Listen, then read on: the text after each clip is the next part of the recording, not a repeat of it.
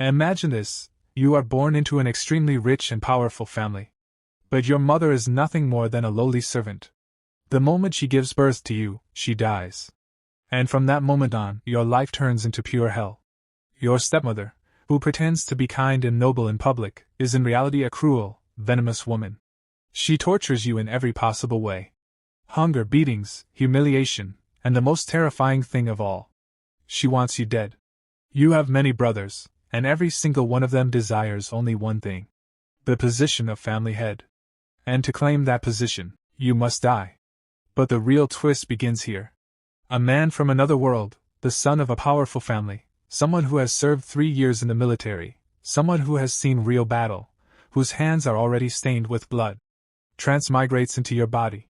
And this man is no hero. He is ruthless, cold-blooded, a man who never hesitates before killing. Whether the enemy is a woman, or even a child. He has only one rule: anyone who dares touch me will not live. And so begins a merciless revenge. One by one, everyone who tormented him, everyone who tried to kill him, everyone who mocked his mother's death. He destroys them in ways so brutal and terrifying that no one could ever imagine. And this is only the beginning. In the future, this man will become a demon king, a being who commands monstrous, bloodthirsty demonic servants, who spread his demonic cult across the world. Now think about it. How thrilling would it be to witness such a story? A main character who shows no mercy? A man who is not destined to become a god, but a devil. So guys, today's manhwa is based on this very dangerous story. Without any delay, let's jump straight into the story. Inside the jolting carriage, Chu Xiu rubbed his throbbing head and slowly lifted his gaze, scanning the unfamiliar surroundings with bleary eyes. The interior of the carriage was lavishly decorated. Precious swords and long, razor-sharp sabers hung along both sides of the walls. This kind of luxury stood in stark contrast to the desolate, barren scenery outside, giving Chu Xiu the eerie sensation that he had stepped into an entirely different world. In his previous life, Chu Xiu's existence had been far from miserable. He was born into wealth. Though his parents passed away early, they left behind an enormous fortune. His life consisted of nothing but indulgence and pleasure.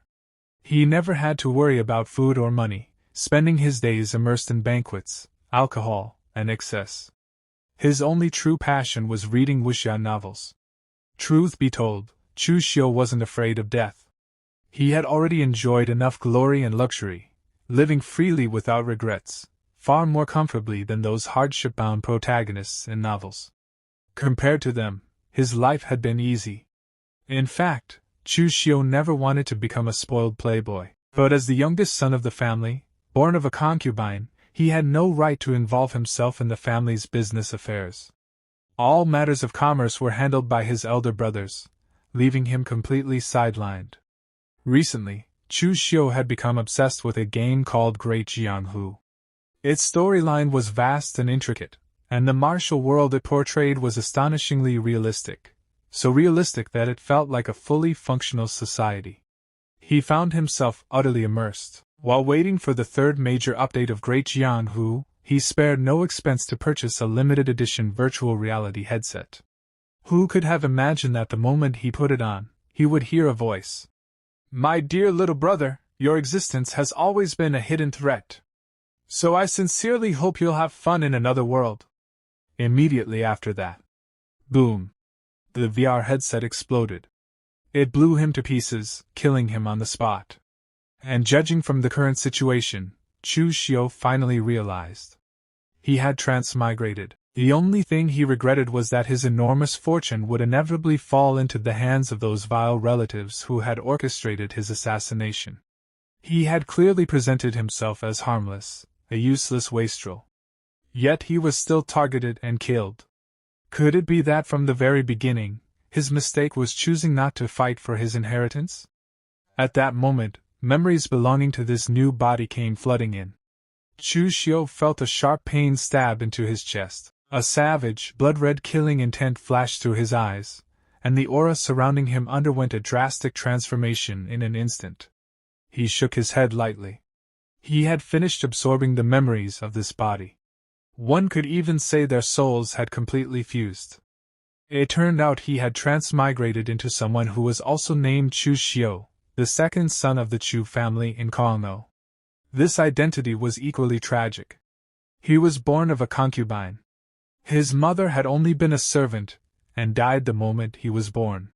Within the family, he held no status whatsoever and was constantly suppressed by his father's legal wife.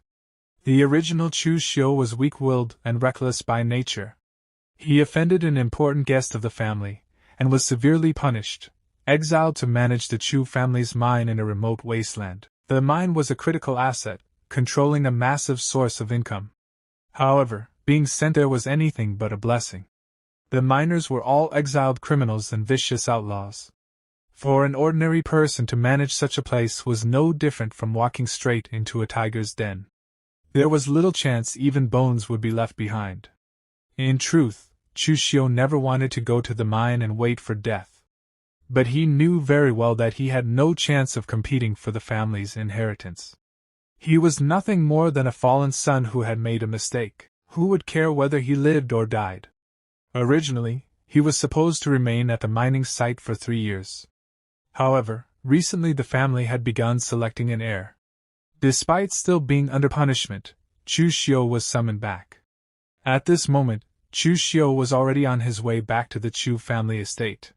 He reached out and grasped the long saber hanging on the wall of the carriage. Pulling it from its sheath. Clang! A crisp metallic sound rang out. The gleaming blade reflected the face of a handsome young man. Yet between his brows lingered an unsettling softness, almost effeminate. He didn't like this expression very much. But since things had already come to this, Chu Xiu could only accept his new appearance. Suddenly, Chu Xiu froze. The saber in his hand halted midair. He abruptly realized his true identity. In the storyline of Great Jianghu, when version 3 was released, version 2 had already come to an end, and the final boss of version 2 was none other than Demon Lord Chu Xiu. Demon Lord Chu Xiu was born as the second son of the Chu family in Kunlun. After enduring countless injustices and tragedies within his family, his temperament twisted and warped, ultimately causing him to fall into the demonic path. According to the story introduction, Demon Lord Chu Xiu would later unify and command the Kunlun demonic sect. Under his command were the 4 great demon venerables. His reputation shook the entire martial world. Demonic might soared to the heavens.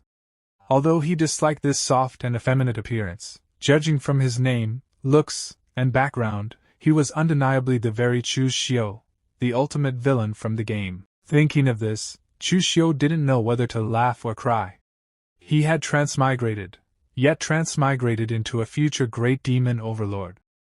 But the problem was, since when did villains in games ever get a good ending? Was his fate destined to become nothing more than a stepping stone for the protagonist to trample on?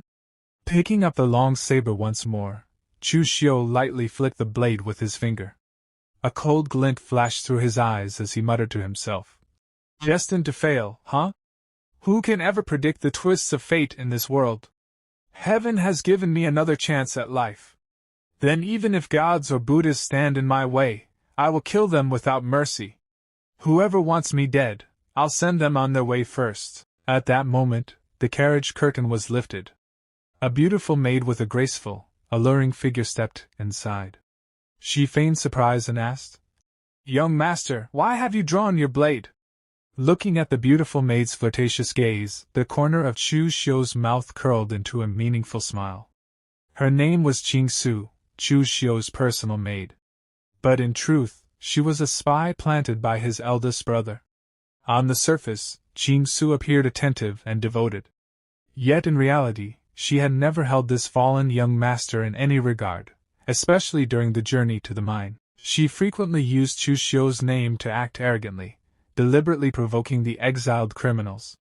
Her purpose was clear: to kill with a borrowed blade, pushing Chu Xiu straight toward his death.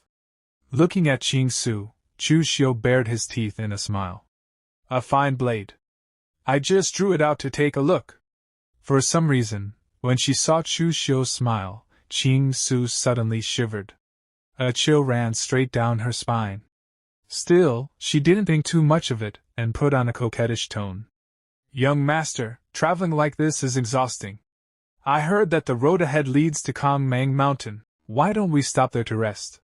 We could hunt some wild game and roast it. A dark glint flashed through Chu Xiu's eyes. He let out a faint chuckle. Roasting wild game? I've heard that small paths to remote mountain regions often attract bandits.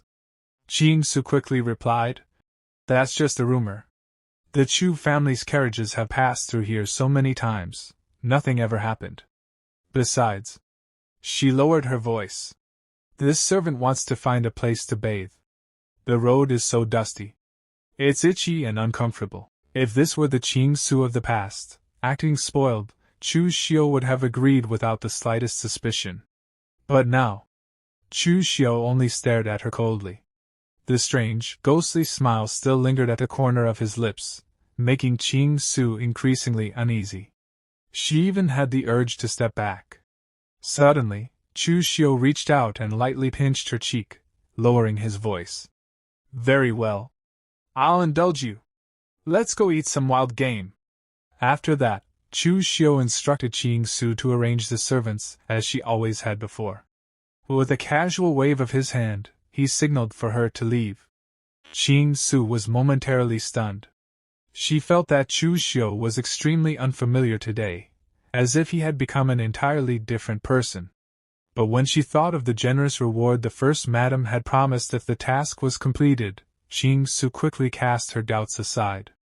Watching Su's figure disappear, disdain surfaced in Chu Xiu's eyes. Stupid woman. Inviting me into the mountains to eat wild game. There definitely wouldn't be any wild game in that forest. There would only be a deadly trap waiting for him. Chu Xiu knew this clearly, not because he was exceptionally clever, but because he already knew the plot. Even if the details differed from reality, the major events could not be wrong. Right here at Kongmang Mountain, an enormous opportunity was waiting for him. Reborn in this life, my true advantage isn't my future identity as a demon king. It's my familiarity with the game's storyline. At this moment, the story had only just begun. Stage 1. There were still nearly 20 years before the plot of version 3 would unfold. The official story was still far away. Yet I already know every major and minor event that will occur in this world over the next 20 years. If I remember correctly. At this time, in Yuanao Town, a great opportunity is waiting for me. An opportunity that will change my destiny from this very moment. The story continued in Yuanao Town, an ancient yet bustling settlement where Chu Xiu searched for a fateful opportunity that could change his life forever. Traveling alongside him was his personal maid, Su. To the young woman, this town was nothing special, nowhere near the splendor and prosperity of Tongchao Prefecture. She complained endlessly, clearly dissatisfied with the dusty streets and crude surroundings. Chu Xiu ignored her entirely. Instead, he curled his lips into a faint smile, his gaze locked onto a specific location ahead. He had found his true objective, the mystery box shop. Without hesitation, Chu Xiu strode toward the storefront. Su followed behind, her brows furrowed, suspicion lingering in her eyes. Mystery boxes were a unique specialty of the Great Jianghu world. Legend said that 10,000 years ago, this world suffered a terrifying heavenly tribulation.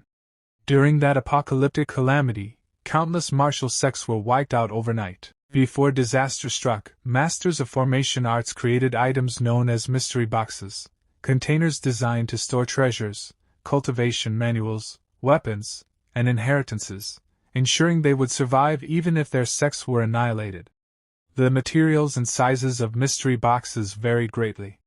The better the material, the stronger the formation seals within, and the more precious the items hidden inside.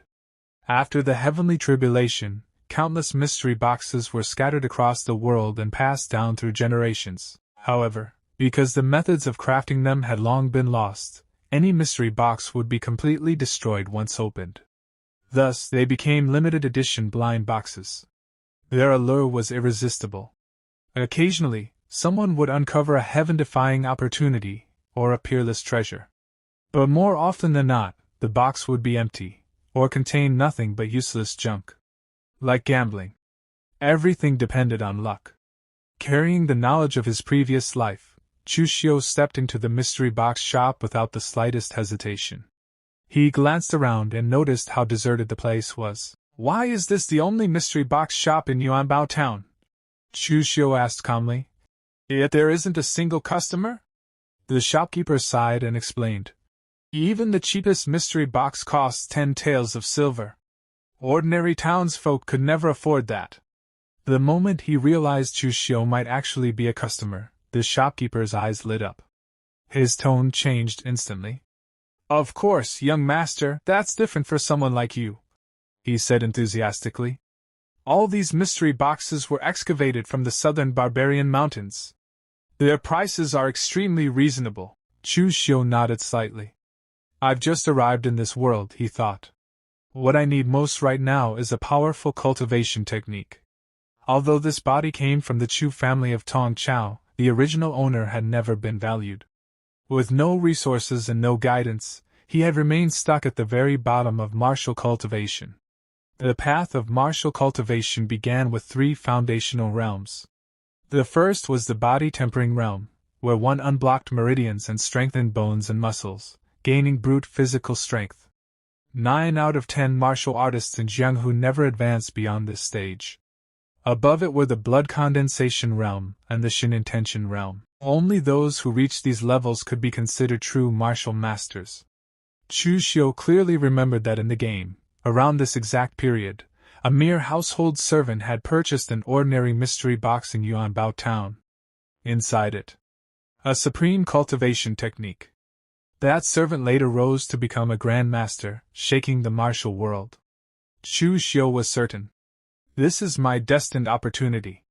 Just then, the door burst open. A gorgeously dressed man with an arrogant, insolent expression strode in loudly. "Shopkeeper!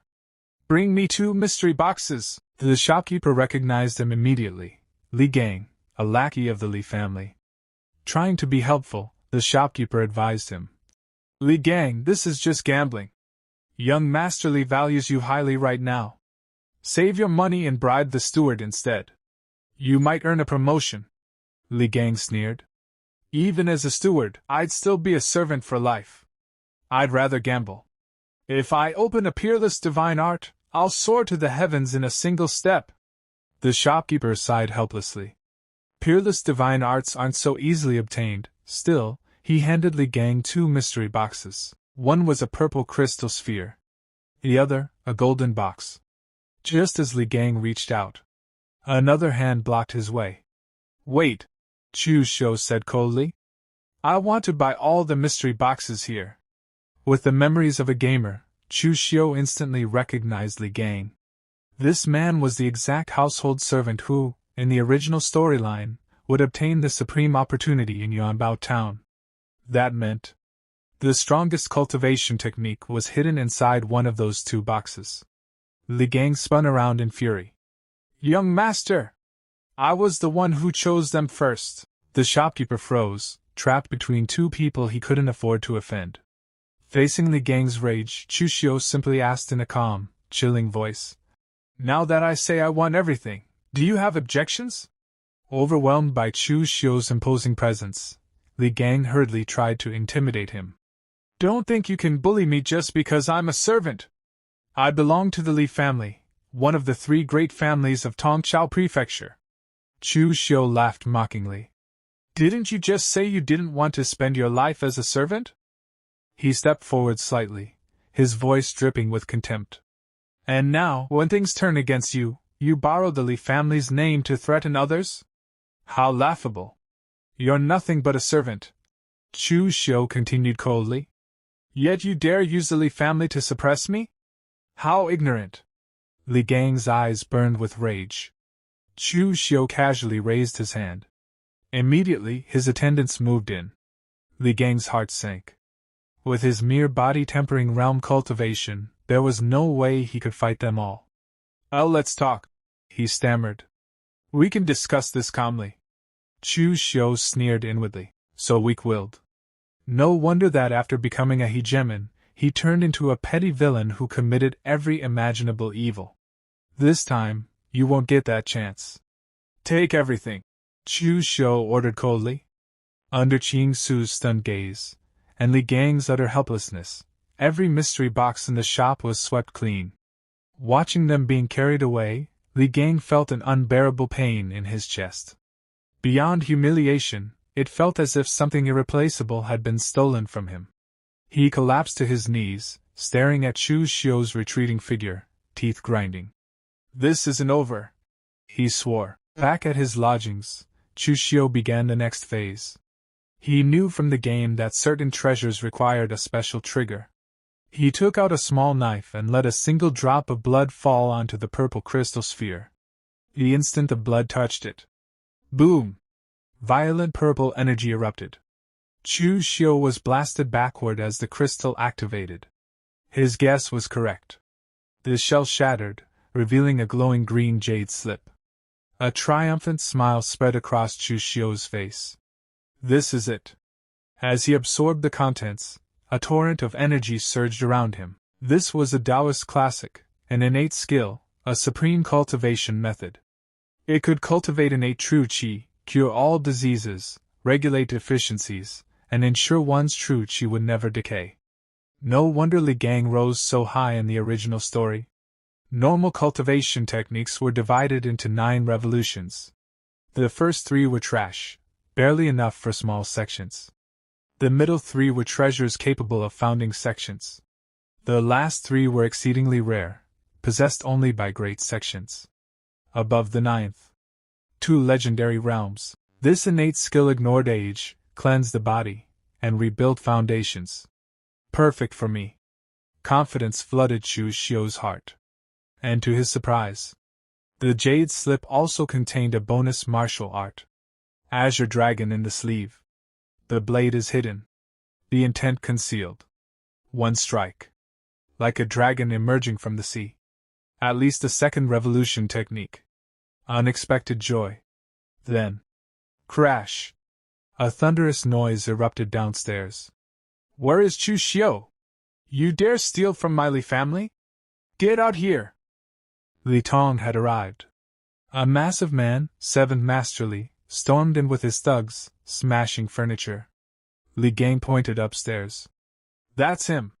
Chu Xiu appeared calmly, looking down at them. And if I refuse? He asked indifferently. Threats followed. Chu Xiu smiled. Then, power erupted. Green energy flooded the room. Pressure crushed down like a mountain. Azure Dragon in the sleeve, unleashed. A roaring dragon of energy manifested. Silence. Chu Xiu landed lightly, blade raised, eyes glowing purple. I hate being threatened the most. He looked around. Anyone else? Hidden behind the door, Qing Su witnessed Chu Xiu killing someone with her own eyes. Terror seized her heart instantly. She never would have imagined that a man rumored to be weak, timid, and cowardly would kill without the slightest hesitation. Blood splattered across the floor. Li Tong stared at Chu Xiu, his face drained of all color. Why you actually dare? Before he could finish his sentence, Chu Xiu had already yanked the dagger out of the guard's chest and charged straight toward him. Li Tong instinctively raised his arms to block. But how could he possibly stop Chu Xiu? Seeing the blade about to take his life, Li Tong's legs went weak. In that moment, he was certain. I'm going to die. Yet. The dagger stopped. Right at his throat. The cold, blood-stained blade pressed lightly against his neck. Recalling Chu Xiu's ruthlessness just moments earlier, Li Tong's legs began trembling uncontrollably. Chu Xiu looked at him coldly. Trash of your caliber, he said darkly. And you still dare come looking for trouble with me? You really don't know your limits. It's true. I, Chu Xiu, am not favored in the Chu family. I'm only the son of a concubine, but the head of the Chu family is still my father. And what are you? A worthless playbill. Mediocre martial talent. Living off family scraps. Who gave you the courage to bring people here and provoke me? He leaned closer, voice icy. Believe it or not. Even if I kill you right here, the worst I'll get is a light punishment. Li Tong shuddered violently, cold sweat soaking his clothes. Only now did he understand. The rumors were lies. This man was not weak. He was terrifying. Chu Xiu withdrew the dagger and calmly handed the hilt to Li Tong. "Take it." Li Tong froze. "I said," Chu Xiu repeated, eyes sharp. "Take the dagger." Under that gaze, Li Tong trembled as he grabbed it. Suddenly, Chu Xiu seized Li Tong's wrist and forced the blade toward his own chest. His eyes turned bloodshot. "Didn't you come here to cause me trouble? The dagger's in your hand now. I'll give you a chance. Kill me." The room fell into dead silence. Li Tong and his subordinates stood there in shock, unable to believe what they were seeing. Li Tong shook his head frantically. How could he dare? Chu Xiu could kill him and walk away. But if he killed Chu Xiu, his entire family would be wiped out. Seeing his hesitation, Chu Xiu tightened his grip, pressing the blade harder against his chest. "I said, kill me!" Clang! The dagger fell to the ground. Li Tong's hands trembled so violently he couldn't even hold it. I don't dare. I was wrong." A mocking smile appeared on Chu Xiu's face. He reached out and patted Li Tong's cheek. "Useless trash. I gave you a chance, and you still didn't dare take it. You don't even dare kill someone while holding a blade. Who gave you the guts to provoke me?" Li Tong felt shame and fury burn through him, but he didn't dare speak. He turned and fled toward the door in panic. Behind him, Chu Xiu trembled violently. Is this really the Chu Xiu I once knew? The Li family hurriedly carried the corpse away. Only after reaching the inn's main hall did Li Gang cautiously approach. "Seventh Master." Before he could finish, bang! Li Tong slammed a punch into his face. "Damn it!" Li Tong roared. "This is all your fault, you idiot! You dragged me into this mess. Remember this, even if the third young master protects you, once I return to the Li family, I'll make sure you learn what real pain is." Night fell. The scene shifted to an ancient, time-worn structure bathed in moonlight. A towering mountain loomed in the distance, silent and oppressive. A man dressed in plain purple stepped forward and cupped his fists respectfully. "Young master, may I ask why you summoned me so late?" Chu Xiu studied him. This man was Gao Bai. He had entered the Chu family over 10 years ago. A nameless laborer. Average talent. Barely body-tempering realm. But he was honest, Chu Xiu asked coldly. "Gao Bai, I was falsely accused and exiled to the southern mines. Because of me, you were dragged along. Do you resent me?" Gao Bai immediately replied. "Never. To serve the second young master is my honor." Chu Xiu pressed on. "You've served the Chu family for over 10 years. 2 taels of silver a month. Others became stewards and managers. You truly feel no resentment?" Gao Bai lowered his head. "I am foolish and talentless. This is already enough." Chu Xiu laughed softly. "No. You are not satisfied. Even a dog fed meat for 10 years would never want to eat scraps again. Humans are no different." He placed a hand on Gao Bai's shoulder. "You followed me through hardship. In the future you'll share glory with me too." Gao Bai's eyes ignited. "This subordinate understands." Chu Xiu shook his head. "No. You don't. Some things are decided by fate. Others by effort. If I want to rise, I must wager my life." A sinister smile spread across his face. "In the past, you didn't even have the chance to gamble. Now I'll give you one. Go to Fallen Degeneracy Mountain outside Yuanbao town. Deliver this letter to the bandit leader. Do it well. 100 taels of silver. From that day on, you'll be my trusted aide." Gao Bai struggled internally. "If I refuse, my life will never change." Finally, he clenched his fists. "I obey." "Good." Chu Xiu handed him the sealed letter. "No mistakes." As Gao Bai vanished into the darkness, Chu Xiu's eyes turned cold. "Chu Xiu, since you want me dead, don't blame me for being ruthless." Early the next morning, Chu Xiu's convoy departed. Inside the carriage, Chu Xiu asked casually, "Young master, where is Gao Bai?" "He went ahead to Tongchao Prefecture to report our arrival." A vicious smile crept across Chu Xiu's face. "Arriving soon?" "No. You won't arrive at all." Suddenly, Chu Xiu leaned close. "Chu Xiu," he whispered, smiling strangely, "do you think we'll meet bandits on the road?" Her heart skipped. "Why, young master, don't say such unlucky things." Chu Xiu chuckled. "The heavens bring storms. People bring calamity." At that moment, "Stop right there!" A wave of killing intent surged in. Chu Xiu looked out calmly. "See?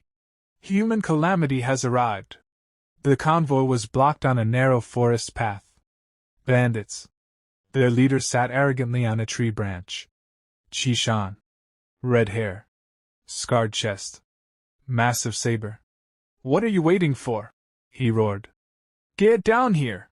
Chu Xiu stepped out unhurriedly. "If you want silver, I have thousands of taels." Qishan sneered. "Your life's worth more." "What if I want that instead?" Chu Xiu smiled faintly. "Name your price." Qishan laughed cruelly.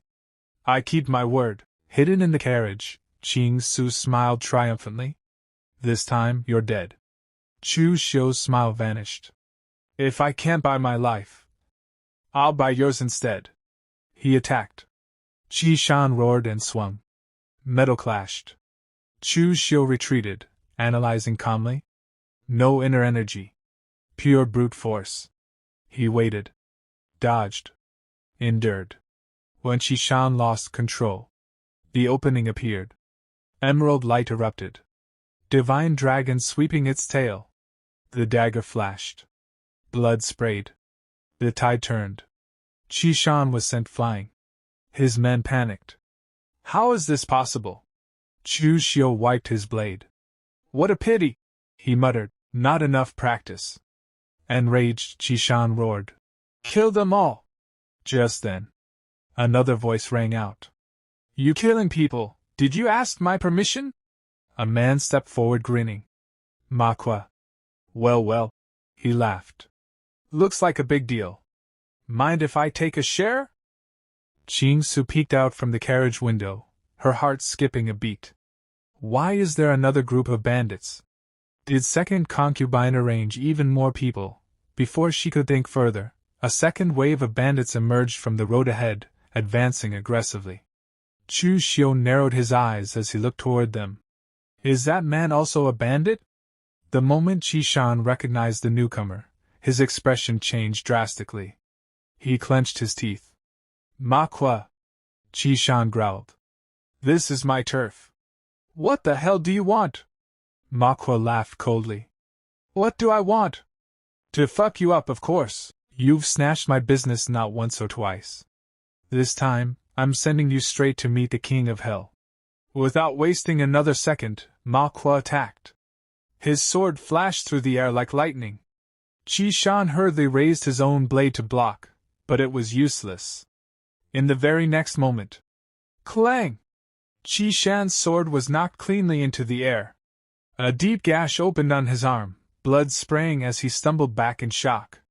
He stared at his injured hand, his face turning pale. Bad luck. A wise man doesn't fight when the odds are against him. Run. Now! But it was already too late. Manhwa smiled like a demon. Too late. Qishan turned to flee. Swish. Manhwa's blade cut down mercilessly. Qishan's body split in two and collapsed to the ground. Dead. The moment his subordinates saw their boss killed, they panicked and tried to run. Manhwa coldly ordered, "Kill them all." As his men chased the fleeing bandits, Chu Xiu stood quietly at the back, observing everything. Judging by this yellow-faced man's moves, he's completely different from that unorthodox bandit leader. This man is a real martial artist, an orthodox one. Chu Xiu stepped forward and cupped his fists politely. "Thank you for the help, good sir." Manhwa turned around, smiling faintly. "Kid, aren't you afraid I'll double-cross you?" At that moment, Chu Xiu's servant ran over in relief. "Young master! Glad we made it." This is Chief Ma of Shangmang Mountain, whom you ordered this servant to find. Chu Xiu nodded calmly. Chief Ma is a smart man. Since you received my letter, you should already know. Killing me will get you, at most, a few thousand taels of silver. But if you don't kill me, you'll get that batch of refined ore I promised. You can replace all that scrap copper and rotten iron your men are using. The choice should be obvious. Manhwa fell silent. Meanwhile, Chu Xiu thought coldly. Second concubine is vicious. She won't show mercy, even to an illegitimate son like me who barely has a chance to inherit. From the moment Chu Xiu suggested taking the small path, I knew. She bribed bandits, borrowing a knife to kill a man. If she can spend money to kill me, then I can use bandits to protect me. Manhwa finally spoke. You didn't lie to me? Those ores are extremely important to the Chu family. You're really willing to give them up? Chu Xiu replied indifferently. Someone in the Chu family wants me dead. Why should I care about their supplies? He took out a token. This is my warrant. Use it to purchase the ore at a low price. Be quick, while I'm still the steward. Manhwa laughed. You big families really love your dirty laundry. But you, kid, you're decisive. If there are deals like this in the future, come find me.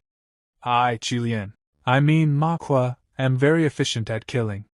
I'll even give you a discount for acquaintances. Satisfied, Manhwa left with his men. Chu Xiu watched from behind, eyes cold. Qilian, a bandit with martial arts heritage. I know who he is. Gao Bei got lucky. He actually hired someone with a background. Chu Xiu then looked toward the carriage. Inside, Chu Xiu was trembling violently, sweat pouring down her forehead. Why is it like this? Isn't Chu Xiu trash?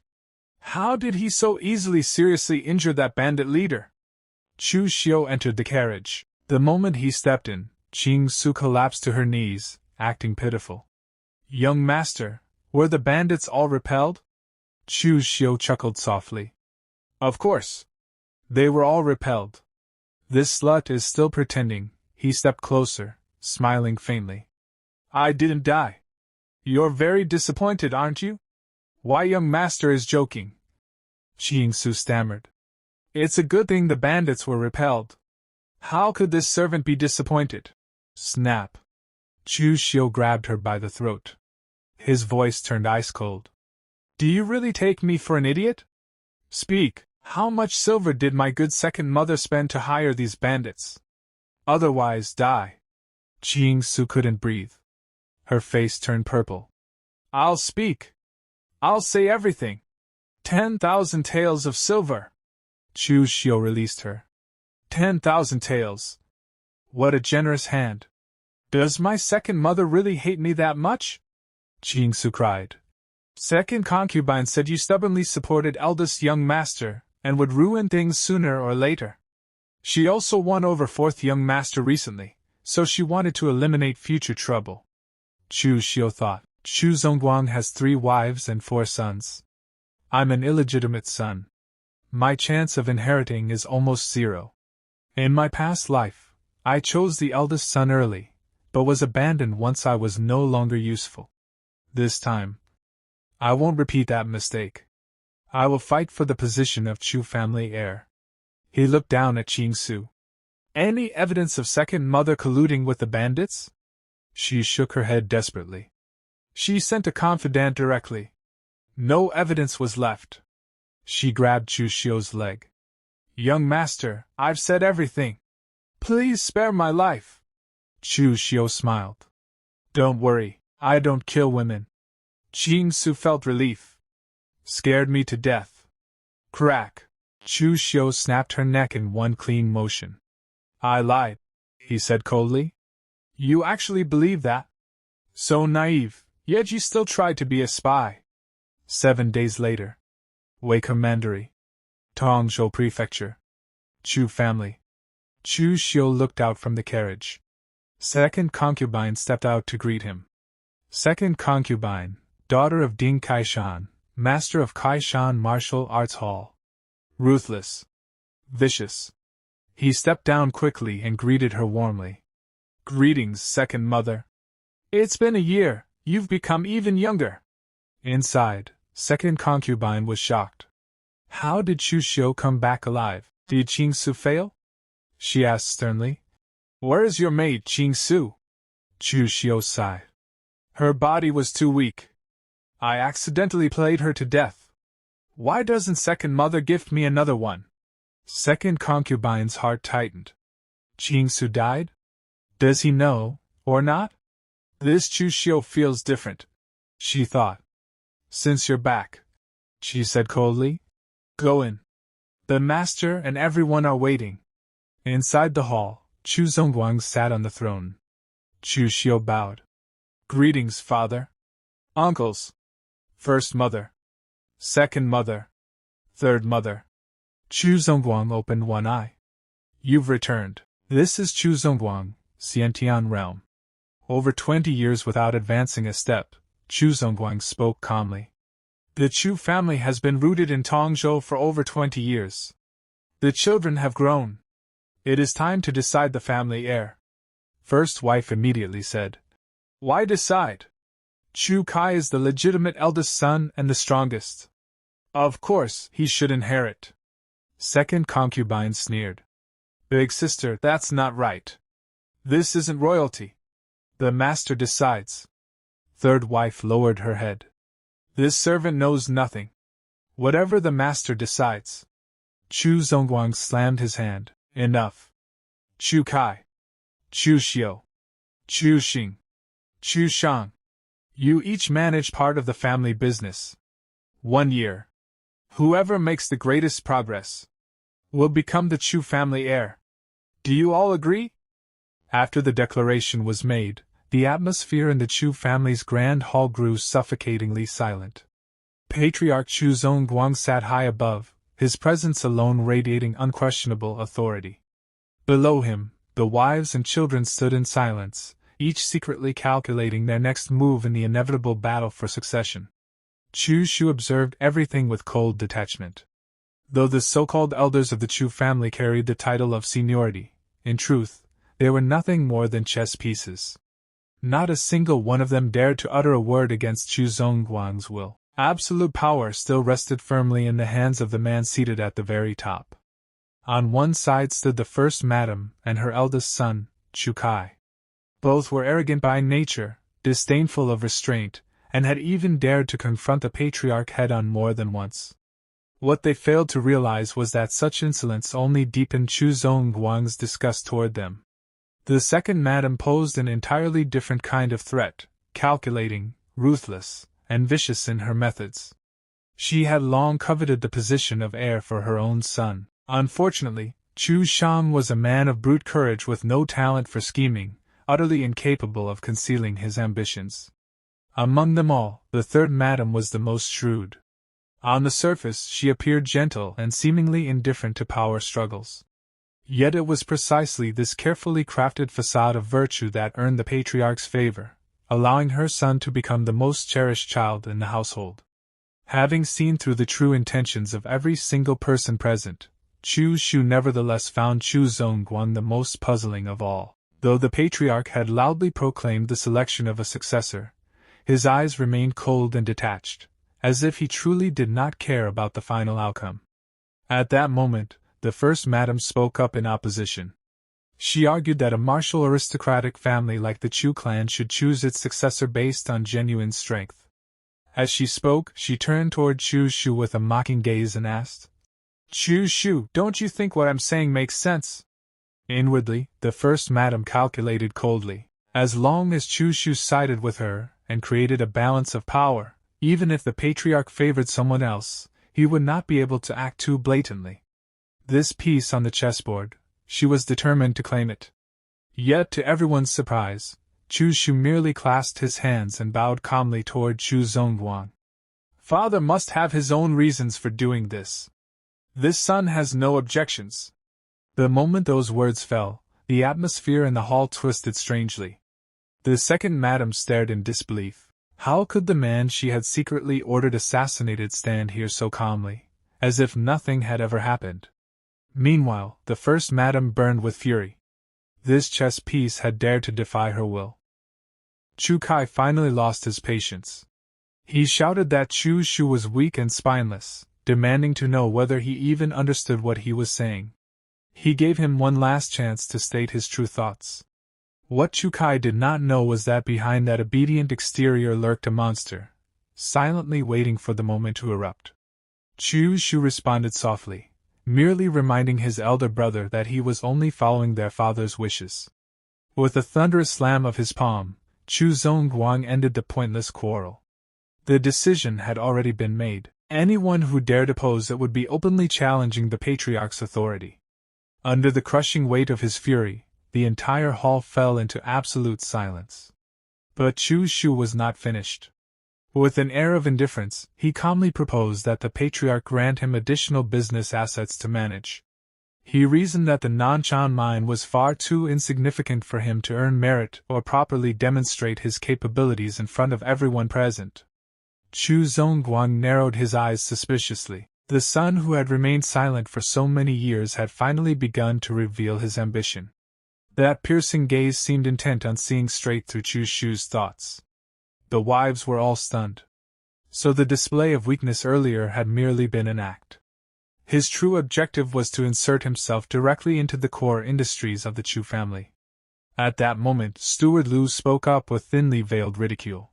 He accused Chu Xiu of overstepping his bounds and sneered that all he needed to do was properly manage that single mine. For a mere servant to openly humiliate a young master in the Grand Hall, this alone was proof of just how low Chu Xiu's status had once been within the family. Yet Chu Xiu did not grow angry. He simply raised a finger and lightly beckoned, signaling for Steward Lu to step closer. That calm expression concealed a chilling killing intent, one that no one present had yet noticed. Steward Lu maintained his arrogant expression. As he walked closer, he sneered provocatively, assuming that since he had been standing too far away, Chu Xiu wanted him to come closer so he could hear those words more clearly. Crack! A dull, bone-shattering sound rang out. In the blink of an eye, Chu Xiu unleashed a brutal strike. The steward never had time to react. Fresh blood sprayed violently across the grand hall. Moments ago, the domineering steward now lay collapsed on the floor, barely clinging to life. Chu Xiu's terrifying speed and merciless precision froze everyone in place. Terror was etched across their faces. He did not stop there. With icy indifference, Chu Xiu stomped down hard on the wretched man's body. This was not an act of impulse, it was a declaration. A new order was being established. Anyone who dared show him disrespect would pay a heavy price. From the wives to the brothers, the entire Chu family stared in disbelief, unable to accept what they had just witnessed.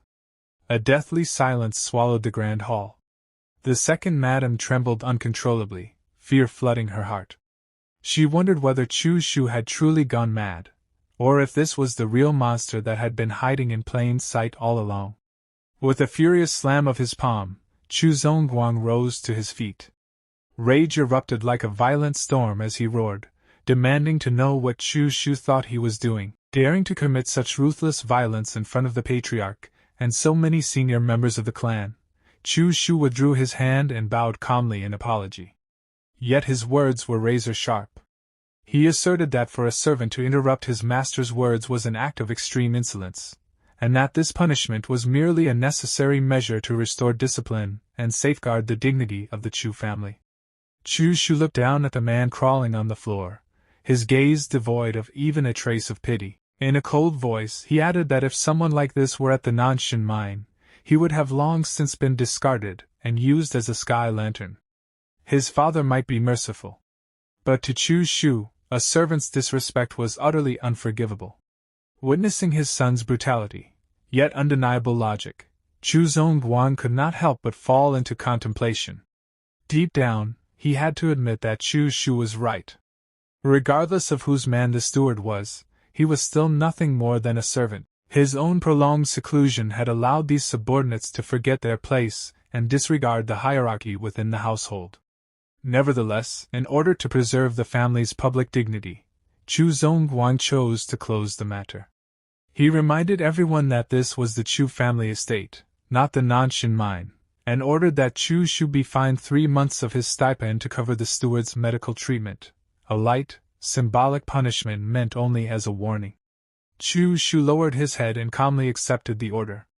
But he did not stop there. With calculated composure, he posed a pointed question to his father. Was he truly expected to guard that remote mine forever? If so, what meaning did this grand gathering to choose a successor even hold for him? Chu Zongguang fell silent, stroking his chin thoughtfully. Though he had never intended to let Chu Xiu inherit the family assets, standing before the entire clan, he understood that he could not treat a son who had just demonstrated such terrifying capability with blatant unfairness. The first madam, standing nearby, could no longer hide her agitation. She spoke sharply, accusing Chu Xiu of openly assaulting someone in the Grand Hall as a direct challenge to the patriarch's authority, insisting that the matter could not simply be brushed aside. However, Chu Zongguang had already reached his decision. He roared back, asking whether she expected Chu Xiu to pay with his life for the sake of a mere steward. Then he declared that once the merchant caravan from the Yan Kingdom returned, all managerial authority over it would be handed to Chu Xiu. Many thanks, father. Chu Xiu clasped his hands in salute, a faint, meaningful smile flickering across his lips. He had achieved the first objective of his plan, to reclaim his standing and expand his influence within the Chu family. Inwardly, Chu Xiu mocked the foolishness of the first madam and her son, Chu Kai. Born into a great clan, yet incapable of controlling their emotions, they always chose to clash head-on with Chu Zongguang. To him, a man so much older yet still scrambling to compete with his younger siblings for the position of heir was nothing more than a useless waste. The family meeting ended beneath a suffocating atmosphere. With a wave of his hand, Chu Zongguang dismissed everyone and stepped out of the grand hall. The second madam could not stop watching Chu Xiu's retreating figure. She had once believed her greatest enemies were only the first madam and her son. Never had she imagined that the once useless son of a lowly concubine would now possess such terrifying ambition and presence. The scene shifted to the second madam's private residence, a luxurious compound shrouded in silence, where sinister schemes were discussed behind closed doors. Inside the room, Chu Xiang could not hide his panic. He questioned his mother anxiously, asking why the assassins she had sent had failed, and how Chu Xiu had managed to survive and return alive. The second madam admitted bitterly that she had been careless. She had never expected that after just 1 year at the Nanshan mine, Chu Xiu would undergo such a drastic transformation. However, she quickly reassured her son. The Chu family, she insisted, would never allow a man who dared to strike in front of the patriarch, someone like Chu Xiu, to inherit the clan. Then she revealed her trump card. The managers within the merchant caravan assigned to Chu Xiu were all her people. They would ensure that he tasted utter failure. A vicious smile spread across her face. With the enormous sums she had spent to buy loyalty, she was confident that even if Chu Xiu held the title of caravan overseer, he would soon realize that he could not command a single subordinate. Meanwhile, Chu Xiu led Gao Bei straight toward the clan's medicine pavilion, the most important source of cultivation resources for the Chu family's descendants. Along the way, Gao Bei voiced his concern, asking whether the people in the pavilion would truly hand over the cultivation resources that had long been monopolized by the eldest young master. Chu Xiu replied indifferently that those old rules would have to change, starting today. Upon entering the medicine pavilion, the fat steward, Steward Chu, greeted them with forced hospitality. With mocking courtesy, he referred to Chu Xiu as a distinguished guest, remarking that the second young master had never set foot here before and asking what important matter had brought him today. Gao Bei immediately demanded that he hand over all cultivation resources allocated to Chu Xiu over the past year. Hearing this, Steward Chu's expression changed instantly. He let out a scornful laugh, saying the second young master must be joking. Chu Xiu's resources, he claimed, had always been collected by the eldest young master on his behalf. Why come demanding them now? His contempt was so blatant that he did not even attempt to hide it. Chu Xiu's gaze hardened. He coldly asked who had given him permission to hand over Chu Xiu's resources to someone else. When neither Chu Xiu nor Chu Zhongguan had ever authorized such a thing, the fat steward remained stubborn, provoking him further and telling him to take the matter up with the eldest young master instead. Very good, Chu Xiu said softly. Suddenly, his eyes glowed with a vivid crimson light, a clear sign that a violent storm was about to descend. His patience had been completely exhausted. Smack! A thunderous slap sent Steward Xiu flying. But the one who struck was not Chu Xiu. It was a breathless middle-aged man who had rushed in, the chief steward of the medicine pavilion, who had already witnessed Chu Xiu's terrifying authority earlier and knew exactly what kind of monster now stood before him. The chief steward erupted in fury. He viciously berated his idiotic subordinate, cursing him for daring to spout nonsense in front of the second young master. He stomped down hard on the fat steward's body and glared at him coldly, demanding to know whether he still understood the hierarchy between superiors and subordinates. The fat man could only groan in agony. He could not comprehend why his superior had reacted so violently. He tried to open his mouth to explain himself, but the chief steward immediately shouted him into silence. In front of Chu Xiu, the senior steward did not dare delay even a moment in disciplining his underling. He was desperate to earn the young master's forgiveness. Turning toward Chu Xiu, the chief steward instantly changed his tone. With utmost respect, he begged Chu Xiu to be magnanimous toward this ignorant lackey. He assured him that all cultivation resources had been properly stored and personally presented a bottle of top-grade blood name pills as compensation. Chu Xiu accepted the bottle coldly. His response was short and sharp. There will not be a next time. Only after watching Chu Xiu and Gao Bei leave did the chief steward of the medicine pavilion finally dare to breathe again. The oppressive pressure from the second young master's terrifying presence had been overwhelming. Even a seasoned veteran like him was drenched in cold sweat. Finally, that monster is gone. The fat steward remained in shock.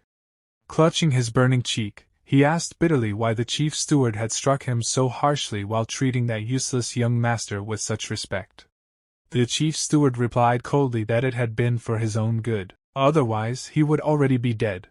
He then revealed the truth. Just moments earlier, Chu Xiu had beaten Steward Liu, one of the first madam's people, to the brink of death right in the middle of the grand hall. Upon hearing that even Steward Liu had nearly been beaten to death, the fat steward began trembling violently. His face drained of all color. The chief steward issued a stern warning. From this day forward, he must treat the second young master with more respect than any other young master in the estate. There was one thing he needed to carve into his bones. Chu Xiu was no longer the weak and useless second young master of the past. Meanwhile, Chu Xiu walked away with steady, confident strides. A faint, meaningful smile lingered on his lips as fear and reverence followed him wherever he went. With the cultivation resources reclaimed and his authority firmly established, the balance of power within the Chu family had officially begun to tilt, entirely according to his will. This part begins, and we see Chu Xiu's residence. Inside the room, Chu Xiu is sitting calmly in his chair, while his servant stands respectfully beside him. The servant speaks with admiration in his voice. Young master, you were truly imposing just now. Even the grand steward of the pharmacy was so polite to you. Chu Xiu replies indifferently, his tone cold and steady. That wasn't politeness. That was all. Evil cuts both ways. If you cannot be so kind that everyone respects you, then you must be so evil that everyone fears you. The servant scratches his head awkwardly and says, I understand. Chu Xiu glances at him and says flatly, Of course you don't. Otherwise you wouldn't have muddled along for so many years without even becoming a steward. Go find some wooden stakes and set them up in the courtyard. I want to practice my blade. After that, Chu Xiu's expression turns serious as he begins to think. The path of martial Tao is nothing more than talent, perseverance, opportunity, and comprehension. My talent is average. My comprehension is unknown. Opportunities require strength to seize. Therefore, for now, I can only put effort into perseverance. He continues calculating in his mind. 2 packs of Bukki powder per month. The Grand Steward gave 30 packs. 3 blood condensation pills per year. He gave 10, and of high quality. He certainly knows how to handle matters. Byoki powder is simple to concoct. It replenishes qi and strengthens the body, aiding cultivation. It is perfect for cultivating the Xiantian Gong. After that, Chu Xiu sits in his room and begins cultivating. As he circulates his energy, he thinks calmly. Taoist cultivation methods are moderate and peaceful. The more one cultivates, the more abundant one's energy becomes. In this aspect, it far surpasses other cultivation methods. An entire day passes while he remains immersed in cultivation. Finally, he slowly opens his eyes. A faint smile appears on his face. After a night of cultivation, the miraculous meridians run automatically, and the 8 veins are fully connected. My body already possesses the true qi of the Xiantian Gong. The results are not bad. Next, is practicing the blade. He walks into the courtyard to train. Wooden stakes stand firmly planted all around. He thinks to himself, my current blue dragon inside the sleeve only has the blade form but lacks the blade intent. So I must practice the most basic blade swings repeatedly. Without hesitation, he draws his blade. In one swift motion, his sword flashes like lightning. Slash! In a single strike, every wooden stake standing in the courtyard is cut cleanly and falls to the ground at once. At that moment, his servant arrives, carrying tea. Young master, I heard some news. The stewards leading the caravan that the master assigned to you are all the second concubine's people. They say that when the caravan returns, they intend to give you a display of severity to humble you. Chu Xiu calmly sheathes his sword. Did the other side spread this matter so blatantly? Yes, the servant replies. It was spread by one of the second concubine's maidservants. Chu Xiu's eyes turn cold as he thinks inwardly. That mother and son really don't take me seriously. What a pity, you all thought wrong. With me, people who do not listen are no different from dead people. He turns around and says, Gao Bei, come with me to Shangmang Mountain tomorrow morning. We are going to find that bandit leader Manhwa. Hearing this, Gao Bei's face turns pale with fear, but Chu Xiu smiles faintly. What are you afraid of? Bandits don't eat people. Moreover, he will become our greatest assistance. The next scene shifts to a meeting with the bandits. Chu Xiu sits calmly in a chair. Across from him stands the bandit leader, Chieftain Ma, surrounded by his men. Chu Xiu speaks first. Chieftain Ma, the matter I wish to discuss with you is somewhat significant. Could you ask your men to withdraw? Chieftain Ma waves his hand dismissively. No need. These are brothers with whom I share life and death bonds. There is nothing to hide from them. Chu Xiu nods slightly. Very well, then I will speak frankly. I want to talk to the person behind you. I know that you are not bandits. Chieftain Ma bursts into laughter. What a joke! If Laozi doesn't look like a bandit with this appearance, what else could I be? Chu Xiu's eyes sharpen. You are giant bandits. The remnants of the northern land's 36 giant bandits. The moment those words leave his mouth, the entire group of bandits is shocked. Suddenly, Chieftain Ma attacks. His blade slashes down and splits the table in front of Chu Xiu into pieces, but Chu Xiu retreats at the perfect moment. Without hesitation, he draws a dagger and lunges toward Chieftain Ma's neck. Chieftain Ma steps back quickly, narrowly avoiding the strike. However, Chu Xiu advances another step, pressing the dagger firmly against Chieftain Ma's throat. In a cold, serious tone, he says, Chieftain Ma, tell your men not to get agitated. If I truly wanted to make an issue of you, even if this place isn't governed by Northern Yan, once a wanted order came down, you would have been dealt with long ago. Chieftain Ma grits his teeth. How did you know our background? Chu Xiu replies calmly. I guessed. Chieftain Ma's kung fu is orthodox, and your troops' discipline is strict. Added to that, you mentioned the word Qilian. Therefore, aside from the Qilian iron cavalry among the northern land's 36 giant bandits, I really cannot think of anything else. Chieftain Ma curses under his breath. Damn it! Turns out it was Laozi who didn't watch his mouth. But in Chu Xiu's mind, he thinks further. However, what truly allowed me to confirm their identity was the original plot. Decades ago, Northern Yan was in great chaos. The 36 giant bandits emerged out of nowhere, daring even to plunder the Northern Yan imperial court. But later, Northern Yan rose again and joined forces with the major martial arts sect, Extreme North Floating Snow City, to crush the 36 giant bandits in one fell swoop. The various leaders were either killed or crippled, never to become a significant force again. In the original plot, there was news that remnants of the Northern Land's 36 giant bandits appeared in Wei Commandery, and now that plot has begun to move under his control. Slowly, Chu Xiu withdraws the dagger from Chieftain Ma's throat and says calmly, "Now Chieftain Ma should understand my sincerity, right?" Chieftain Ma narrows his eyes and replies, "What exactly do you want to trade with my boss? Telling me first is the same." Chu Xiu answers without hesitation. "I know the whereabouts of your Chilean Iron Cavalry's great chieftain, the red-faced heavenly king, Pang Hu. Is that information enough to trade?" The moment he hears this, Chieftain Ma's expression changes. "You really know the great chieftain's whereabouts? You aren't lying to me?" Chu Xiu says steadily. "Once you see the one behind you, the truth will naturally be revealed. Besides, once we are there, I wouldn't dare to lie." Hearing this, Chieftain Ma turns to leave.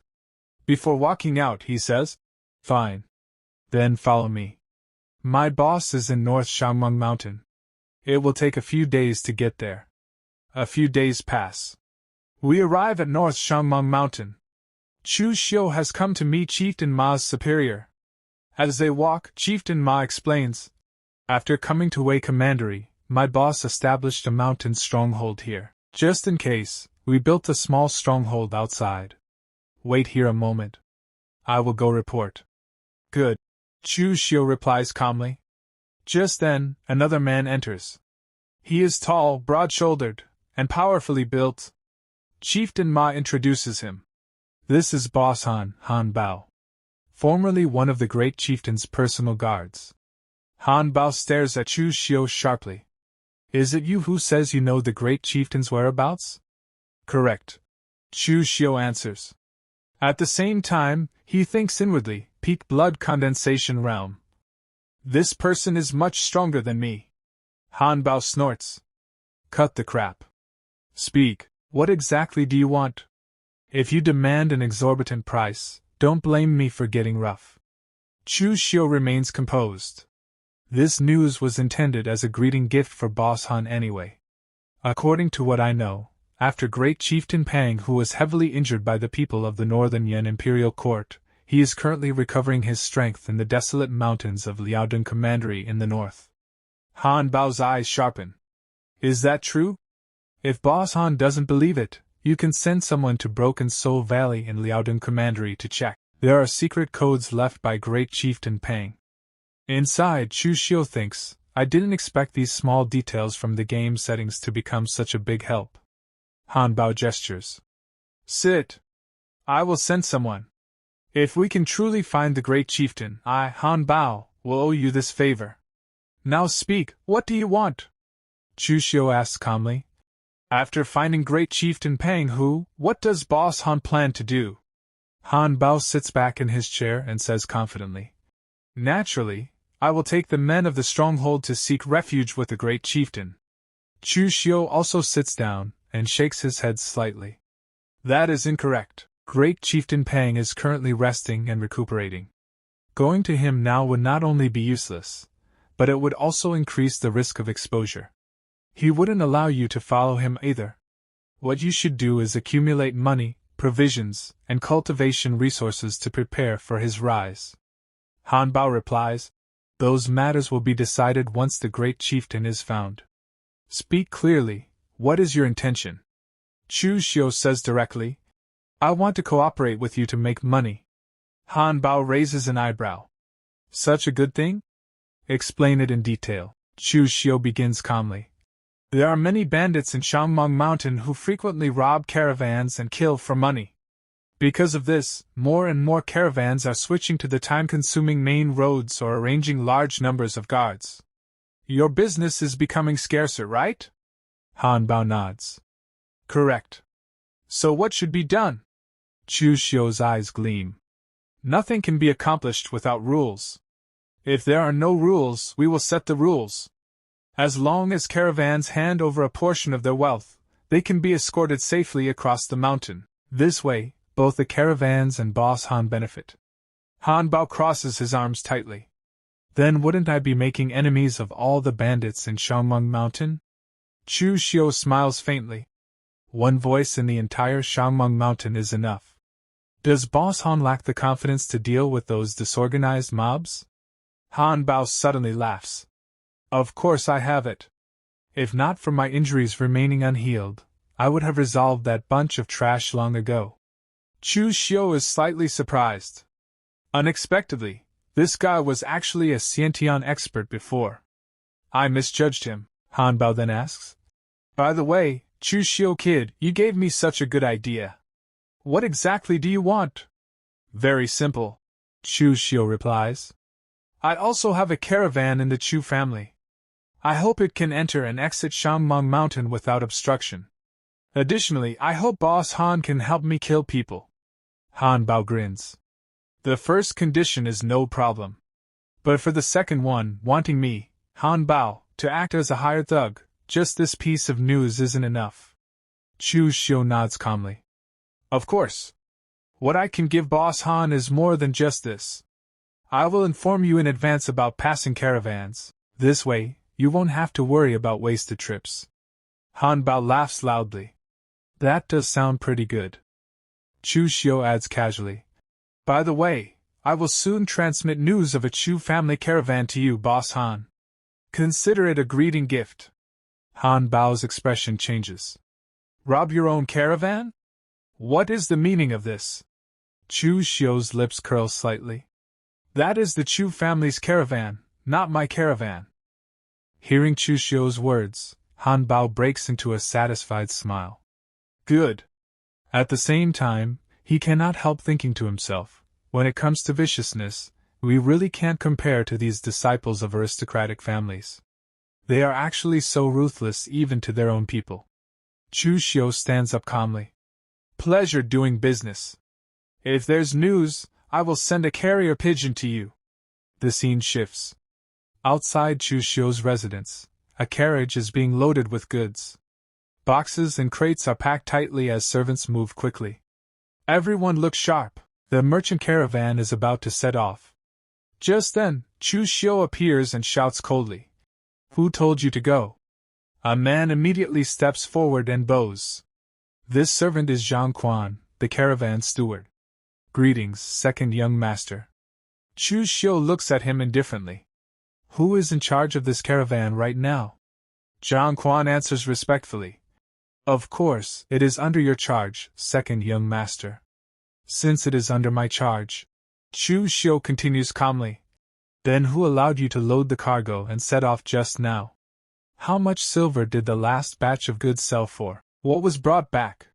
What is being transported in this batch? Have you ever discussed any of this with me? Zhang Quan lowers his head slightly. Second young master, please forgive me. Because you were not present, I asked for instructions from the family head before acting. Time waits for no one. Rest assured, second young master, there will absolutely be no problems with this trip. If there are any mistakes, I am at your disposal. Chu Xiu walks closer and places a hand lightly on Zhang Quan's shoulder. Steward Zhang, was it? You've done very well. I just hope you won't regret it. Zhang Quan immediately replies. Thank you for the praise, second young master. Working for the Chu family, this servant will never regret it. But inwardly, he scoffs. I've gone back and forth with the caravan countless times. What problem could there be? What is there to regret? As Chu Xiu steps aside, he says calmly, Then I wish you good luck. The caravan sets off. Chu Xiu remains standing there, watching quietly as it disappears into the distance. Then he turns to his servant. Notify Han Bao and his men of the caravan's route and schedule. Yes, the servant answers. On the road, Zhang Quan leads the caravan forward. One of the servants riding beside him whispers, Old Zhang, you've offended the second young master badly. I heard that after returning from the mining area, the second young master has changed. Zhang Quan snorts slightly. Of course I know. But don't forget, we are the third young master's people. The servant hesitates. Aren't you afraid the second young master will deal with us? Zhang Quan replies confidently. The Chu family is a great clan and must follow rules. We haven't broken any rules, so Chu Xiu can't touch us. The other servant frowns slightly. I just feel like this matter isn't that simple. Zhang Quan suddenly raises his voice. Everyone remember! If we really encounter bandits, drop the goods immediately. Lives are more important than anything. Everyone responds in agreement. Night falls. The caravan continues traveling. Zhang Quan says, walk a bit further. There's a decent-sized cave ahead. We'll rest there. But suddenly, from the shadows of the forest, figures emerge.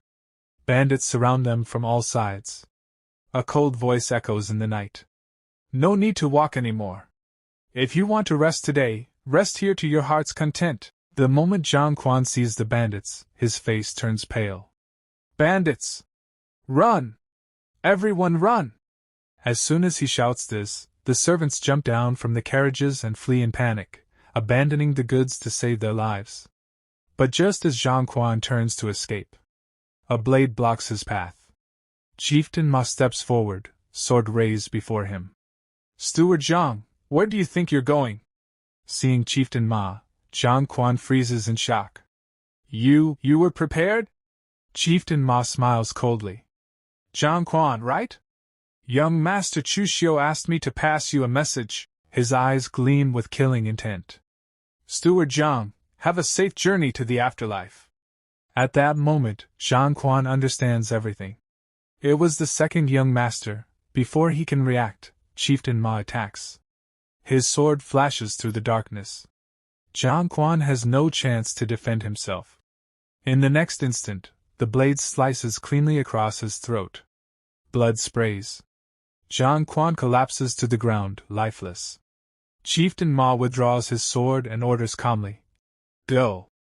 Open the cargo. Let's see what kind of greeting gift young Master Chu gave us. The scene shifts to the Chu family mansion. The second concubine's son is shouting urgently. The caravan has been robbed. All branches, please report to the council hall immediately to discuss matters. He turns to his mother and lowers his voice. Mother, do you think this matter has anything to do with Chu Xiu? Steward Zhang and the others just offended him, and then something happened. The second concubine frowns slightly. I don't know. Logically speaking, Chu Xiu shouldn't have the guts. Besides, he doesn't have the ability to hire the Shangmang Mountain bandits. Before we have evidence, don't speak carelessly. Otherwise, it will make the master unhappy. Her son nods. Yes, mother.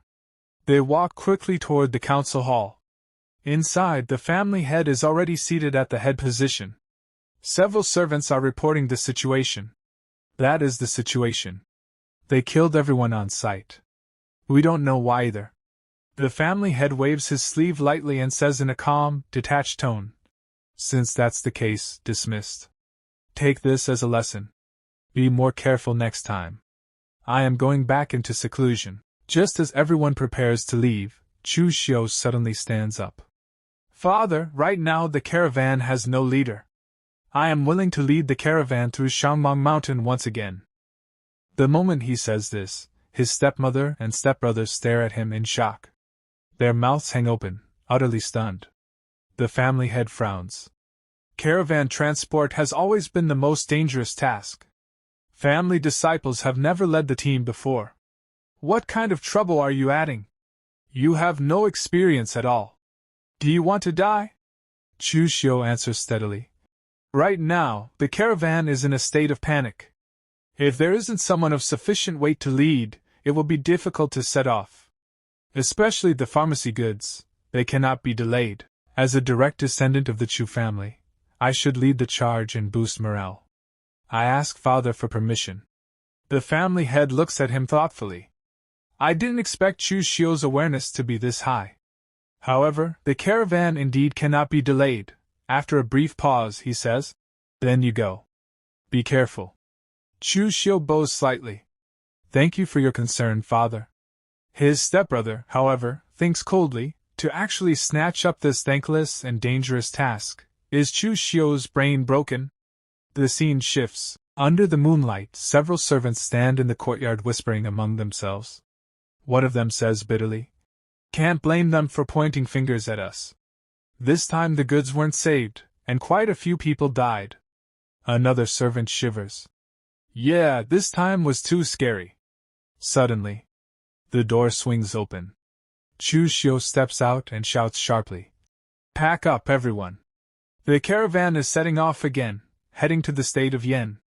The servants freeze in shock.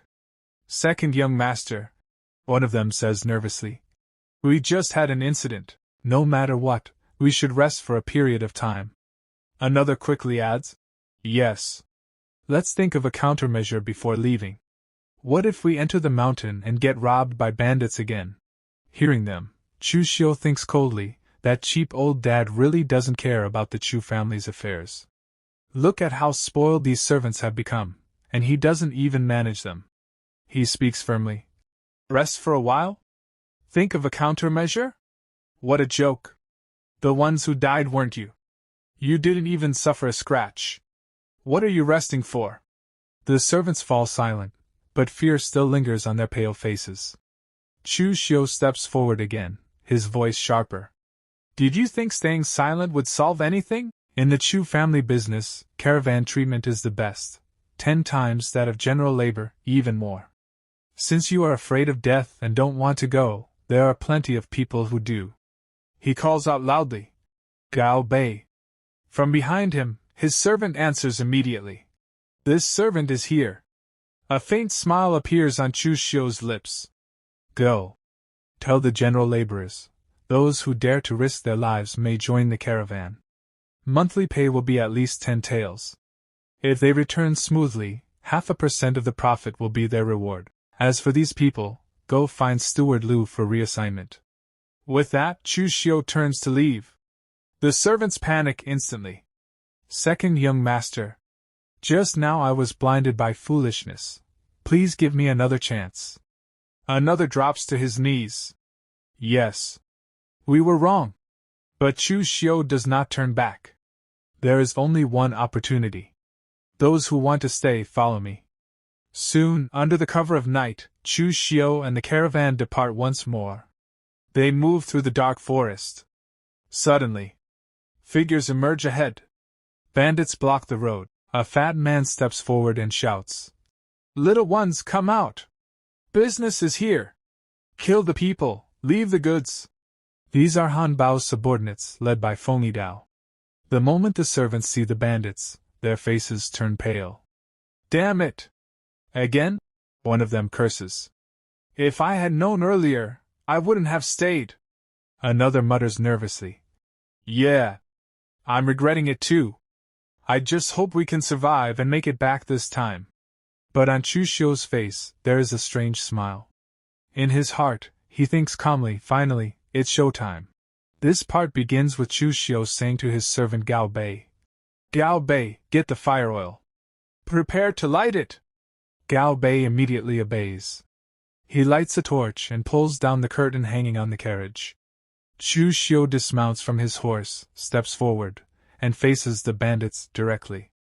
In a firm voice he declares, "Everyone, I will not let myself be slaughtered. If you dare to use force, I will burn the goods and fight to the death. Don't dream of getting anything."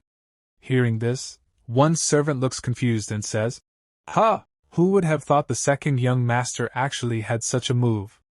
Another servant nervously adds, "However, what if they decide to kill us even without the goods?"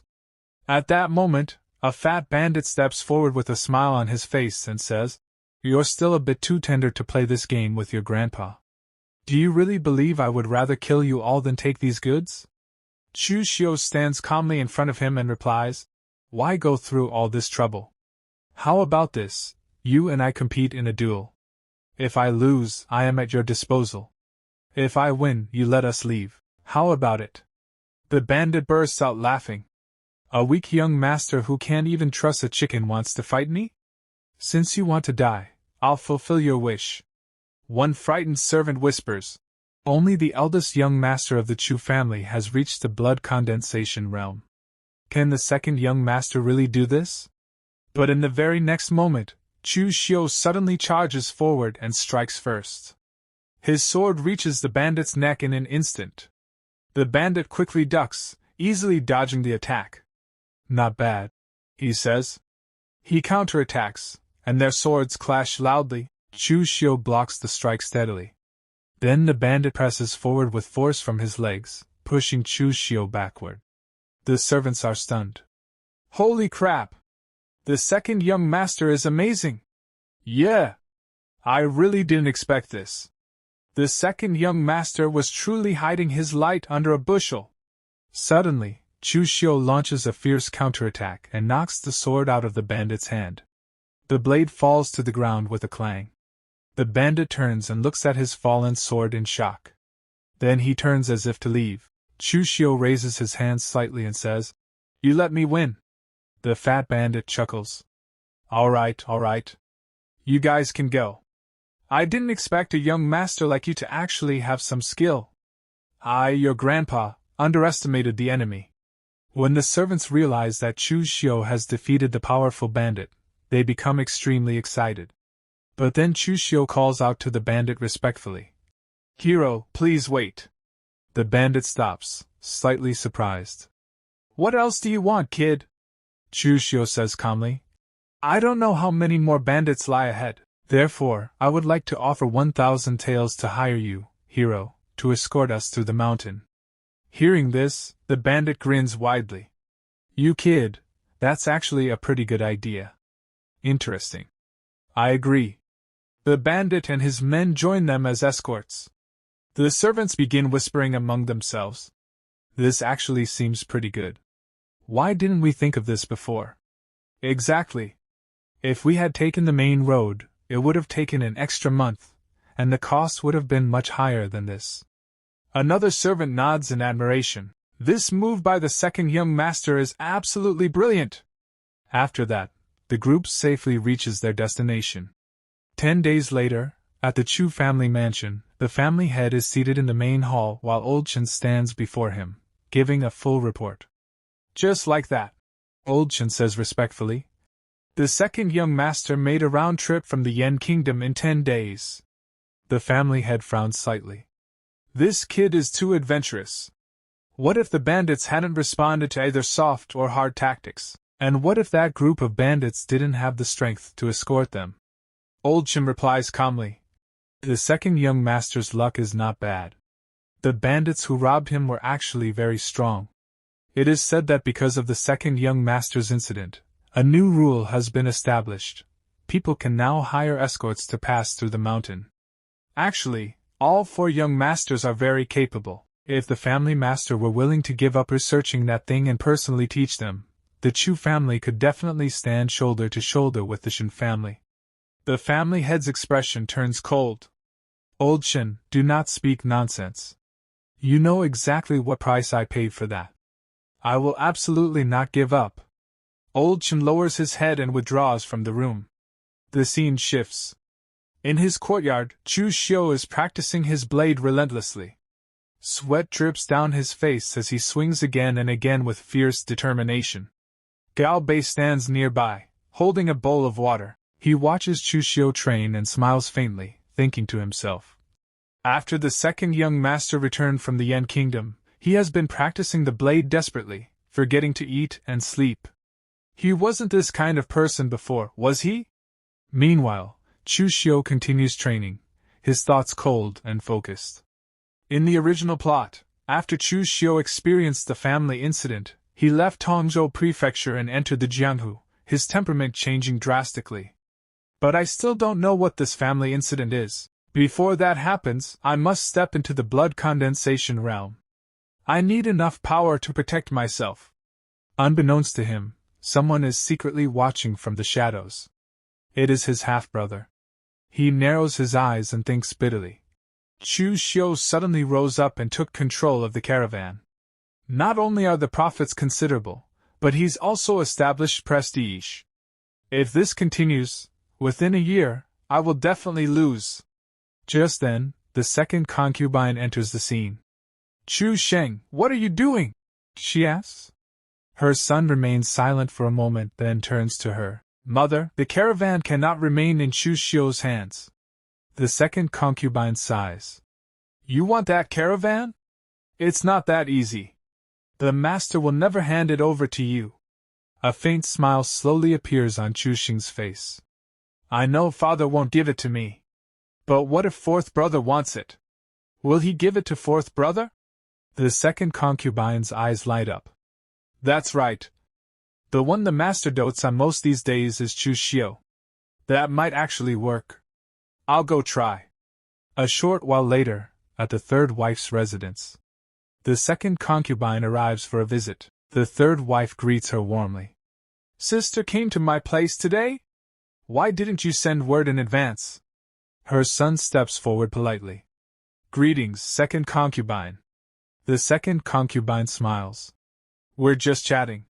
Why would I need to announce it in advance? By the way, Shang's shops are doing quite well, aren't they? The third wife replies modestly. Well, Shang's shops don't earn much silver. But Shang never planned to compete for the position of family master anyway, so this little income is just right. The second concubine waves her hand lightly. Sister has misunderstood. I know Shang doesn't want to fight for the position of family master. But it's still better to have a business with larger returns. Both mother and son freeze slightly when they hear that. The third wife hesitates. But the Chu family only has so much business. The shops have already been distributed. Asking for more would seem ungrateful. The second concubine smiles cunningly. I'm not asking for more, we can simply swap. She leans forward slightly. Right now, the profits of Chu Xiu's caravan have more than doubled. Hearing this, Lin Qian's eyes shine with excitement. More than doubled? The next day, the family head summons Chu Xiu. Chu Xiu, he says calmly. Your caravan has developed very well during this period. Even if you cannot become the heir, you will definitely be a pillar of the Chu family. So between you brothers, you must be harmonious and help each other. Chu Xiu lowers his head slightly. What father says is correct. But inside, his eyes turn sharp. What does he mean by this? He knows clearly what the situation between us brothers is. Harmonious? We're just short of stabbing each other face to face. The family head continues. It's good that you can think this way. I want to give Chu Shang some experience. So I plan to swap your caravan with the shops under Chu Shang's name. Do you agree? Inside, Chu Xiu sneers. Hee, sure. When the caravan was dangerous, Chu Shang didn't go. Now that I've opened the trade route, only now are you letting him take over. This greedy behavior is really ugly. Chu Xiu glances at Lin Qian and says calmly, Since father has already made the decision, then fine. I will yield the caravan to fourth brother. The family head nods with satisfaction. I'm very glad that you are willing to agree. How about this? I'll give you another weapon shop. You are still young and lack experience. I will let Lin Qian go with you. Lin Qian immediately bows deeply. Thank you, father. Meanwhile, Chu Xiu thinks coldly. Lin Qian, one of the two strongest guest elders of the Chu family, at the blood condensation realm. This favoritism couldn't be more obvious. We are both sons. I'll just say, be careful. This gap isn't just a little bit. Lin Qian even turns to Chu Xiu. Thank you, second brother. Chu Xiu replies lightly. It's nothing. However, the trade route is rugged. Fourth brother, you'd better be careful. Inside, his thoughts turn colder. You asked for this. I hate it the most when people grab my things. The scene shifts to the caravan courtyard. Two men stand talking. Brother Lu, I heard the caravan will be under the fourth young master's management from now on. What do you think? Brother Lu sighs. Don't ask what shouldn't be asked. The second young master treats us well, but can we really go against the fourth young master? At that moment, Lin Qian walks in. Is everyone from the caravan here? Brother Lu turns and bows. Answering fourth young master, everyone is here. Good. Tell everyone to pack up.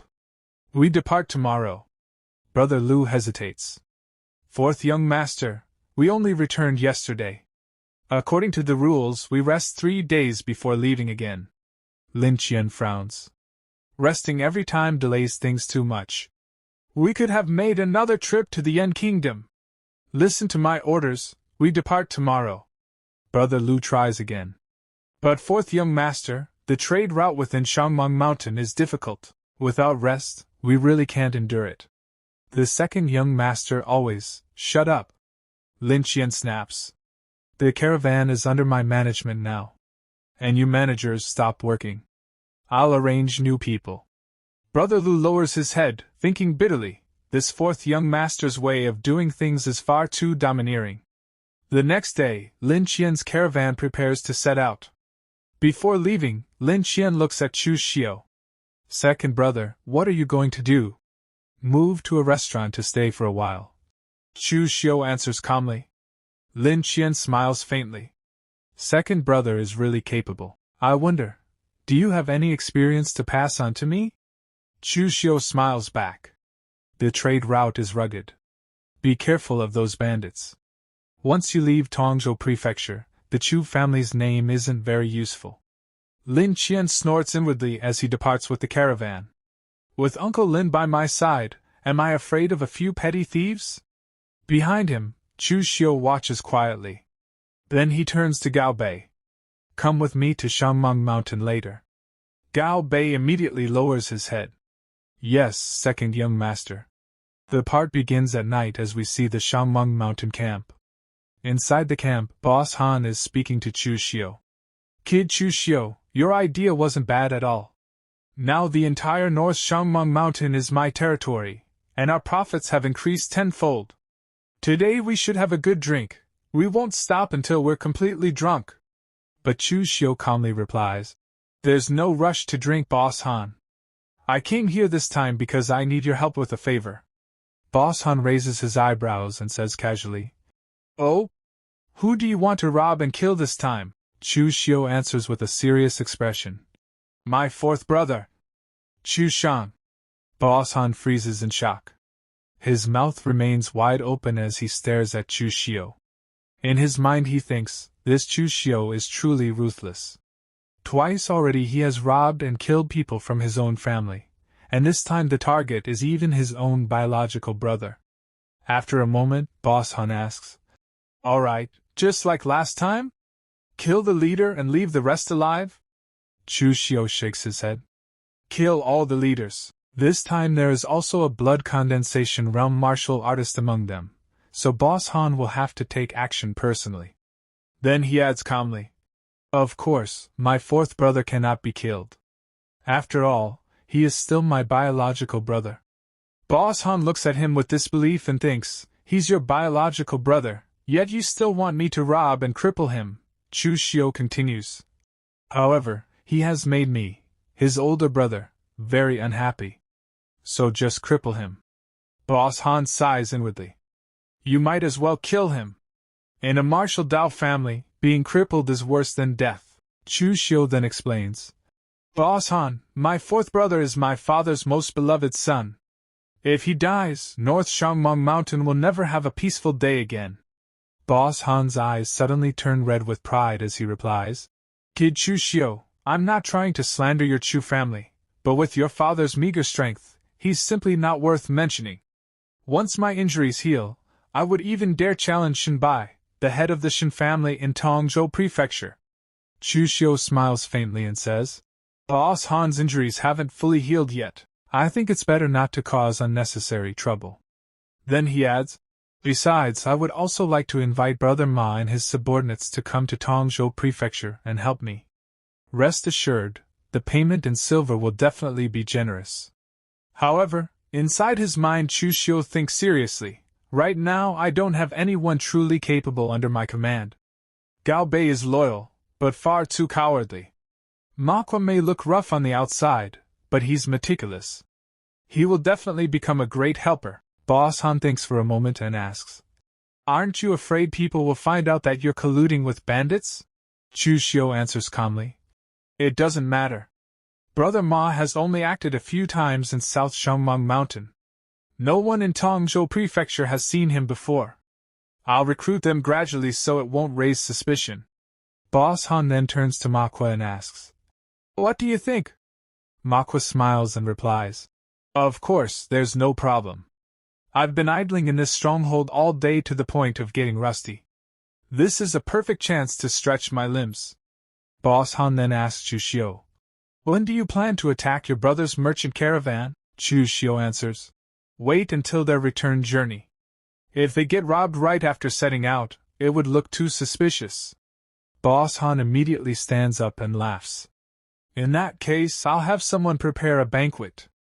Tonight we won't return until we're drunk." This time, Chu Xiu finally nods in agreement. The next morning. Early in the morning, Chu Xiu sets out, with Manhwa following behind him. The two of them travel through a forest path toward their destination. Suddenly, they run into a fat bandit in the forest. His name is Chief Feng. Chief Feng looks at Manhwa and asks, "Manhwa, what are you dressed like that for?" Manhwa replies, "Young Master Chu needs some people on his side, so he hired us to help." "Has your side not started business yet?" Chief Feng answers, "According to young Master Chu's intelligence, a Luo family merchant caravan will be returning from the state of Yen. But we arrived a little too early." Hearing this, Chu Xiu asks, "Chief Feng, the Luo family you mentioned, is it the small Luo family from Shuangfeng town?" Chief Feng nods. "Yes, that's the one. The intelligence was provided by you, young Master Chu. Don't tell me you didn't know." Chu Xiu calmly replies, "My subordinates collected the information. I didn't personally check each report." Then he adds, "Chief Feng, I actually have another matter I'd like to ask your help with." Chief Feng immediately says respectfully, "Young Master Chu, please go ahead." Chu Xiu explains, "The Luo family currently has some items that have caught my interest. Please help me seize them. Of course, don't break the rules too much, just handle it tactfully." Chief Feng turns around and begins to leave while saying confidently, "Rest assured, young Master Chu. Just leave it to me." Seeing this, a faint smile appears on Chu Xiu's face. Inside his mind, he thinks, in the original plot, the Luo family obtained a batch of secret boxes from merchants of the state of Yen. No one expected that two extremely valuable treasures would actually be hidden inside those boxes. But the news eventually leaked, and the Luo family was wiped out by the combined forces of several surrounding families. Chu Xiu then smirks to himself. "I guess this can be considered doing a good deed. After all, without those treasures, the Luo family will never face extermination." The scene then shifts to the Luo family merchant caravan. The servant leading the caravan shouts loudly, "Be quick about it. We'll rest once we get out of Shangmeng Mountain and pass through Tongzhou Prefecture." But just then, Chief Feng suddenly appears right in their path. With a grin on his face, he slowly walks toward them while holding his massive sword. The moment the caravan members realize that bandits are blocking the road, panic spreads among them. Soon, a man steps forward. He is the steward of the Luo family merchant caravan. The steward quickly approaches Chief Feng with a respectful smile and offers him a pouch filled with silver. "Heroes of Shangmeng Mountain, here is a 10% toll fee. Please take it and enjoy some drinks, heroes." But Chief Feng suddenly slaps the pouch away and smacks the steward across the face. "You think 10% is enough to dismiss us?" he roars angrily. "You made your grandfather here wait with his men all morning. Leave all the goods behind." The steward's face turns pale with fear. Standing in front of him is Chief Feng, holding a huge sword that looks terrifying. Chief Feng glares at him and asks coldly, "So, do you still have a problem with that?" Hearing those words, everyone in the caravan becomes terrified. In their panic, they abandon all the goods and run away. After they flee, Chu Xiu and Manhwa step out from behind the bushes. Chief Feng smiles as he looks at them. "Young Master Chu, whatever items have caught your eye, just take them." Chu Xiu points towards several secret boxes and says calmly, "Chief Feng, I only want these secret boxes. The remaining goods are all yours to deal with." As he says this, Chu Xiu smiles to himself and thinks, I wonder what kind of good items I'll open this time. A short while later, the scene shifts to Chu Xiu's residence. Chu Xiu is sitting alone in his room, examining the items he obtained from the secret boxes. He picks up a book and studies it carefully. Then he murmurs to himself, Not bad, to think I actually drew the Blood Blade Sutra. He continues thinking, if I remember correctly, in the original world this cultivation technique was ranked at the 3rd transformation level. It isn't considered top tier, but it's definitely not low either. Chu Xiu flips through the pages as a cold smile forms on his face. What a wicked and ruthless blade technique. The angles of its strikes are incredibly bizarre, making them almost impossible to defend against. Nearly every move is a killing strike. An extremely demonic cultivation technique, but it perfectly suits my taste. Then he looks at another item. Thousand Leaf Plume. He recalls its origin. A hidden weapon created by the Thousand Mechanisms sect, a hidden weapon sect that was second only to the Tang sect of Shu during the ancient Great Tribulation. In theory, it's a single-use hidden weapon capable of killing a Xiantian martial artist. Chu Xiu nods with satisfaction. A very good harvest. Then he mutters, I'll start practicing the Blood Blade Sutra first. 10 days later. North Shangmeng Mountain. A merchant caravan is moving along the road, carrying a large amount of goods. Leading the caravan is Chu Xiu. As he rides forward, a smug smile appears on his face. Hee. Suggesting to father that we swap merchant caravans with Chu Xiu this time turned out to be a huge profit. But suddenly, his smile disappears. Because Chief Feng has appeared in front of the caravan, blocking the road. It's clear that his plan is to rob Chu Xiu's caravan. At that moment, one of the servants quickly steps forward. Nervously smiling, he takes out several papers and says, Chief Feng, we already have the pass. Please let us go. Chief Feng takes the papers, glances at them briefly, and then snorts. Only 400 taels? Why is it so little? Then he waves his hand. Boys, go search the caravan. His eyes glow with a faint red killing intent. The servant looks shocked and hurriedly says, Chief Feng, our Chu family knows the rules. This toll fee will absolutely not be short. But Chief Feng clearly has another plan in mind. With a sly smile, he says, You don't get to dictate the rules. If you won't let us search, could there be something fishy going on?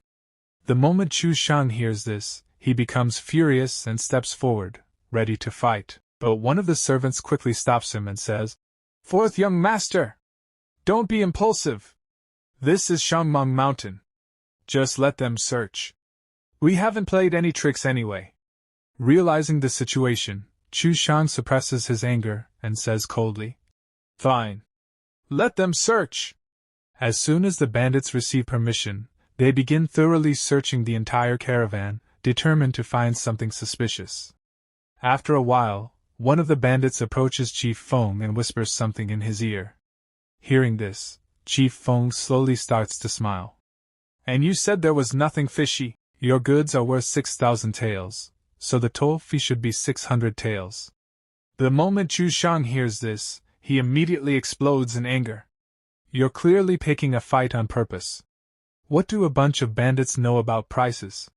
If you can sell these goods for 6,000 taels, then you can take all of them. Standing beside him, one of the servants turns pale and thinks nervously, oh no. Fourth young master is far too reckless. We could have just paid an extra 200 taels to buy peace. Why provoke them like this? At the same time, Chief Feng also shouts angrily. You little brat! You're courting death. Do you think your grandfather here needs you to teach him how to do business? He raises his massive sword and declares coldly. Very well then. Today the goods stay, and the people will stay too. Hearing this, Chu Xiu turns toward a man beside him. Uncle Lin, I'll leave this to you. Upon hearing this, Uncle Lin calmly steps forward. He dismounts from his horse and walks toward Chief Feng. Then he brings his fists together respectfully and says, Making things convenient for others makes things convenient for oneself. I advise everyone to let us pass. Otherwise, blades and swords have no eyes, and by the time you regret it, it will already be too late. When Chu Xiu hears Uncle Lin speak so confidently, a satisfied smile appears on his face. He turns to the frightened servants and proudly says, "Did you see that? This is what Uncle Lin calls the demeanor of a true expert." Then he scoffs. "Why should our Chu family bow down to a group of bandits? If they don't follow the rules, we won't act like cowards either. My second brother even paid silver after winning a fight. Truly cowardly." Meanwhile, the servants standing nearby are still extremely nervous. Inside their hearts they think, this is the territory of the Shangmeng Mountain bandits. Even if we escape safely this time thanks to Lin Qian, what about next time? Lin Qian isn't invincible. Fourth young master is far too arrogant, calling second young master a coward. Clearly, the second young master's approach of using both grace and strength is far wiser. At this moment, Uncle Lin stands calmly with a confident expression, believing he can easily defeat these bandits. But suddenly, a powerful presence appears. To everyone's shock, Boss Han arrives. He walks forward slowly, dragging his massive blade across the ground. Sparks scrape against the dirt as the blade leaves a deep trail behind him. His eyes glow red with killing intent. With absolute confidence, he declares, "Well said! Blades and swords truly have no eyes." Then he smiles coldly. "So if you die here today, don't blame me for being ruthless." This part begins with Boss Han stepping forward to fight. The moment Uncle Lin sees him, he is completely shocked. His eyes widen as he thinks to himself, "Oh no! There is actually someone in the blood condensation realm among these bandits, even approaching the Xiantian stage." Just as Uncle Lin is about to say something, Boss Han suddenly charges at him. With a swift swing of his sword, he easily cuts off the leg of Uncle Lin's horse. Seeing this, Uncle Lin is completely stunned, because the skill Boss Han is using is actually a military combat skill. Without wasting any time, Boss Han attacks again and says, "Military my ass! I hate the Imperial Court the most." To block the attack, Uncle Lin quickly draws his sword from its sheath and holds it in front of him. But the moment his sword collides with Boss Han's large blade, his sword begins to crack and split. Somehow, he manages to block the attack and slides backward. However, Boss Han immediately charges forward again. Uncle Lin has barely regained his balance when a sinister smile appears on Boss Han's face. The moment Uncle Lin sees that smile, he becomes even more shocked. In the next instant, Boss Han swings his sword again, cutting Uncle Lin's sword in half and slicing off his arm at the same time. Severely injured, Uncle Lin collapses onto the ground right in front of him. When Chu Xiu witnesses this terrifying scene with his own eyes, he becomes extremely frightened. His heart starts racing with panic, and he thinks, "Phew! If the steward dies, so be it, as long as I am fine." Meanwhile, Boss Han walks toward the remaining people and says, "They just died like this." At this point, Chu Xiu is completely terrified. He quickly shouts, "Good heroes, please hold your hands. I am from the Chu family of Tongzhou Prefecture." Standing beside him, his servant thinks to himself, "In Shangmeng Mountain, bringing up the Chu family is utterly useless." But Boss Han says, "All right then, I will give the Chu family some face and spare your life. Go back and deliver a message. Kill all the stewards. Leave the goods. The rest of you go back and deliver a message." Breaking the rules of Shangmeng Mountain results in this outcome. At that very moment, another attack lands on the servant standing beside Chu Xiu, and he is ruthlessly killed. When Chu Xiu sees this, he becomes even more terrified and thinks again, "Phew! If the steward dies, so be it, as long as I am fine." But before he can react to anything else, Boss Han grabs him by the collar. Chu Xiu is now completely terrified. Then Boss Han throws him off his horse onto the ground.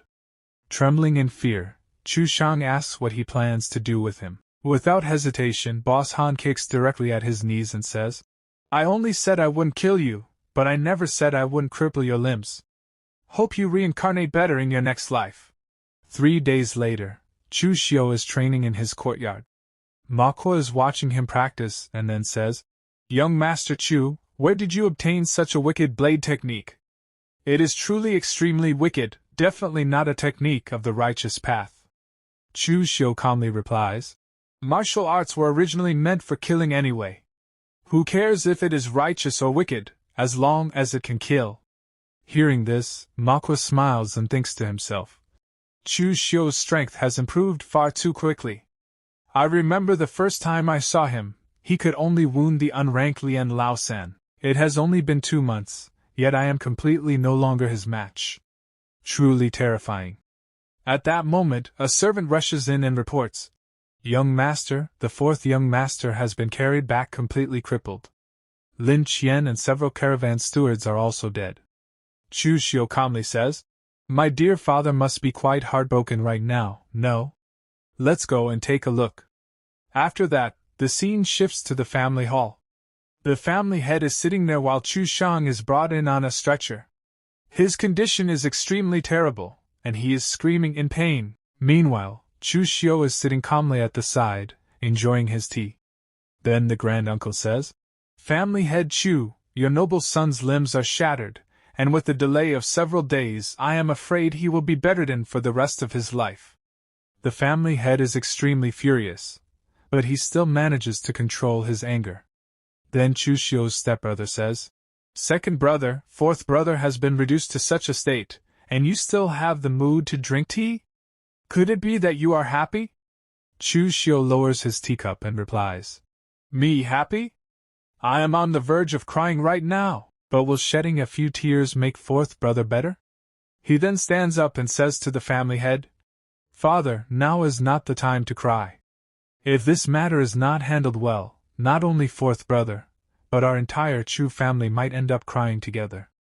His father replies, Tell me your thoughts. Chu Xiu says, We have already forged a deep blood feud with the bandits this time. But moving forward, do we fight them or not? If we fight, we must make full preparations. After all, the other side could easily kill Lin Qian. If we do not fight, how will the caravan pass through Shangmeng Mountain next?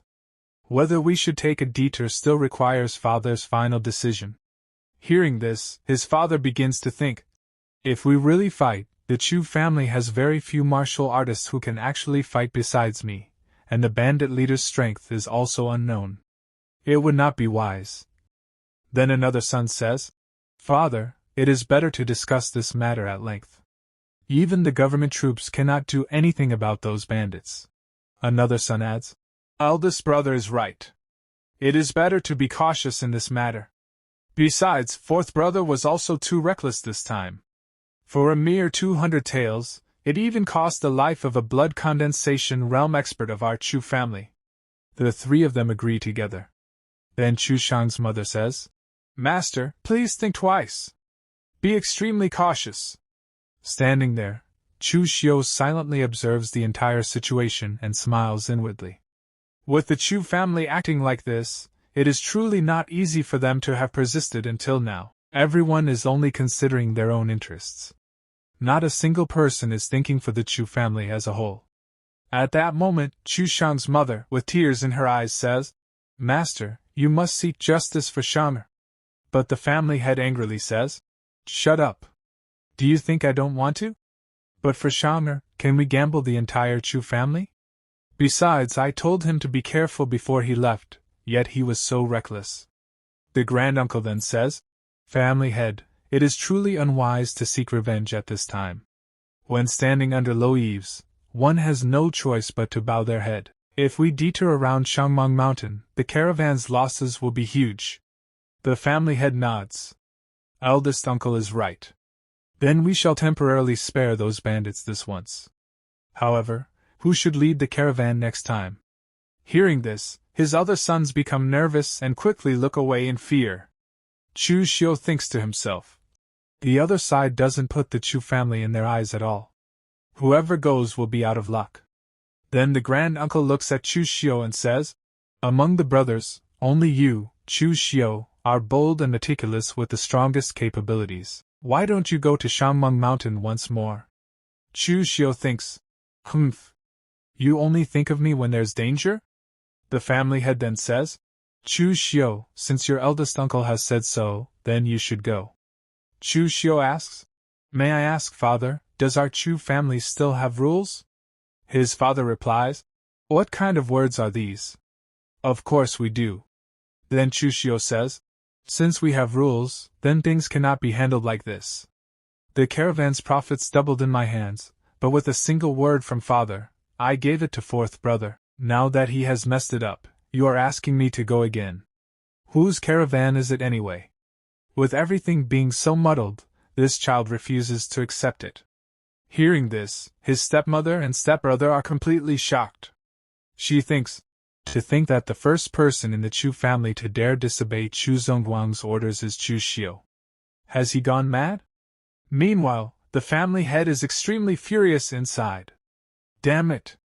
To actually dare to disobey me. Watch how I strip away your authority and make you kneel in the ancestral hall. However, other than Chu Xiu, it seems no one else can go. Then Chu Shang's mother says, Shanger and the others have already been injured to this extent, yet you still want to take away the caravan. Chu Xiu coldly replies, what does his injury have to do with me? Then his father finally says, carry Shanger out so he can recover properly. From now on, he will no longer need to involve himself in any of the Chu family's businesses. From now on, the caravan will be handed over to your management, and no one will be able to take it away. Go to the accounting room to take the silver. Spend the money as you see fit, but do not let our Chu family suffer too great a loss.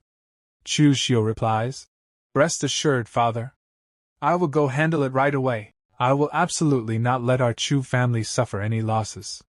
Some time later, Chu Xiu arrives at another place and says to a man, per my father's instructions, fetch 10,000 taels of silver. The man replies, right away. After taking the money, Chu Xiu thinks to himself, I originally thought the enemies were those three idiots, but now it seems Chu Zongguang is the greatest enemy. If he does not agree, I will absolutely not be able to become the heir. But as long as I kill or cripple Chu Kai and those other two, the heir can only be me. With these 10,000 taels, my cooperation with Boss Han will be even more pleasant. An opportunity will come sooner or later. 1 month later, a heavy silence hung in the air as the truth finally surfaced. I miscalculated, he said with a grim expression. Chu Xiu, the one we spent a fortune to win over, has now become completely uncontrollable. If I had known this would happen, I should have secured him as well. Now, his threat has even surpassed Chu Kai's. Exactly. Another voice agreed coldly. Chu Xiu's capabilities far exceed Chu Kai's, and right now, he stands in the spotlight.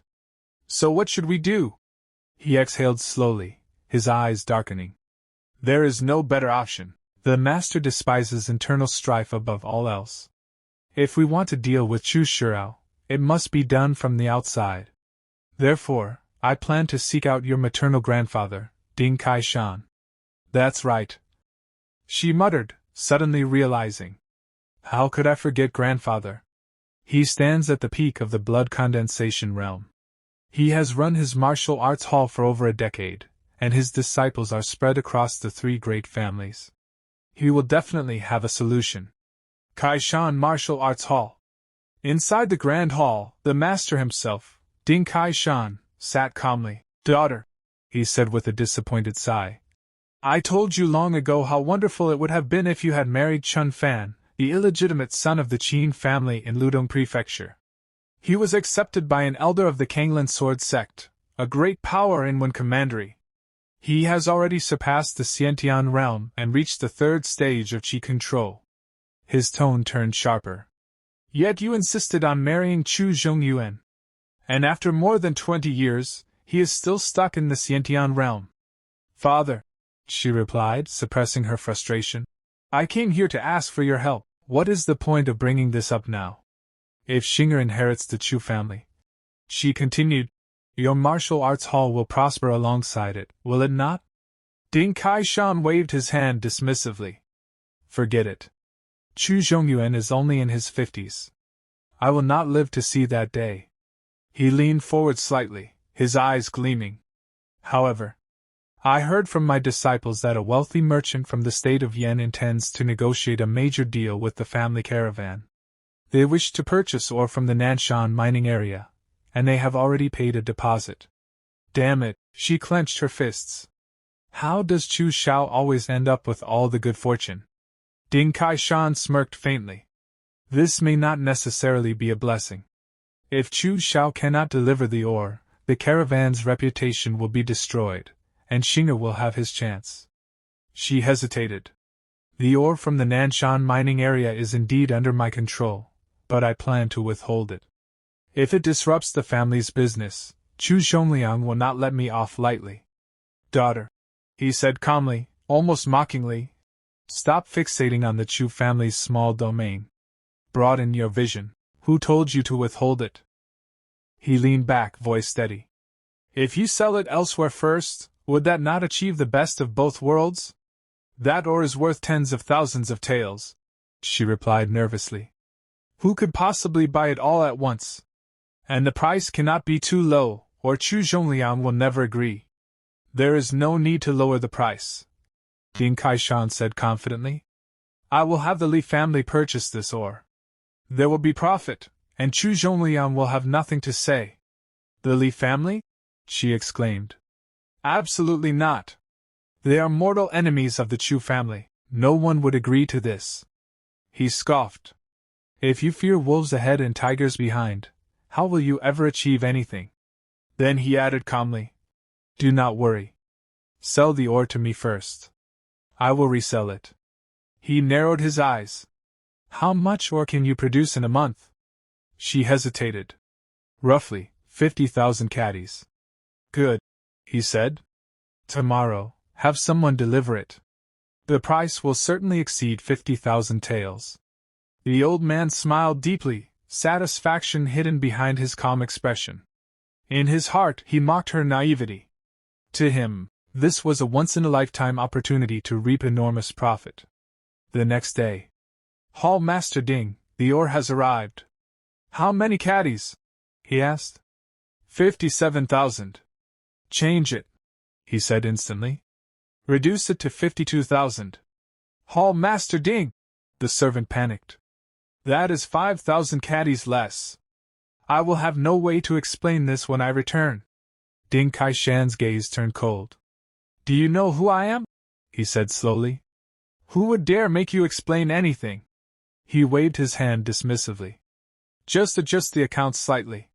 And remember, say nothing unnecessary when you return. Understood. The Li family.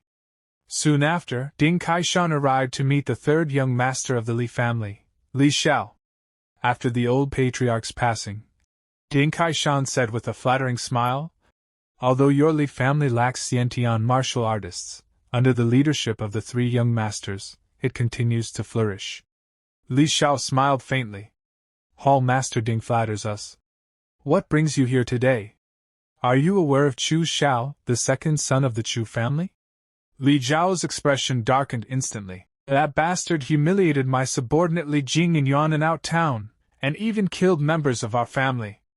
This debt will be repaid sooner or later. Such a thing truly happened? Ding Kai-shan said, pretending surprise. My visit today is precisely because of him. He leaned in and explained everything. Do you want this batch of ore? He finally asked. Li Xiao nodded without hesitation. The Li family happens to be in need of refined ore. For 55,000 caddies, I will offer 70,000 taels. As for the Chu family, I do not fear them. Then it is settled, Ding Kai-shan said. To avoid complications, collect it within 2 days.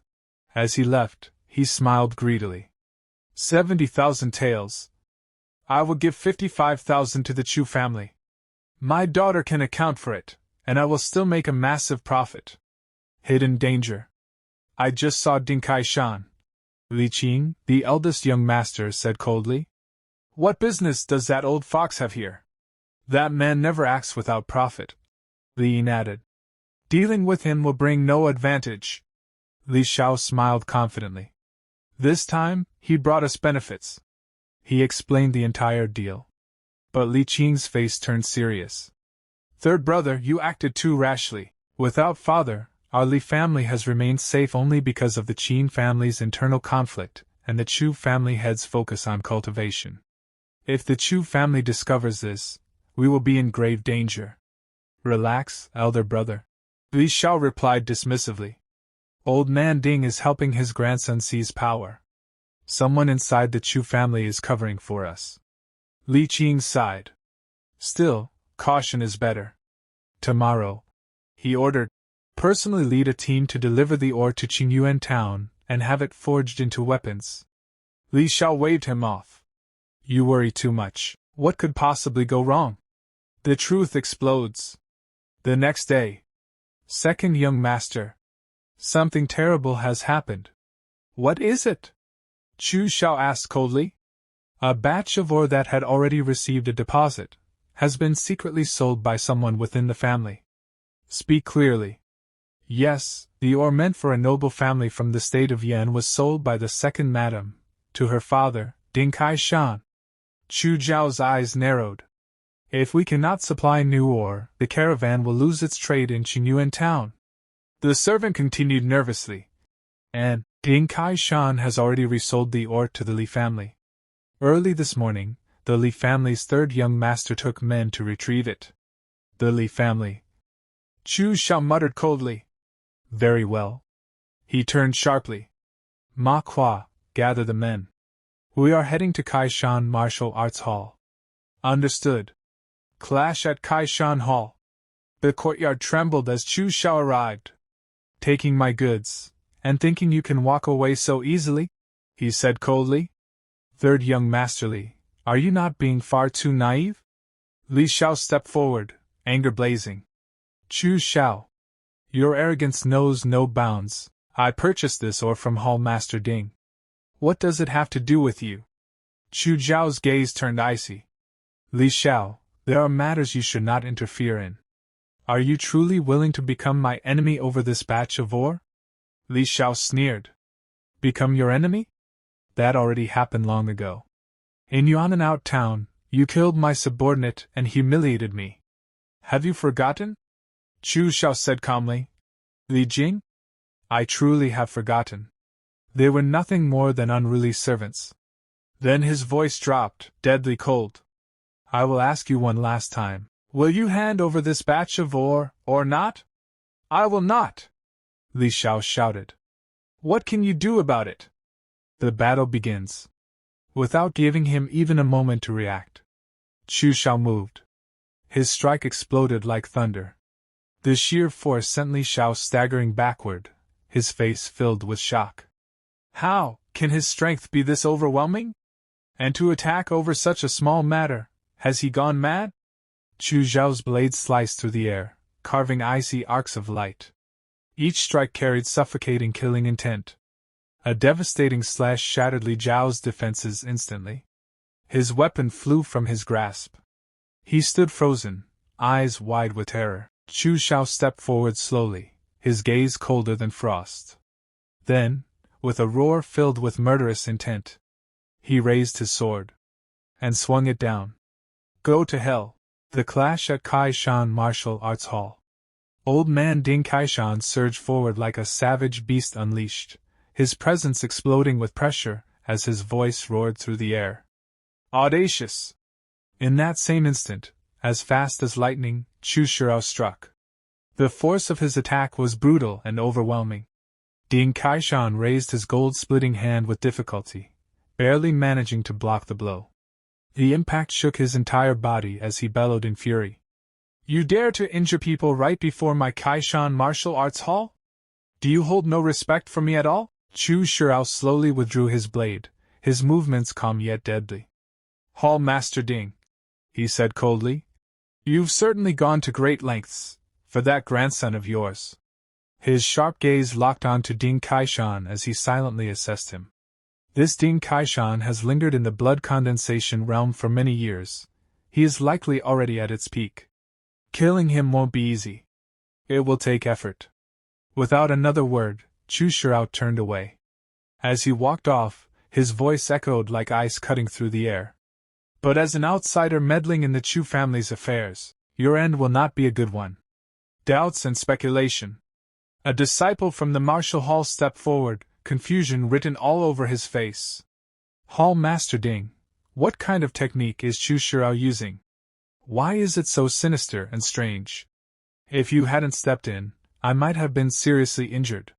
Ding Kaishan frowned deeply, his brows tightening as he pondered. I cannot tell, he admitted slowly. But it is certainly not from the Chu family. Its aura is dark and twisted, definitely not an orthodox martial art. A calculated retreat. Outside, Chieftain Ma asked curiously. Young Master Chu, why didn't you fight that old fossil? He must be 60 or 70 by now, right? His chi and blood should have declined long ago. You could have split him in two with a single strike. Chu Xiu answered calmly, his tone steady. Don't underestimate Ding Kaishan. He hasn't fought life and death battles in recent years, so his chi and blood haven't deteriorated much. He glanced back briefly. Besides, there were too many people in the martial hall. We wouldn't have had the advantage. Then his eyes turned cold. I'll deal with Ding Kaishan myself later. He continued walking. You all head back first. I'm going to the Chu family. A dangerous chill crept into his voice. Chu Xing and his mother repay kindness with betrayal. I will make them pay a heavy price. The Chu family assembly. The scene shifted to the Chu family's main hall. A tense and oppressive atmosphere filled the room. Chu Zhongliang sat firmly at the head seat, his authority dominating the entire hall. Chu Xiu stepped forward, cupping his hands. Father! Elders! This is the situation. Our Chu family endured the Li family's suppression to establish ourselves in Tongzhou Prefecture. Selling or to the Li family is no different from forgetting our roots. Chu Zhongliang turned his gaze toward the second madam. Did you truly do this? She immediately put on a pitiful expression. Of course not. Others may doubt me, but surely you trust me, master? She continued smoothly. It is true I sold that batch of ore, but I sold it to my father. Chu Zhongliang's voice deepened. Then how did the ore end up in the Li family's hands? Without hesitation, she explained. My father's martial hall needed weapons. Because I am part of the Chu family, the Li family refused to forge them, so my father had no choice but to sell the ore to the Li family in exchange for cooperation. Then she produced a stack of banknotes, smiling faintly. I would never let the Chu family suffer losses. Here are 55,000 taels for 52,000 caddies of ore, 3,000 taels above market price. She lifted her chin slightly. This not only brings profit, but also saves a trip to the state of Yen. Isn't that a good thing? And besides, when the Chu family first settled in Tongzhou Prefecture, my father contributed greatly. Even if there is no merit, there is still hard work, right? A hollow judgment. Seeing the silver, Chu Zhongliang fell into thought. The Chu family did not lose this time, and she is right. Ding Kaishan did contribute back then. He accepted the money. Do not think I am unaware of your schemes. He warned lightly. If you deal with the Li family again, I will not let you off. Then he waved his hand. This matter ends here. Chu Xiu, there is no need for you to pursue it further. All of you, dismissed. A son's realization. Chu Xiu stood there silently, staring at his father with cold, unreadable eyes. At that moment, he understood. In his father's heart, stood above all else. Justice, and even blood ties, came only after. A new decision. Outside, Chieftain Ma asked anxiously, Young Master Chu, did you severely punish that mother and son? Chu Xiu replied with a single word. No. Chieftain Ma frowned. Your father just ignores something like this? What is he even thinking? Chu Xiu's voice turned thoughtful yet cold. Whatever he thinks, this matter is far from over. He turned sharply. Prepare the men. I'm going after Li Jiao. This time, we handle it ourselves. His eyes gleamed with cold ambition. I will force the Chu family's hand, and make them see clearly who is the most suitable heir. A new pawn. Chieftain Ma hesitated. Should we call Boss Han for help? Chu Xiu shook his head, a faint smile forming. No need. Li Jiao has reminded me of someone far more suitable. Someone who can help me wipe out the Li family entirely. The trap is set. On a quiet street corner, Li Jing sat alone, sipping tea, resentment burning inside him. I finally earned third young Master Li's favor, yet Chu Xiu destroyed everything. Suddenly, an arm dropped over his shoulder. Chieftain Ma. Li Jing, he said casually. My young master invites you. Keep your voice down. All right. Temptation and betrayal. Inside the room, Li Jing froze when he saw Chu Xiu calmly drinking tea. Chu Xiu, it's you. Chu Xiu gestured for him to sit. Do you hate me right now? Li Jing trembled. What is he planning? He wouldn't kill me, right? Seeing through him completely, Chu Xiu laid out his bait. This is the Chu family's secret technique, barbarian bull might. It tempers muscles, bones, qi, and blood, allowing entry into the martial Dao. He placed items on the table. 10 portions of Buki powder. With your allowance in the Li family, you could only afford 1 per year. 3 blood condensation pills. Things you couldn't obtain, even with money. Li Jing's eyes locked onto them. Young master, what do you want? Chu Xiu answered calmly. I want Li Jiao's route for his next business trip. And the strength of his escort. The more detailed, the better. You will inform me 1 day before he departs. Cold sweat ran down Li Jing's back.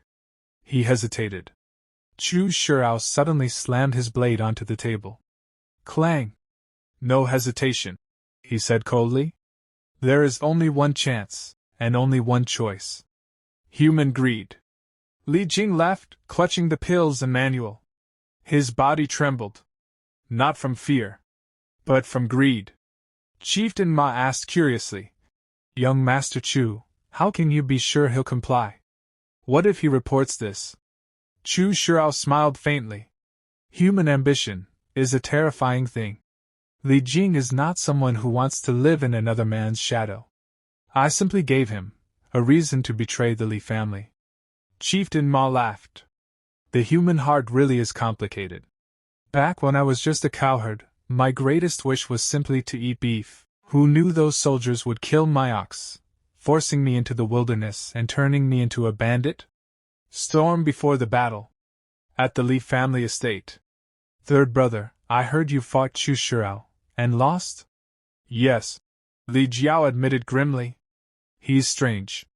Only at the peak of body tempering, yet terrifyingly strong. His blade is fierce, bizarre, and I feel he hasn't even used his full power. The family head spoke firmly. When you head to the state of Yan tomorrow, take Uncle Zhong with you. He is nearing great completion in the blood condensation realm. It will be safer. Ambush in the forest.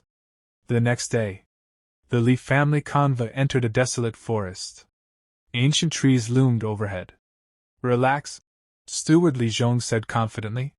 With me here, nothing will happen. But suddenly, a figure appeared, blocking the road. Chu Xiu.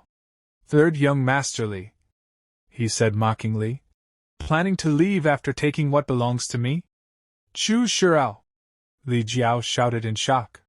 But seeing Chu Xiu had only a few men, he sneered. Chu Zhongliang has already settled this matter and warned you not to cause trouble. Yet here you are. Are you courting death? Chu Xiu's eyes burned with killing intent. He drew his blade. Chu Zhongliang may have let it go. But I will not. War erupts. Attack! Li Jiao roared. A brutal melee exploded in the forest. Kill! Wipe them out! Chieftain Ma charged forward, shouting. Brothers! We've eaten under young Master Chu for long enough. Time to repay him. Show him how cleanly we can kill. The final confrontation begins. Chu Xiu descended like a phantom from the heavens. His blade fell like judgment upon Li Jiao. Leave your lives behind. At that moment, Steward Li Zhong stepped forward. He raised his weapon and blocked the strike head-on. Your opponent is me. The battle deepens. The opponent unleashed a powerful strike. The force was overwhelming. Chu Xiu was sent flying backward, his body crashing through the air before he steadied himself. His eyes narrowed as he secretly assessed. Such strength. The blood condensation realm truly cannot be underestimated. Li Zhong stepped forward calmly, his tone carrying persuasion rather than hostility. Young Master Chu, I understand family head Chu's character. He definitely does not know about your actions today. If you retreat now, I can pretend none of this ever happened. At the same time, Ma Ke, Chu Xiu said coldly, the third young master of the Li family is yours. Ma Ke grinned, slowly drawing his blade as he walked toward Li Xiao. He, understood, young master. Leave it to me. Clash of realms. Chu Xiu charged forward again. Li Zhong swung his iron staff, blocking the incoming blade with precision. Then, with arrogance, the old monk lectured. The gap between the body-tempering realm and the blood condensation realm lies from the inside out.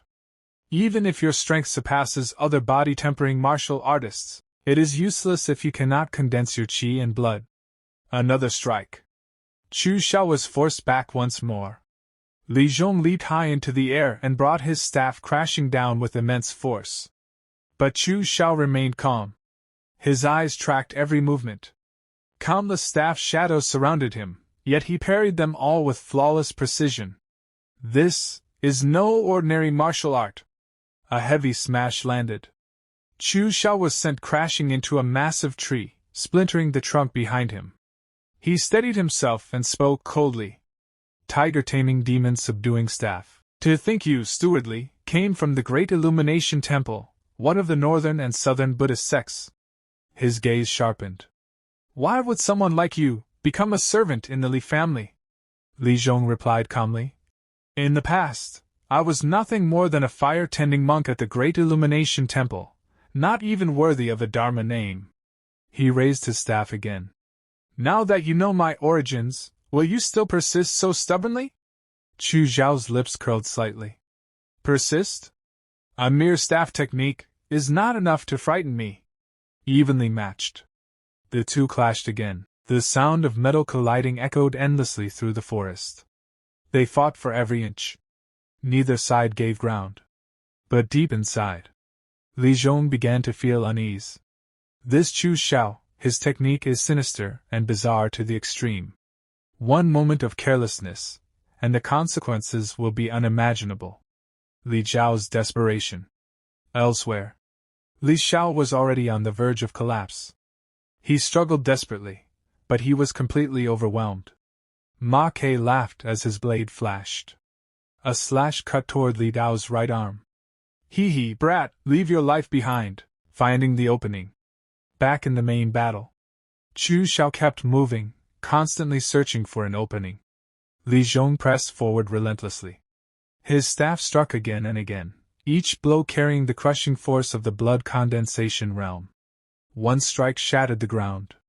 Debris exploded outward. A massive crater appeared where Chu Xiu had just been standing. But in that instant, Chu Xiu leaped high into the air. His blade flashed downward. He had found it. The opening. The strike aimed directly at the hand holding the staff. Li Zhong reacted instantly. He released the staff. His right hand clenched into a fist. And in the same moment, his fist slammed directly into Chu Xiao's chest. At the same time, Chu Xiao's blade completed its arc. A deep cut tore across Li Zhong's neck. The fall of a master. The old monk froze. Shock filled his eyes. Then, he collapsed. Dead. Aftermath. Chu Xiu stood beside the corpse, breathing heavily. He let out a slow breath. This battle had drained him greatly. He looked down at his trembling hand. Several bones are probably already broken. I thought he was just an ordinary martial artist. Who would have thought he was a disciple of the Great Illumination Temple? He exhaled again. Fortunately, he switched from defense to offense at the last moment. Otherwise, this would not have ended so easily.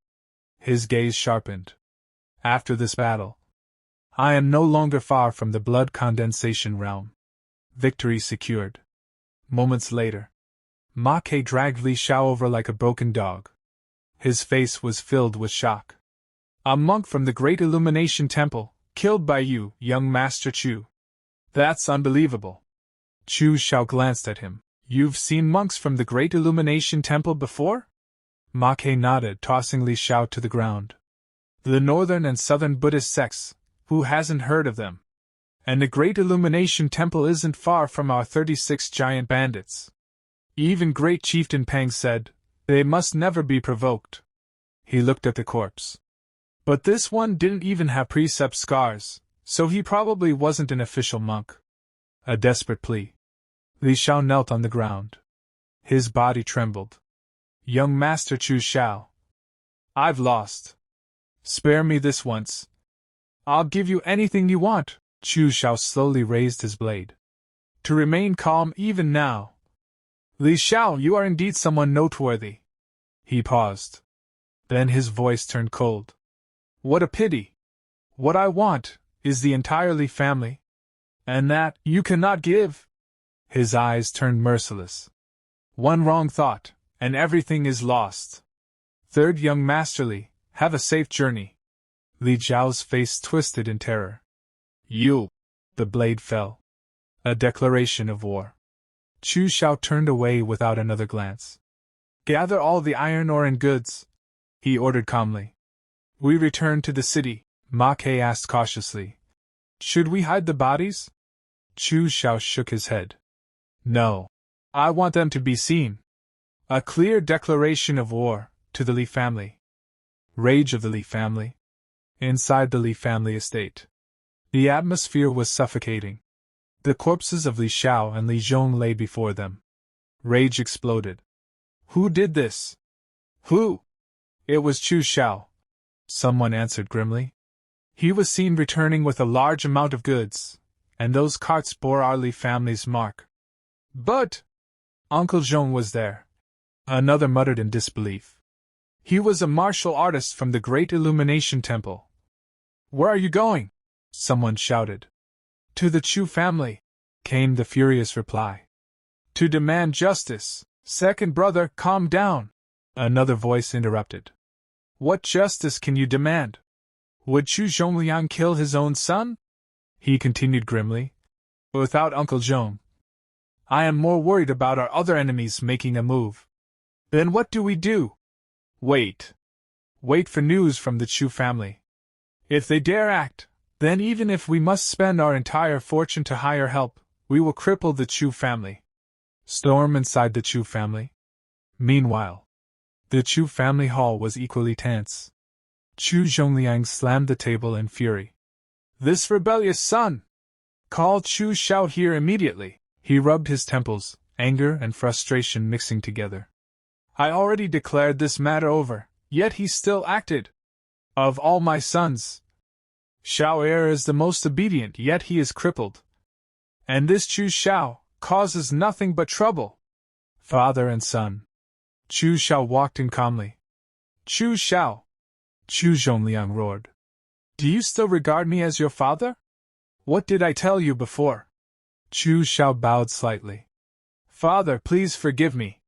Opportunity does not wait for anyone, so I could not report in time. He continued calmly. However, this time, I not only reclaimed the Li family's ore, but also seized a large batch of goods. I am willing to hand everything over to the family. An elder nearby silently evaluated.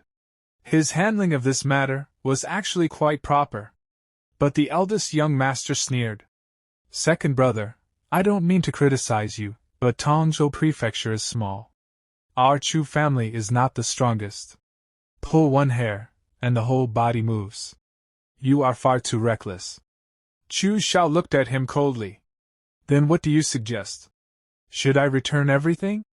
Or repay Li Zhao's life, with my own? You! Enough! Chu Zhongliang shouted, cutting them off. This will be an exception. But next time, you will report to me or Steward Qin first. Chu Xiao lowered his head. I will obey father's teachings. A half-truth. Chu Zhongliang narrowed his eyes. How did you kill Li Zhong? Chu Xiao answered calmly. Although Li Zhong was in the blood condensation realm, he was already old. My subordinate captured Li Xiao in a sneak attack, which affected his mental state. That is how I managed to kill him. Chu Zhongliang nodded slowly. Very well. This matter ends here. Dismiss. Ambition ignored. But Chu Xiao spoke again. Father, with Li Zhong dead, the Li family's morale is shaken. This is the perfect opportunity to attack. You need not act personally. Just hand over the guest elders to me. I guarantee I can take down the Li family within 3 days. The elders murmured in agreement. This is feasible. A rare opportunity. But Chu Zhongliang's expression darkened. Stop thinking about causing trouble. Annihilating a family is not so simple. Without my permission, no one is to act against the Li family. Dismiss. Hidden motives. After everyone left, Chu Zhongliang spoke quietly to an elder. Old Qin, I understand your thoughts. If I wanted to destroy the Li family, I could have done so long ago. But the research on that thing has reached a critical stage. I cannot risk any accidents. A dangerous discovery. Outside, a subordinate hurried over. Young master, you're back. For those 57,000 caddies of ore, should we complete the transaction first, then split the money with the Chu family? Chu Xiao nodded casually. Handle it. Then. He suddenly stopped. Wait, how much ore did you say there was? 57,000 caddies. A dangerous smile slowly formed on Chu Xiao's lips. Back then, Second Madam said she gave Ding Kaishan 52,000 caddies, but now, 57,000 have appeared. His eyes turned cold. And she still dares to claim she wasn't betraying us. Second Madam. His voice was barely above a whisper. I'd like to see what you say this time. Then Chu Xiu said calmly. Send the ore to the Chu family first. Find someone to register and record it. Get a few more people to inspect it, and then bring it to the merchant caravan. The other person replied casually. We are all family, why go to so much trouble? Chu Xiu answered coldly. To keep evidence, of course.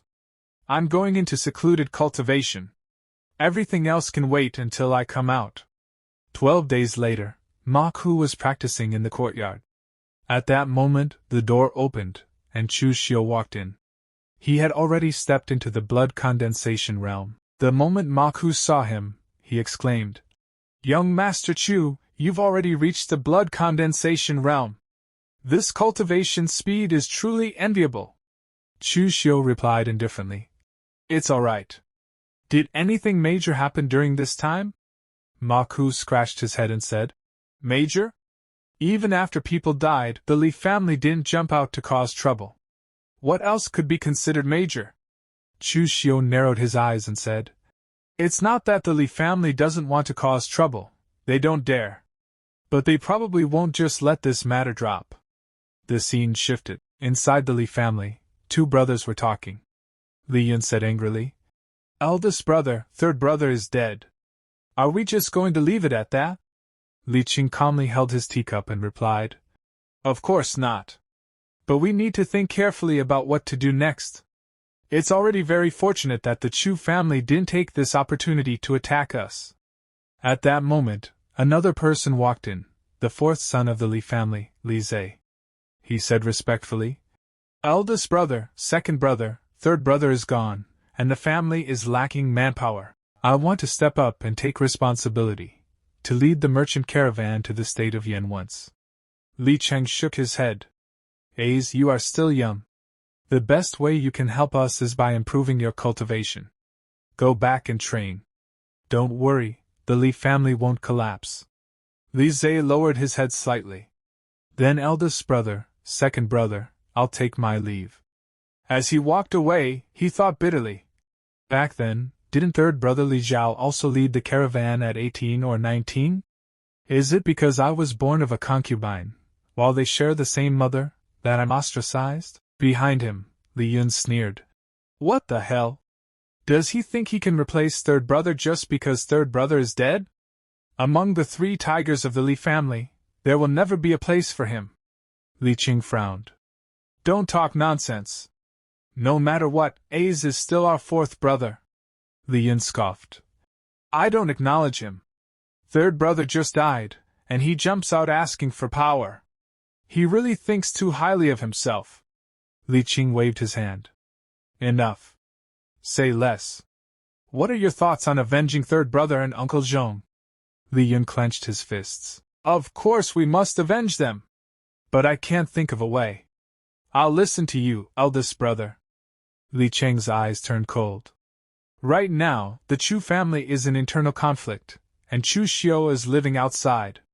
As long as the second madam of the Chu family helps us stall the messengers, with the two of us and the entire Li family, could it be that we can't kill a single Chu Xiu? Li Yun's eyes lit up. That's right. Why didn't I think of that? Li Qing stood up. Go find Ding Kaishan and pass a message to the second madam of the Chu family. I'll make a trip to the Shen family. Li Yun asked. What are you going there for? Li Cheng replied. Once we kill Chu Xiu, the Chu family will definitely not let us off. The only ones who can protect us are the Shen family. Even if we have to give up half of our family fortune, we must gain their protection. Li Yun lowered his head, his expression bitter. I didn't expect our Li family to fall to this point. Li Qing said firmly. Enough. Delay will only bring trouble. Let's move. The two of them left. Hidden in the shadows, Li Zhe watched them leave. His eyes were cold as he thought. So you don't treat me as family, huh? Then just wait. The scene shifted again. Inside a restaurant, Chu Xiu and Ma Ku were sitting together. Ma Ku was happily chewing on a chicken leg, while Chu Xiu calmly sipped his tea. Ma Ku laughed. Hee hee, this chicken tastes amazing. At that moment, Li Zhe suddenly rushed in, looking anxious. Young Master Chu Xiu, you still have the mood to eat and drink here? Do you know that a disaster is about to fall upon you? Chu Xiu glanced at him coldly. Acting mysterious without the strength to back it up is just courting death. Li Zhe took a deep breath. I am Li Zhe, the fourth son of the Li family. I came here specifically to deliver a message. My eldest brother and second brother are planning to kill you. Chu Xiu raised an eyebrow. Oh? And so what? Or rather, Li Zhe, what do you want? Li Zhe's eyes burned with resentment. They have never treated me as family. I just want to take back what belongs to me. They want to deal with you, so let's join forces and eliminate them. After that, you help me become the head of the Li family, and I'll give you half of the Li family's property. How about it? Chu Xiu smirked. Are you that confident I can kill your two brothers? A sinister smile appeared on Li Zhe's face. I'm not trusting you. I'm trusting myself. I've been waiting for this day. Chu Xiu chuckled. I like dealing with straightforward people. Deal. He pushed a cup of tea toward Li Zhe. Li Zhe drank it in one gulp, then turned to leave. Before leaving, he said, Young Master Chu Xiu, when the time comes, you'll realize your decision today was very wise. After he left, Chu Xiu murmured, To give up half the Li family's wealth without hesitation. It seems this Li Zhe truly hates his brothers to the bone. He stood up, picked up his sword, and looked at Ma Ku. All right, stop eating. Get ready, it's time to kill some people. The scene shifted. At the Shen family, Li Qing was sitting with a man, the head steward of the Shen family, Shen Rong. Li Qing said directly, I won't beat around the bush. We want to kill Chu Xiu to avenge my third brother, and afterward, we hope to become a vassal of the Shen family. For this, we are willing to offer half of the Li family's assets as gratitude. Shen Rong smiled faintly. Good. But words alone are not proof. Why don't you leave some evidence right now? Li Qing thought to himself, this man doesn't trust me, but this is the only way. He immediately signed a document and handed it over. Steward Shen, what do you think? Shen Rong nodded. Rest assured. Go ahead and kill him boldly. No matter how much Chu Zongguang hates it, he wouldn't dare touch someone my Shen family protects. A cold smile appeared on Li Cheng's face. Chu Xiu, tonight is your doom. Night fell. In Chu Xiu's courtyard, Ma Ku was testing a crossbow, complaining. So weak and flimsy. It's far inferior to the bows of my Chilean iron cavalry. Behind him, Chu Xiu said calmly. Be content. Crossbows are mostly used by the imperial court. Very few people in the Jianghu use them. Suddenly his expression changed. They're here. Get ready to move. Outside the gates, Li Qing arrived with a large group of men. You all go in and test the waters first. Li Yun sneered. Test what? They only have a few dozen people. Can they really turn the sky upside down? At that moment, the doors opened. Chu Xiu walked out calmly. Second young Master Li is right. If we're going to kill, then kill cleanly and efficiently. What's there to test? Li Yun pointed his sword forward. Chu Xiu. My third brother only moved a batch of your ore. Why did you kill him and Uncle Zhong? Chu Xiu laughed coldly. Second young Master Li, how can you be so naive? Originally, I planned to use this opportunity to wipe out your Li family, but my father stopped me. Li Yun gritted his teeth. What a pity. My Li family still stands, but you, Chu Xiu, are going to die. Don't you find it strange?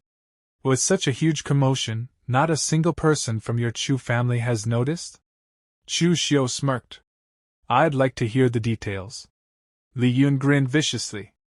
Internal strife. Brothers turning against each other. Naturally, the Chu family deserves the credit for your death. Chu Xiu laughed. Internal strife? Brothers turning against each other? I don't know whether I'll die, but your Li family is definitely going to lose someone first. Li Yun frowned. What do you mean? Suddenly, Li Cheng's expression changed. Not good. He turned quickly to block incoming attacks, but in the chaos, a hidden spike pierced into his body. He turned around in shock. So, it's you? There stood Li Zhe, holding a hidden weapon, smiling wickedly. Li Yun shouted in disbelief. Why? You actually joined forces with Chu Xiu? Even if you were born of a concubine, you are still a direct descendant of the Li family. Li Zhe sneered. A direct descendant? When did you ever treat me as family? He raised his weapon and said coldly. Do you still remember this? A hidden weapon of the Tang sect, the soul-snatching awl. Father bought 3 back then, 1 for each of you. Only I didn't get one. Li Chang roared. Since that's the case, I'll cripple you on behalf of our deceased father. Li Zhe laughed coldly. Cripple me? You should worry about yourself. I coated the soul-snatching awl with the sap of poisonous vines from the southern barbarians. Below the innate realm, once it touches blood, death is certain. Hearing this, both brothers were completely stunned. Their faces turned pale, their mouths hanging open in shock. Not far away, Chu Xiu watched everything unfold with a faint smile. This Li Zhe is truly a ruthless character. Li Qing and Li Yun are both completely trapped, and Li Qing is preparing one of his attacks. But suddenly he coughs up blood. Blood starts coming out of his mouth, and he collapses to the ground with a thud. Seeing this, Li Yun becomes extremely panicked for his eldest brother. Meanwhile, from behind, Chu Xiu is clapping and says, Brilliant, truly brilliant, second young Master Li. Now you should know what it means for brothers to fight among themselves, right? After that, Li Yun moves forward to attack his younger brother, and he says that now he will completely kill him. But at that moment, to protect his younger brother, some of his companions step in front of him. Then Li Zhe says that you cannot kill me. Then Chu Xiu also signals and says, Kill them all. Suddenly, the soldiers hidden in the courtyard come out, holding those same powerful bows from before, and they release a rain of arrows, easily killing Li Yun's soldiers. On the other side, Ma Ku is completely going crazy, slaughtering Li Yun's soldiers while saying, Since you are here, you might as well all stay. After that, Chu Xiu walks in front of Li Yun. Li Yun, filled with rage, shouts his name and attacks him with his sword. Multiple sword strikes head toward Chu Xiu, but Chu Xiu easily destroys them and steps back. At the same time, Li Yun is shocked by his power and also retreats, thinking, This Chu Xiu has clearly just stepped into the blood condensation realm, Why is his power so tremendous? Chu Xiu keeps pushing Li Yun back while attacking him, completely taking dominance in the fight. Li Yun becomes more and more nervous. His sword is about to break, and grinding his teeth, he thinks, "No, if we keep fighting like this, I might end up staying here permanently too." At that moment, he tries to escape. But Chu Xiu attacks him with his sword and says, "Today, you won't be able to escape from here." Li Yun tries to block the attack with his already broken sword, but it splits into two pieces. One strike directly hits his neck, killing him instantly, and he falls to the ground with a thud. Now the battle is won, and Li Yun is dead. Because of this, his soldiers panic and start running away, saying that they need to escape quickly. Meanwhile, Li Zhe is extremely happy and says, "So what if you look down on me? In the end, the one who wins is still me." After that, Chu Xiu slowly walks toward him and asks why he is so happy. In response, Li Zhe says, "The Li family is mine from now on. Of course I am happy. Young Master Chu Xiu, I told you cooperating with me was a wise decision. How about it? I was right, wasn't I?" At that moment, a slight devilish smile appears on Chu Xiu's face, and he says, "That's right, it was a very wise decision." Then suddenly he thrusts his sword into Li Zhe's chest. Li Zhe is completely shocked and asks why. In response, Chu Xiu leans close to him and whispers in his ear, "Because my appetite is bigger than you imagined. You were willing to give me half of the Li family, but I want the entire Li family. Remember, strength is the absolute truth. Don't make the same mistake in your next life." After that, Chu Xiu orders Ma Ku to clean up the rest. Ma Ku agrees, and with a single attack, he kills several soldiers at once. Then he asks what they should do with all these bodies.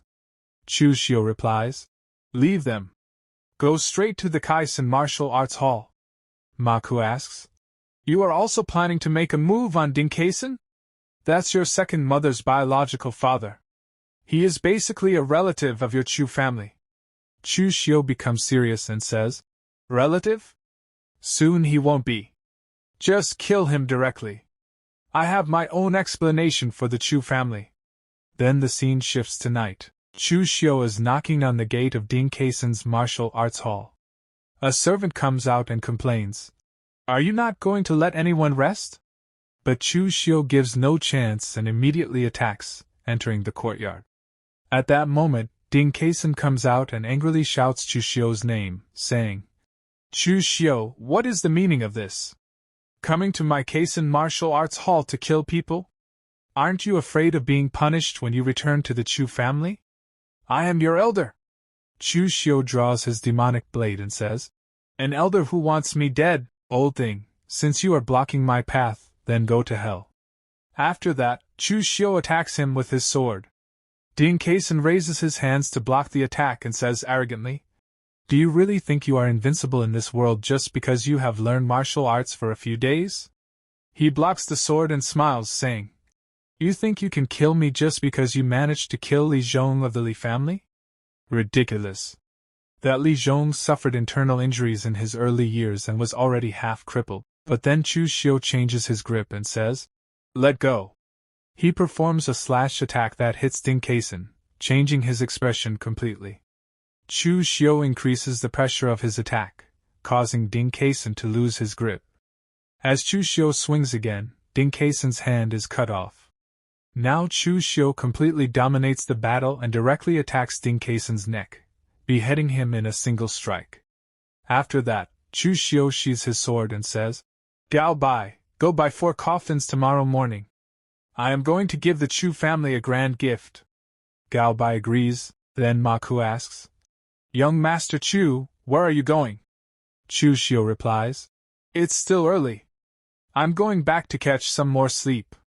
The next day, at the Chu family, the leader is sitting while his 3 wives are around him. A minister arrives and says that another council meeting has been called. Chu Xiu better have a good reason, otherwise he definitely won't be let off lightly this time. At that moment, Chu Xiu arrives, and his soldiers carry in 4 coffins. Chu Xiu says, "Father, your son has a few gifts that he would like to present to you." And his father says, Someone reported this morning that many elites of the Li family are dead in front of your courtyard. Did you do this? To this, Chu Xiu replies, Yes, I did. Then his father becomes slightly serious and says, Last time I told you not to make a move against the Li family for now. Did you treat your father's words like the wind passing by your ears? To this, Chu Xiu replies, Father, I would not provoke the Li family. They were the ones who attacked me first. It could not possibly be that I went to the Li family, killed everyone, and then dragged them in front of my residence. His father replies, Rest assured about this matter. I will make the Li family give you an explanation, Chu Xiu says. No need to trouble you, father, because I have already demanded an explanation from the Li family. Then he claps his hands. The powerful bodyguards place the coffins down. Chu Xiu says, These are the three brothers, Li Chen, Li Lin, and Li Zhe. The coffins are opened. Chu Xiu then says, I have already made a move to take over the Li family's business. From now on, Tongzhou Prefecture will only have two major prominent families. As soon as everyone hears this, they are completely shocked. Their mouths remain wide open. Then Chu Xiu clasps his hands and says, Father, elders, this child is willing to hand over 1/3 of the Li family's assets to the family's management. Hearing this, the elders become extremely happy and say that this is great news. Another elder says, Yes, now the Chu family's position in this city is even more secure. Well done. Chu Xiu's father is also smiling inwardly and says, This time, Chu Xiu is finally being more sensible. Then his father looks at Chu Xiu and says, You still have another box. What is inside it? Chu Xiu opens the fourth coffin, and inside is Ding Kaisen's body. As soon as the concubine sees that the body inside the coffin is her father, she completely breaks down. Tears fill her eyes, her mouth remains open, and she runs toward the coffin, shouting, Chu Xiu, are you crazy? Why did you kill my dad? At that moment, Chu Xiu's father becomes extremely angry. He slams his hand on the throne and says, Chu Xiu, what on earth are you trying to do? Chu Xiu looks at his father and says, Father, Ding Kaisen is an in-law to our Chu family, but he was biting the hand that feeds him and colluding with the Li family. Does he not deserve to be killed? The concubine goes to the family head and says, Master, even if my dad did not make significant contributions to the Chu family, he at least worked hard. You must seek justice for me. Chu Xiu says coldly, I was besieged and attacked by the Li family. As to why no one from the Chu family came, I won't say much. But last time, Ding Kaisen took 57,000 caddies of our Chu families, yet claimed it was 52,000, embezzling so much. Does he not deserve to be killed? The concubine shouts. Nonsense! And points at him, still kneeling near the master, saying, How could my father do such a thing? Chu Xiu replies, If you all don't believe it, you can check the Chu family's accounts. Moreover, the steward who originally delivered the ore can also testify. Now Chu Xiu's father's eyes turn red with anger. He says, Call him in. The steward comes and says, replying to the family head, At that time Ding Kaisen indeed made us alter the accounts. Hearing this, the concubine is completely shocked and thinks, Dad actually played mind games with me. If only he had told me, would I not have given it to him? Then her gaze shifts to the master, and she is completely stunned. The family head then says, Someone help the second madam down to rest. She is overly consumed by grief. It is not suitable for her to go out recently. Hearing this, she is completely shocked. Then the concubine's son says, Father, listen to me. I really did not know anything about all this. His father says, Shut up. Over this year, all you have done is scheme back and forth in secret, completely neglecting your martial arts. From now on, your family businesses are taken over. Go to the courtyard and accompany your mother, cultivating peacefully. Then the family head places his hands behind his back, looks at Chu Xiu, and says seriously, Chu Xiu, next time you make a move, you must report to me first. Otherwise, you will also go to the ancestral hall to reflect on your actions. Chu Xiu politely says, Understood, father. Then his father holds his head and says, All right, uncles and Steward Chin, send people to take over the Li family's properties. Everyone is dismissed. After that, the scene shifts to Chu Xiu's residence. He opens the door and enters the courtyard. Gao Bai says, "Young master, we really struck it rich this time. Not counting real estate, the assets already exceed 1,000,000 taels."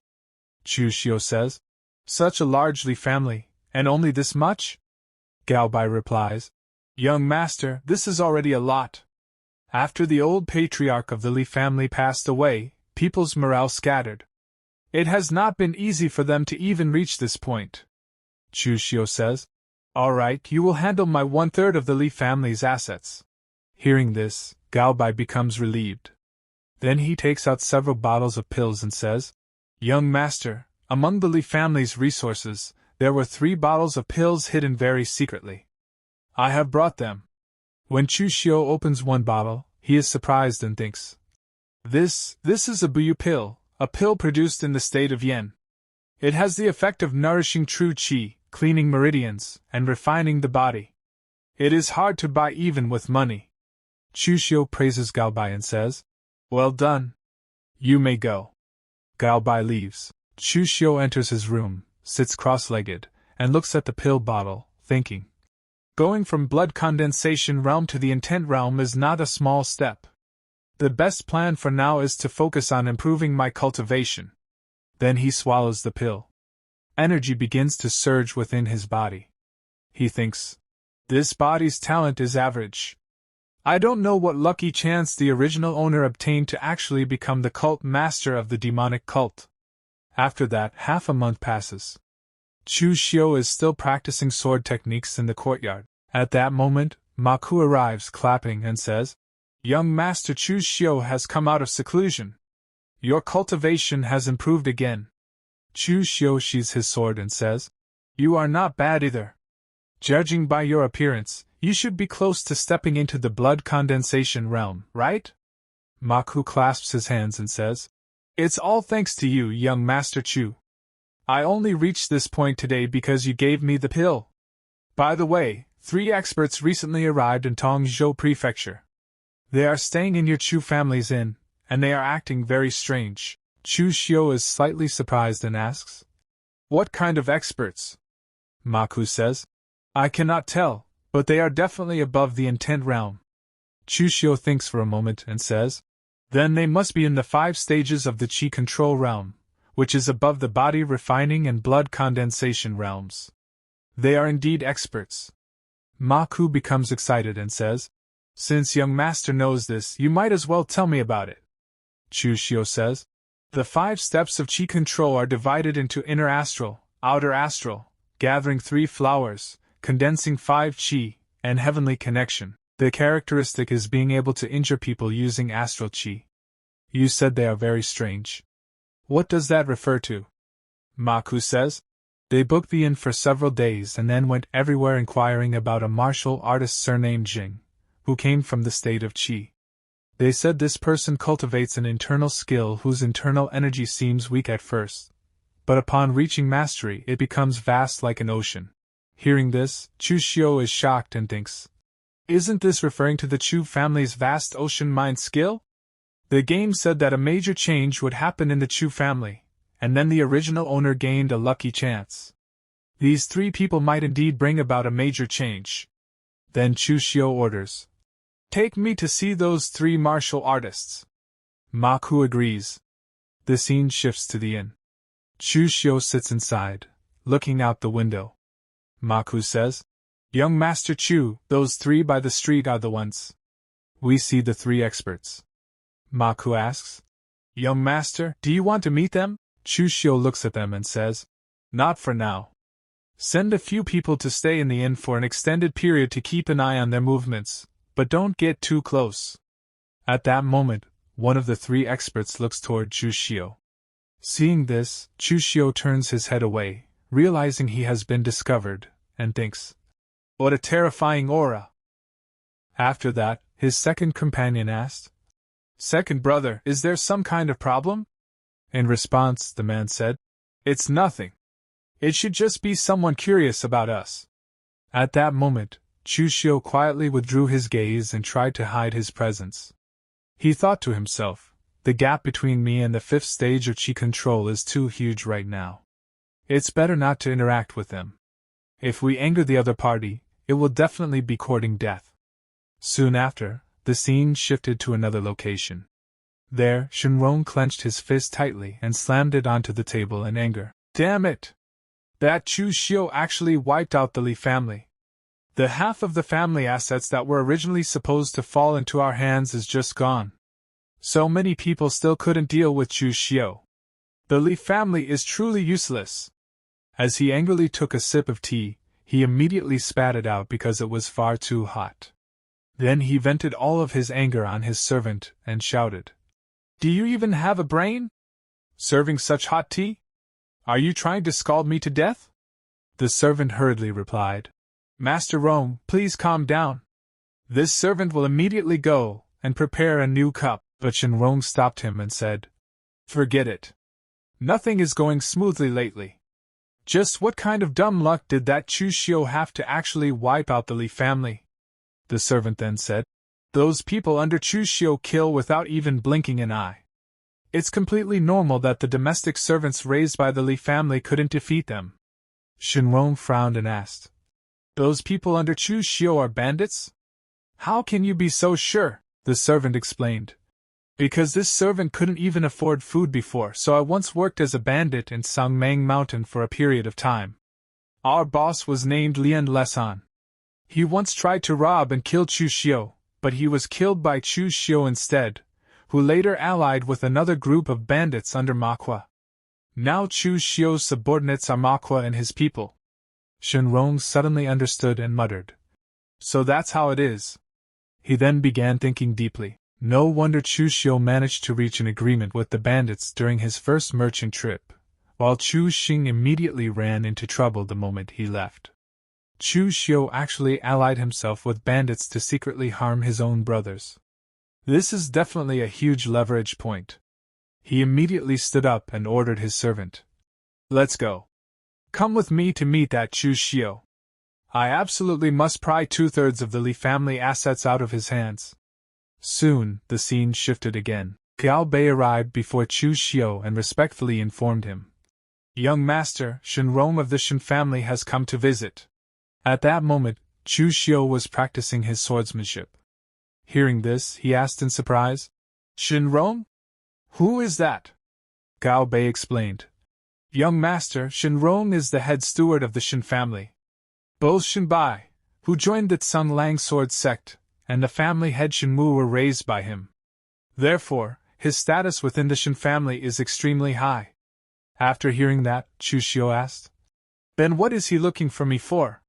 Gao Bei shook his head and replied, "This servant also does not know. He only brought one servant with him and specifically requested to meet you, young master. I have already arranged for him to wait in a private room." The scene then directly shifted to the private room, where the two men sat facing each other. Chu Xiu calmly said, "Steward Shen is a distinguished guest. I wonder what advice you have for me by coming here personally." Shenrong casually took out a paper and placed it on the table. "Take a look." Chu Xiu examined it carefully before saying, "This is a cooperation agreement between Steward Shen and Li Qing. What do you mean by showing this to me?" Shenrong smiled faintly and answered, "My meaning is very simple. The half of the family assets promised by the Li family were ruined because of you. Therefore, you need to compensate me. But not just half, 2/3. Chu Xiu immediately laughed coldly. "Steward Shen, have you gone senile with age? You helped the Li family try to kill me, and now you still dare to demand things from me? On what grounds?"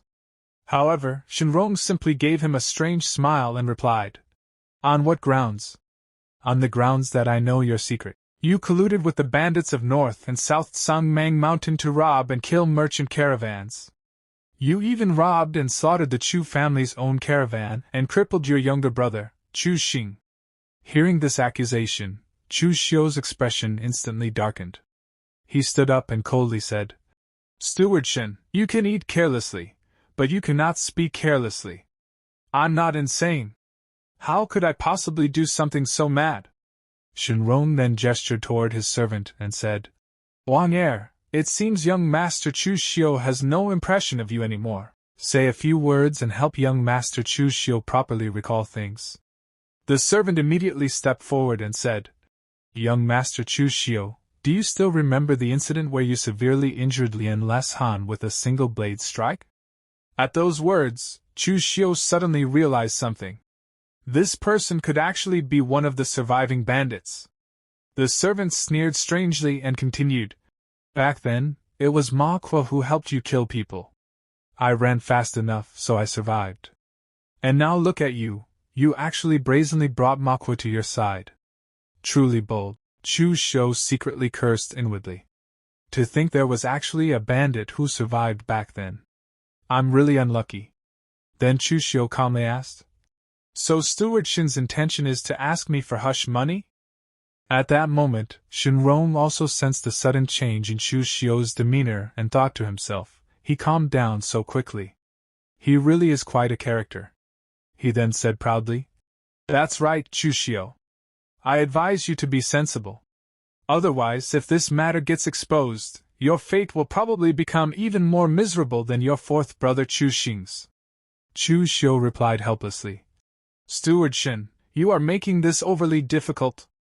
I already handed over the Li family properties to the family, keeping only 1/3. Where am I supposed to get another 2/3 for you? But Shenrong coldly replied, I don't care about that. I only look at results, not the process. I'll give you 10 days. Otherwise, you know the consequences.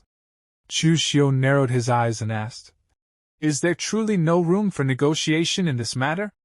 Shenrong then placed his hand on Chu Xiu's shoulder and said arrogantly, Others may negotiate, but you, Chu Xiu, are the only one without the qualifications to negotiate. Don't forget, your leverage is now in my hands. At that very moment, Chu Xiu's hand slowly moved toward the hilt of his sword. In the next instant, with a single flash of steel, the sword pierced directly through Shenrong's chest. Shenrong didn't even have the chance to react before the blade had already stabbed through him. Blood poured out from his chest as his eyes widened in disbelief. I am the steward of the Shen family, and you actually dare to kill me. Even while dying, he still tried to use the Shen family's name to intimidate Chu Xiu. But Chu Xiu remained completely unmoved. With another swift motion, he ended Shenrong's life completely. Shenrong's body collapsed onto the floor, his eyes still wide open in death. On the other side, when the servant saw that Chu Xiu had killed his master, his mouth fell wide open in terror. Before he could even scream, Chu Xiu's sword had already reached his neck. With a single strike, his life also came to an end, and his body dropped lifelessly onto the ground.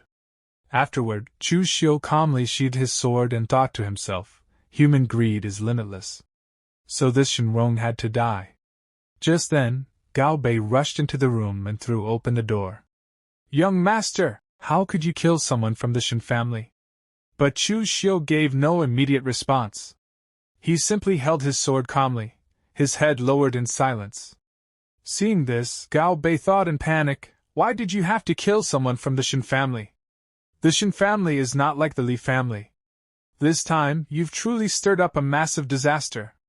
Then Chu Xiu finally lifted his cold gaze toward Gao Bei and said in a chilling voice, They were courting death themselves. They threatened me with the matter involving Manhwa. If I didn't kill them, then I would have been the unlucky one, Gao Bei anxiously replied. But you killed the head steward of the Shen family. It won't be easy to get through this situation. At that moment, Chu Xiu picked up the agreement Shenrong had brought and showed it to him. Someone already delivered the perfect excuse right to our doorstep. If we want to get through this, it's actually quite simple. Clean up the bodies and follow me back to the Chu family. Now even Gao Bei's expression changed completely. After witnessing Chu Xiu cause one disaster after another, he couldn't help but think, the young master's ability to handle affairs is strong, but his ability to cause trouble is even stronger. Soon afterward, the scene shifted to the Chu family hall, where the family head sat together with several elders and Chu Xiu's stepmother. Clearly, another huge turning point was about to happen. The family head rubbed his forehead in exhaustion and asked, Chu Xiu, what is it this time? Didn't I warn you last time not to recklessly stir up trouble? By now, even the family head was starting to get headaches from Chu Xiu's endless incidents. Then Chu Xiu calmly declared, I killed the Shen family's head steward. The moment those words were spoken, his father completely exploded in rage. Even the teacup in his hand shattered onto the floor. The entire Chu family hall instantly fell into shock and silence. Everyone stared at Chu Xiu in disbelief, wondering what kind of catastrophe he had caused this time. His father pointed directly at him and roared, Chu Xiu! What exactly are you trying to do?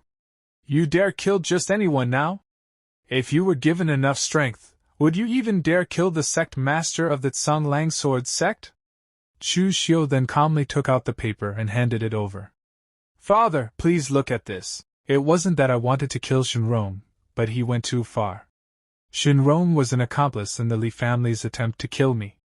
But afterward, he actually demanded 2/3 of the Li family assets from me. That is why I took action and killed him. A servant immediately stepped forward and handed the document to the family head. The family head carefully read through it while the elders began discussing among themselves. This really was Shenrong going too far. But Shenrong personally raised Shenbai and Shenmu. He is the number one figure beneath the Shen family head. Another elder sighed heavily and said, Yes. This matter will probably be very difficult to resolve peacefully. The family head continued staring at the paper with a grim expression before saying, Do you know what kind of status Shenrong held within the Shen family? Now that he's dead, how will the Shen family deal with our Chu family? You unfilial son, do you realize you've put the entire Chu family in danger? At those words, even Chu Xiu felt pressure. A thin layer of sweat appeared on his forehead as he secretly thought, the family head is acting a bit too cowardly. Even if the Shen family is stronger, they shouldn't be feared to this extent, right? Still, he calmly replied, Father, there is no need to panic. The Shen family's foundation is indeed somewhat stronger than our Chu family's, but it hasn't reached the point where they can completely crush us. What they truly rely on is merely the Tsang Sword sect. Your son already has a way to deal with it. His father immediately frowned. The Tsang Sword sect is the number one major sect in Wei Commandery and ranks among the 7 sects and 8 factions. Are you certain? Chu Xiu smiled confidently and answered, Of course. And then Chu Xiu's stepbrother suddenly stood up and shouted, Chu Xiu! Tell me, what backer could possibly be big enough for you to act this recklessly? Sooner or later you will bring disaster to the family. Chu Xiu calmly replied, Is the Northern Yan Imperial Court a backer big enough? The family head frowned and said, The Northern Yan Imperial Court? Are you sure? Chu Xiu answered without hesitation. Although the commandery is normally Northern Yan territory, it obeys orders but not summons. However, as long as we defect to the Northern Yan Imperial Court and act as a precedent and an example, the Northern Yan Imperial Court will absolutely not allow anything to happen to us. Even the Shen family would not dare to touch us. The elders exchanged looks. One elder nodded and said, This method actually seems feasible. Another elder added, At the very least, the Shen family probably would not dare to act recklessly. The second young master is truly smart. The family head lowered his head and began thinking deeply. Meanwhile, Chu Xiu silently thought to himself, although this plan is feasible, it also carries risks. The Chu family will very likely be isolated by the other martial arts factions. But that is a matter for the future. It has nothing to do with me. A few moments later, the family head raised his head and said coldly, Chu Xiu, I warned you, yet you treated my words like wind passing through your ears. As for how you will be dealt with for this incident, it still depends on the Shen family's opinion. For now, go to the ancestral hall and reflect on your actions. After hearing his father's words, Chu Xiu sneered inwardly. To think Chu Zhongwang would be this cowardly in an incident like this. Regardless of everything, it was the Shen family that provoked us first, and I am his biological son. Is he not afraid of people laughing at him? The family head then ordered, Someone, take Chu Xiu to the ancestral hall. Send people to guard him and make sure he properly reflects on himself. As soon as the order was given, two guards stepped forward and stood behind Chu Xiu. Chu Xiu said coldly, "I can walk by myself." As he walked, he thought to himself, "I calculated everything, yet I still miscalculated. I never expected Chu Xiongwang to be this cowardly, and so afraid of trouble in this matter." Meanwhile, his stepbrother secretly grinned to himself. "Originally, I thought I had no chance at the position of heir. I never expected those three idiot younger brothers to scheme so much only to end up plotting against themselves. This victory is practically already in the bag." At that moment, the family head turned toward Old Chin and ordered, "Take a trip to the Sin family, keep a low profile and ask them exactly what it will take to let this matter pass. The Chu family absolutely has no intention of clashing with the Sin family." Old Chin lowered his head and replied, "Yes." The scene then shifted to the Sin family mansion. Inside, Sin Rong, the family head, was in an extremely foul mood.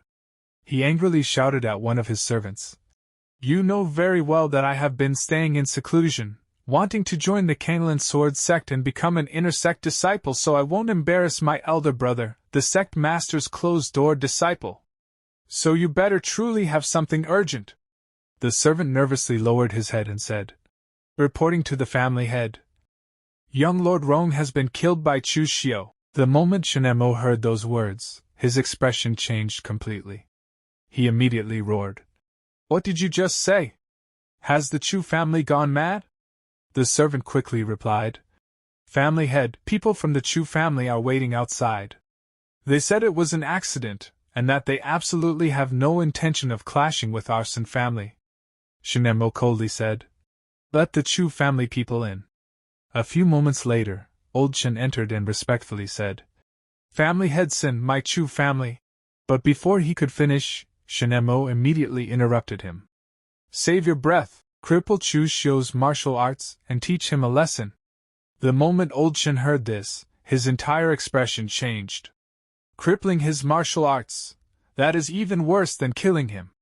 Shinemo clenched his teeth and coldly declared, "Your Chu family has no right to refuse. I have already been very magnanimous. Qingming is only a few days away. If my elder brother returns and finds out about this matter, he will not be easy to talk to." Old Chin immediately lowered his head. "I will return at once and report this to the family head." Then the scene shifted back to the Chu family mansion. Old Chin reported everything to the family head. The moment he finished, the family head slammed his hand onto the table in rage. "The Sin family is truly bullying us too much," Old Chin carefully said. "Family head, how about we do as the second young master suggested and defect to the Northern Yen Imperial Court?" But the family head immediately shouted, "Absolutely not. Old Chen, you know about my affairs. Right now, my research on that thing has reached a crucial moment. Go tell Shinemo that I agree to the condition. Invite him to a banquet tonight, and I will publicly cripple Chu Xiu to give him an explanation." Old Chen hesitated. "But the second young master's talent is actually quite good." "In the future," the family head interrupted him. "That is the future. I cannot care about things that are still far ahead. Quickly prepare to welcome Shinemo." Old Chin could only bow his head. "Yes." Then the scene shifted to the Chu family ancestral hall. Suddenly, Gui came running inside in panic. "Young master, this is bad. Family head Sun wants you to cripple your own martial arts to atone for your crime, and the master agreed. Shinemo will come here tonight." Chu Xiu's expression remained calm. "This master of mine can really bring himself to do it." Gui was trembling with fear. "Young master, do you want me to find Ma Ke and have him gather people?" Chu Xiu calmly shook his head. "It's useless. Mang Mountain is too far from here.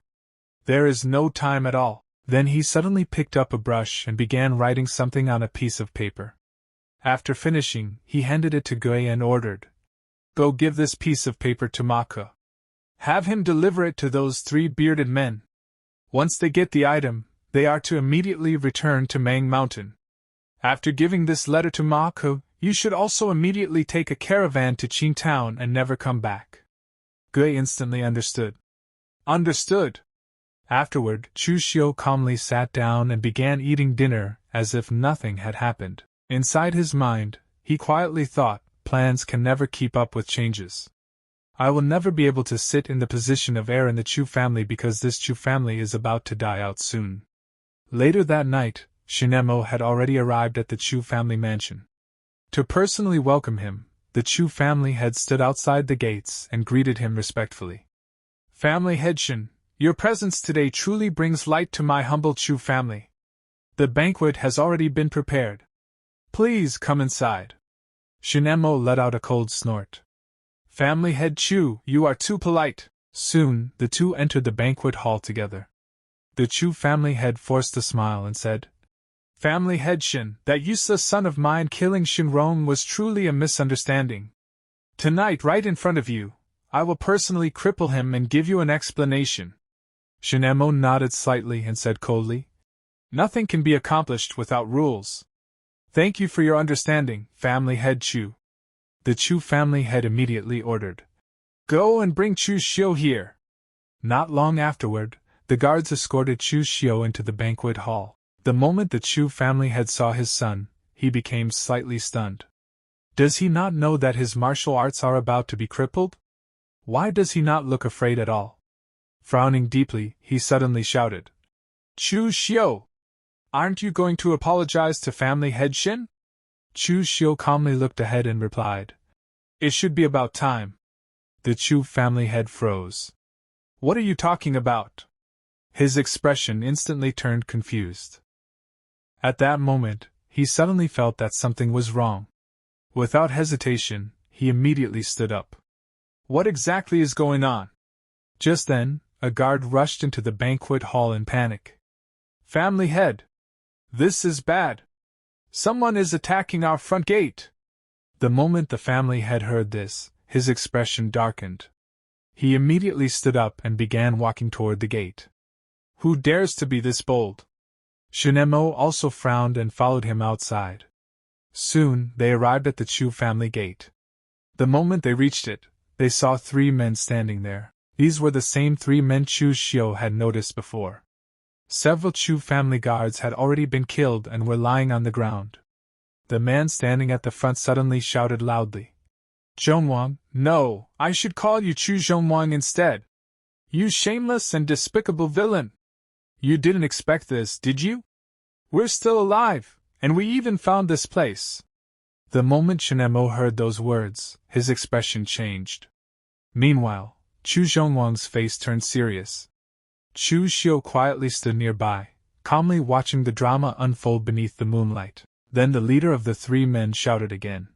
For more than 20 years, we searched the entire Eastern Qi but could not find a single trace of you.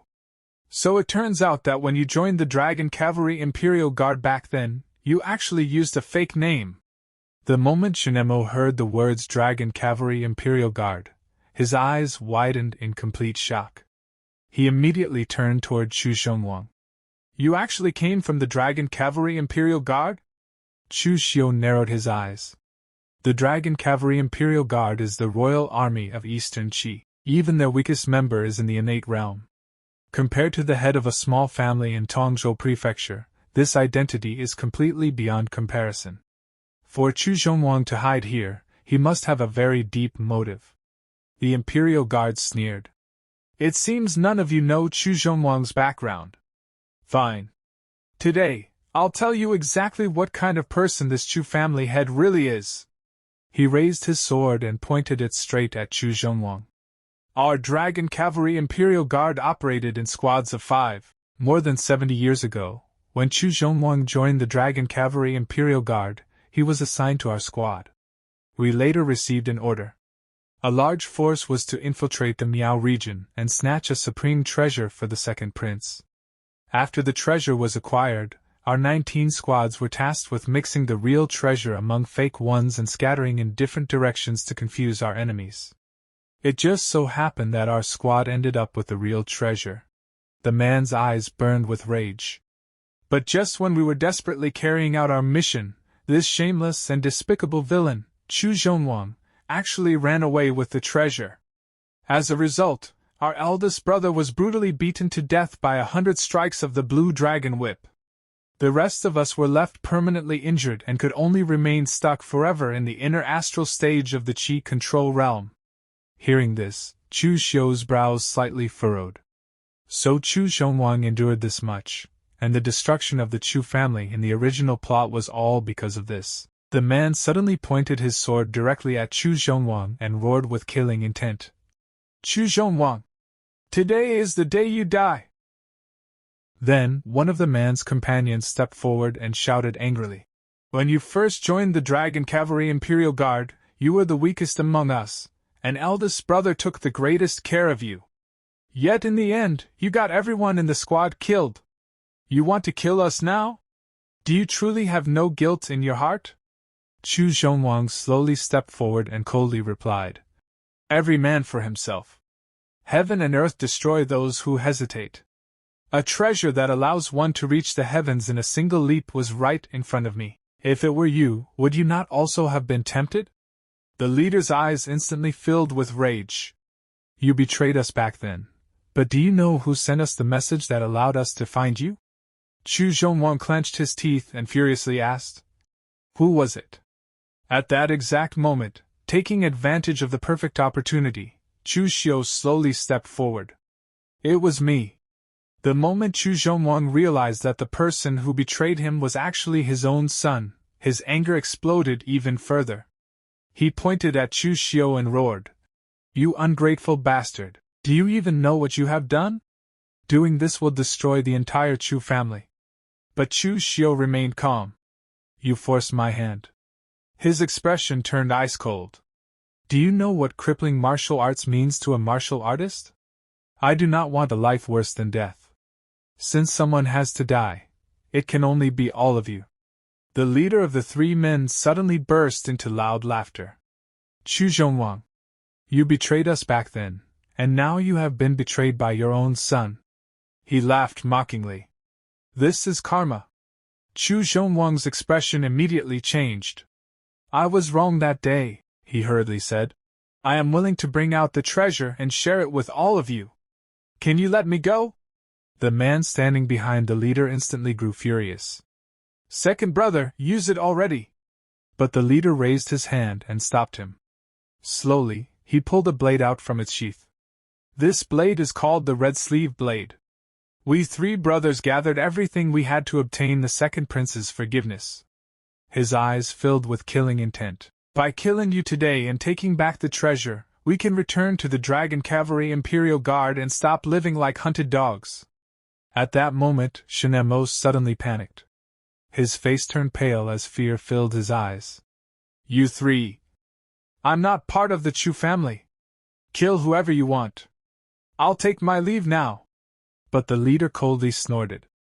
Those who flock together with jackals like Chu Xiongwang are no good either. He raised his blade. You will die all the same!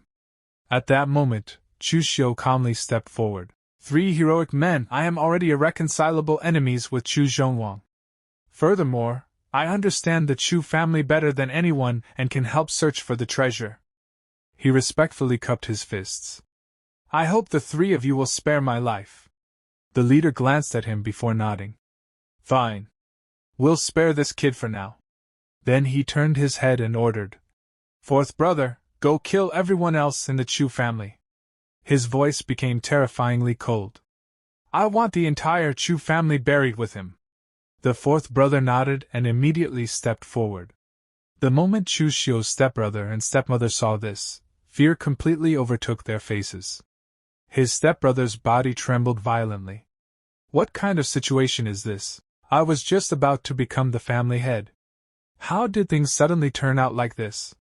But before he could even react, the 4th brother rushed forward at terrifying speed.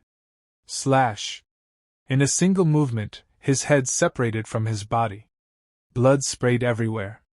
Meanwhile, the leader directly charged toward Chu Xiongwang. His attack carried terrifying force. Chu Xiongwang barely managed to block it, and was pushed dozens of steps backward. When he lowered his eyes to look at his sword, his face instantly changed. Half of the blade had already shattered. Fear slowly appeared in his eyes, but before he could react, another attack came crashing toward him. This time, Chu Xiu barely dodged at the last second. Meanwhile, Chu Xiu quietly hid nearby, watching everything unfold. These two have cultivation bases above both Chu Xiu and Shinemo. Their chances of winning are extremely high. Soon, the leader and Chu Xiu clashed in an intense battle. Their swords collided violently again and again. But during the next exchange, crack! Chu Xiu's sword completely shattered. Yet at that moment, he suddenly swallowed a pill. Fresh blood immediately spilled out of his mouth. Then, pfft! He directly spat the blood toward the man's face. The moment the blood touched him, the man screamed in horror. It's the blood-melting divine poison of the Five Venom cult! The poison instantly entered his eyes. Without wasting time, Chu Xiu hurriedly swallowed an antidote pill. Then he struck out with a palm attack. Boom! His palm slammed directly into the man's chest. The leader coughed up blood and crashed heavily onto the ground, seriously wounded. Seeing this, the fourth brother rushed forward in panic. Big brother! Without hesitation, he immediately attacked Chu Xiu to protect him. Chu Xiu barely dodged the incoming strike. Then he suddenly shouted toward Shinemo. Family head Shin! If you have a trump card, use it now! If you don't take it out immediately, it'll be too late! Hearing this, Shinemo gritted his teeth. Blood was already dripping from the corner of his mouth. If that's the case, fine! In the next second, he unleashed a terrifying slash attack. A burst of spiritual energy erupted outward. The third man was blasted backward. Then, slash! In a single instant, his body was cut in half. He died on the spot. The fourth brother's face instantly turned pale. Impossible! His voice trembled. That's astral chi! How is that possible? Meanwhile, Shinemo lowered his gaze toward his half-broken sword. Thanks to the sword-stealing dagger eldest brother brought back from the Kunlun Sword Sect, but I don't know how many more times this thing can still be used. The remaining man immediately turned around and tried to flee. But Chu Xiu's expression became extremely ugly. No! I absolutely cannot let him go. If the Dragon Cavalry Imperial Guard finds out about this, I'm finished. Without hesitation, he rushed after him and attacked from behind. But the man noticed it in time and thrust his spear backward. Chu Xiu instantly grabbed the spear with one hand. Then he hurriedly signaled Shinemo. Now! Shinemo immediately understood.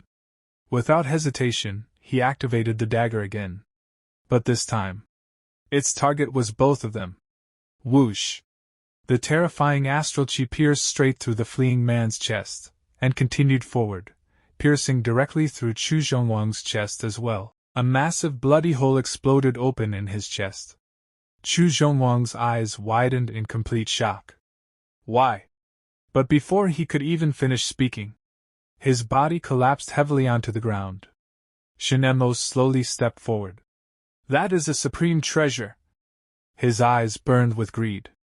A treasure that even the second prince of Eastern Qi desires. He smiled coldly. I want it just the same. Inside his mind, greed surged endlessly. Perhaps with that treasure, I will no longer have to look up to my eldest brother. Instead, he will have to look up to me. But suddenly, a voice came from behind him. Knock, knock. Shinmo's face changed. Who is it? A calm voice replied. It's your father. Before Shinemo could react. Whoosh! Whoosh! Whoosh! A hidden weapon suddenly exploded toward him. The attack came from the thousand mechanism hidden weapon, Thousand Leaf Palm. Standing in the shadows, Chu Xiu looked at him coldly. Goodbye, family head Shin. But at that exact moment, Shinemo quickly swung his sword and began destroying all of the incoming hidden weapons. Clang! Clang! Clang! His expression darkened. The Thousand Leaf Palm? How could he possibly possess something like this? But he had no time to think. In the very next moment. Crack! His sword suddenly shattered. Shinmo's expression instantly changed. Oh no! Without hesitation, He gathered chi into 2 fingers and charged directly toward Chu Xiu at terrifying speed. "You're courting death!" But strangely, Chu Xiu stood completely still. He did not dodge, he simply stood there calmly, as if waiting to take the attack head-on. Seeing this, Shinemo was completely stunned. Why isn't he dodging? Then, a strange grin suddenly appeared on Chu Xiu's face. In the next instant, he activated Blue Dragon inside the sleeve. Shinmo's attack struck first. Bang! The strike landed directly on Chu Xiu's shoulder, instantly injuring it. Blood splattered. Yet Chu Xiu did not panic in the slightest. Because in the next moment, slash! His blade flashed like lightning. Before Shinemo could react, Chu Xiu's sword sliced cleanly across his neck. In one strike, Shinemo was beheaded. His head rolled across the ground. His body collapsed heavily beside it. Chu Xiu calmly wiped the blood from his blade and coldly said, "You were right." His eyes flickered with greed. "Everyone wants the supreme treasure." A faint smile formed on his lips. "And I want it just the same." After that, Chu Xiu walked toward the bodies of the 3 former Dragon Cavalry Imperial Guards. He crouched down and began searching them. "I need to gather the spoils and leave quickly." His eyes narrowed. "I can't stay in this commandery any longer."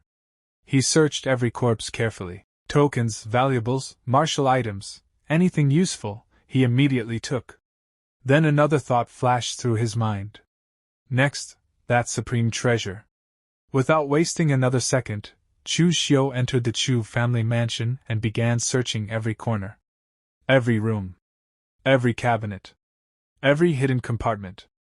But no matter where he searched, he could not find it. He frowned deeply.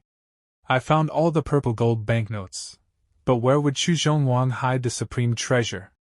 Then suddenly, his eyes lit up. Realization struck him. On his body, something this important would definitely be kept close. Without hesitation, Chu Xiu rushed back to the courtyard. After searching Chu Zhongwang's corpse, he finally found it. A small box. The supreme treasure was hidden inside. Chu Xiu narrowed his eyes. Then he glanced around at the countless corpses. "I still need to deal with the scene." He frowned slightly. Starting a fire probably won't work. It would only attract attention. After thinking for a moment, he immediately tore apart parts of his clothes and took out rope. Then he began rearranging swords, corpses, and battle marks. He deliberately manipulated the evidence, carefully creating a false picture. This way, it'll look like they all killed each other. After finishing everything, Chu Xiu tied a bundle over his shoulder and prepared to leave. "There's no time for more arrangements. I should leave first." His eyes narrowed. Hopefully this is enough to fool Shinmo's elder brother Shinbai. That man is the real trouble. Then, with a leap, Chu Xiu jumped over the courtyard wall and disappeared into the darkness of the night. The next day, the scene shifted north toward Mang Mountain.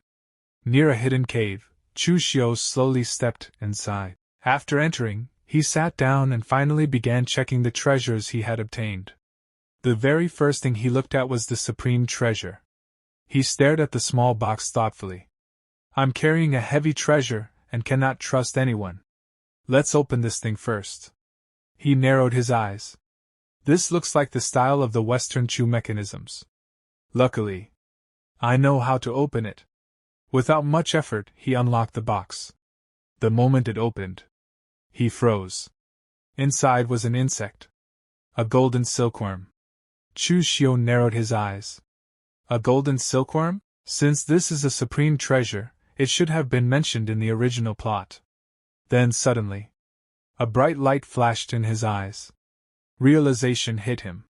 This is the miraculous goo insect refined by the moon worship cult of the Miao region. Born from the glazed Buddha bone of an eminent monk from the Great Illumination Temple, the only one of its kind in the entire world.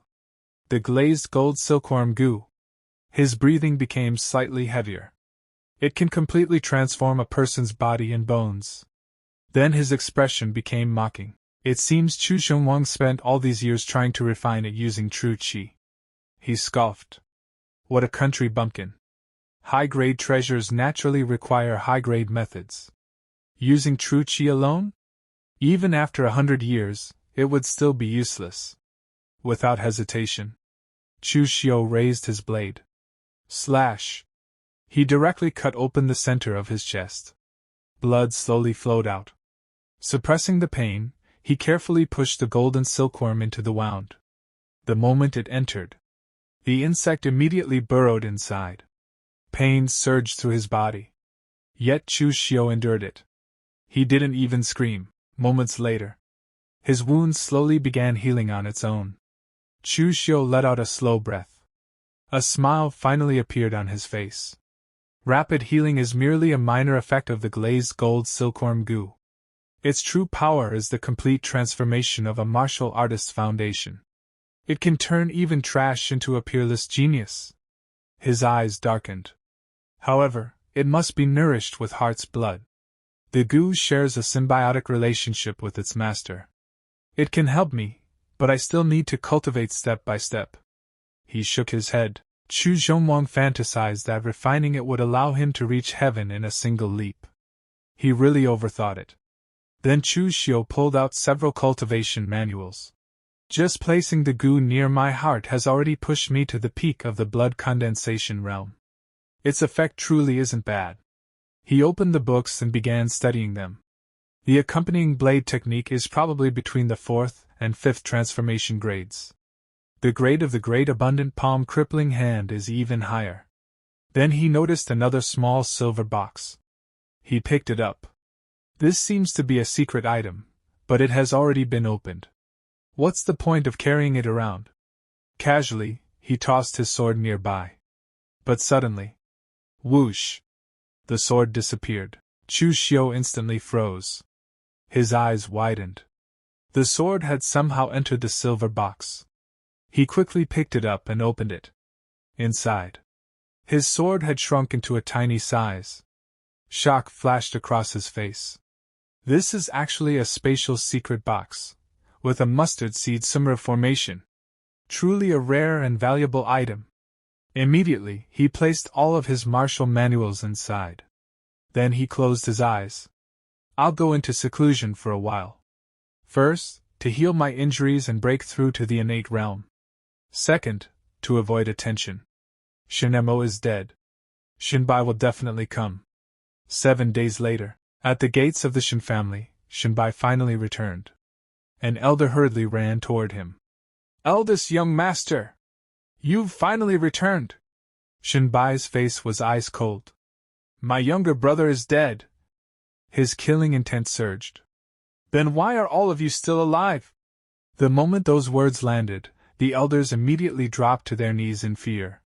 Ye eldest young master! It truly has nothing to do with us. The family head insisted on personally going to the Chu family. We didn't dare stop him. Shinbai coldly replied. Take me to the body. And the crime scene. The elder quickly nodded, though fear still covered his face. A short while later, they arrived at the Chu family mansion. There, a constable named Qin greeted him. Sorry for the trouble, young Master Shin. Constable Qin respectfully replied. Young Master Shin is too polite. This is my duty. After that, he carefully began reinvestigating the bodies and the battlefield. Hours later, Constable Qin slowly stood up. His expression turned serious. Young Master Shin. The second young master's death is not as simple as it appears. His eyes narrowed. Someone staged this entire scene. Shinbai's expression instantly changed. Who? Constable Qin looked straight at him and spoke one name. Chu Xiu. Shinbai nodded and said to the constable, Please explain everything. The constable agreed and immediately began his analysis. The entire Chu family was wiped out, and the ones who carried out the massacre were these 3 people. Judging from the cocoon-like scars and cultivation marks on their hands, they all came from a military background. Based on my examination of the corpses and the testimonies of the servants from your noble household, the Chu family used the 5 poisons cult's blood-melting divine field to eliminate the strongest opponent. Meanwhile, the head of the Chu family, and another person died after being attacked by your younger brother's snake. Sinbai frowned and asked, "According to what you're saying, shouldn't my younger brother have perished together with those three?" The constable shook his head. "No. This is a carefully crafted illusion. There was another person present at the scene. Looking at the blood and the wounds on your younger brother's fingers, he should have used the king's meridian-serving sword finger technique. It struck someone, but not a single corpse here bears injuries matching that technique." Hearing this, Sinbai became visibly confused. The constable continued, "Therefore, another person must have been injured by the meridian-serving sword finger at that time. That individual was the one who created the illusion, making everyone believe they had all died together." Still puzzled, Sinbai pointed at the mangled remains and asked, "Then why is the head of Chu Xiu's corpse damaged so badly? It's almost impossible to recognize." After examining the body again, the constable replied, "Among all the corpses, only the supposed body of Chu Xiu has been completely destroyed and reduced to a bloody mess. That alone is highly suspicious. Furthermore, the servants of your noble mansion stated that Chu Xiu had only reached the blood condensation realm. However, this corpse's cultivation is far too weak, and it also appears to have used a spear." Sinbai immediately understood. "So he deliberately made us believe this corpse belonged to Chu Xiu?" "That's correct," the constable answered. Sinbai cupped his fist respectfully and said, "Many thanks, Constable Chin. I will immediately report this to the king and request that a full wanted warrant for Chu Xiu be issued throughout the commandery." Soon afterward, Chu Xiu's wanted posters were distributed everywhere, and an enormous reward was announced for anyone who could capture him. The news spread like wildfire, and people across the region stared at his portrait, determined to track him down no matter what. 3 months later, the scene shifted to northern Yen, inside Yenyang Prefecture. We finally saw Chu Xiu again. His appearance was pitiful, dressed like a poor wanderer, yet he still wore a satisfied smile on his face. 3 months. I've finally broken through to the innate realm. I've also cultivated the drizzling light red sleeve blade and the great abandoned prison grasp to the minor completion stage. After arriving at a certain place, he quietly muttered to himself, "This location is far away from Wei Commandery, and an ancient ruin will soon appear here."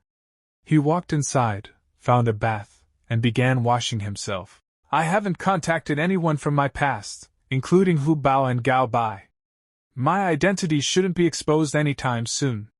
If everything goes according to plan, I should be able to re-enter Jianghu as nothing more than a wandering blood martial artist." After bathing and changing into clean clothes, Chu Xiu casually wandered through the streets. Suddenly, his attention was drawn to a young man publicly confessing his love to a beautiful girl. Curious about the unusually large crowd gathered around them, Chu Xiu stopped to watch. The girl's name was Lin Xinyu, and the young man was presenting her with a precious black pearl that he had specially purchased from the Southern Sea. However, despite his efforts, the girl rejected him without hesitation. The man's name was Zhang Baichen. Curious, Chu Xiu turned to a nearby bystander and asked, "Is proposing in public a common custom in northern Yen? Everyone seems very open-minded." The man laughed. "Little brother, you're obviously not from Yenyang Prefecture, are you? The customs here are indeed quite open, but this isn't a marriage proposal. It's simply one-sided love that has caused quite a commotion." Chu Xiu asked again, "Is it because this lady comes from an extremely influential family and looks down on that man?" The bystander smiled and explained, "Her name is Lin Xinyu. Her family background is actually quite ordinary, but many people consider her the #1 beauty of Yenyang Prefecture. As for that man, he's Zhang Baichen, the second young master of the prestigious Zhang family. Unfortunately, he's nothing but a useless rich fool. His elder brother, on the other hand, is truly extraordinary, having joined one of the 7 great sects at a very young age. It's a pity that Zhang Baichen himself is such an idiot. No matter how desperately he pursues Lin Xinyu, she simply refuses to accept him." Chu Xiu quickly realized that the man making the confession was a complete fool, and the entire spectacle bored him. At that moment, Lin Xinyu firmly looked at Zhang Baichen and declared, Stop pestering me. I already have someone I like. Shocked, Zhang Baichen demanded. Who is he? Lin Sinyu glanced around until her eyes landed directly on Chu Xiu. She pointed straight at him, secretly thinking that this handsome blade martial artist might be enough to scare Zhang Baichen into giving up. Meanwhile, the bystander standing beside Chu Xiu whispered, Brother, you've been hiding this well. I didn't know you were involved with the #1 beauty of Yanyang Prefecture. Naturally, he had no idea that the girl was simply using Chu Xiu as an excuse. Lin Sinyu confidently walked over to him. Chu Xiu looked at her in confusion and asked, Do we know each other? She leaned close to his ear and quietly pleaded, Young master, please help me this once. I'll never forget your kindness. Then she turned toward Zhang Baichen and loudly announced, This is my boyfriend. From now on, stop bothering me. You may not care about your own reputation, but the Lin family certainly cares about ours. However, before anyone could react, Chu Xiu suddenly pulled his hand away from hers and slapped her hard across the face. The crisp sound echoed through the crowd. Everyone froze in absolute shock. Lin Sinyu fell onto the ground, staring at him with complete disbelief. Chu Xiu coldly said, I generally don't hit women. But for a snake-hearted woman like you, I won't hold back. You're being harassed by an idiot, so you decided to use me as your shield. Did you ever stop to think about how the local tyrant, the Zhang family, would treat me afterward? The surrounding spectators immediately agreed. That's right. This woman is truly vicious. Another person muttered, She really is shameless. At that moment, Zhang Baichen hurried over to help Lin Sinyu stand up. Then he pointed furiously at Chu Xiu and shouted, How dare you slap Sinyu? Are you looking for death? When the surrounding crowd witnessed his reaction, they became even more convinced that Zhang Baichen truly had no brains whatsoever. Without wasting another second, Zhang Baichen ordered his bodyguard, Take revenge for Sinyu. The bodyguard obeyed and quickly approached Chu Xiu. Kid, you have one last chance. Surrender peacefully, or you'll regret this for the rest of your life. The moment he finished speaking, he threw a punch straight at Chu Xiu. But Chu Xiu effortlessly caught his fist. Then, with a sharp twist, he snapped the man's arm. The bodyguard let out a blood-curdling scream from the unbearable pain before Chu Xiu kicked him away, sending him flying across the ground. When the spectators realized that Chu Xiu was actually an innate martial artist, every single one of them was stunned. Seeing his bodyguard defeated so easily, Zhang Baichen and Lin Sinyu turned pale with fear and immediately fled the scene. The bystander standing beside Chu Xiu anxiously warned him, Young master, the Zhang family is the local tyrant of Yanyang Prefecture, and you're completely alone. You'd better leave this place as quickly as possible. Chu Xiu calmly replied, Thank you for the reminder, but my business here isn't finished yet. Meanwhile, the injured bodyguard, clutching his broken arm, desperately begged, Young master, please forgive me. I failed to recognize your strength. I only ask that you spare my life. Chu Xiu looked at him indifferently. Do I look like someone who enjoys killing people? Relax. I won't kill you. Instead, take me to the Chang family. The bodyguard stared at him in complete astonishment. That's right.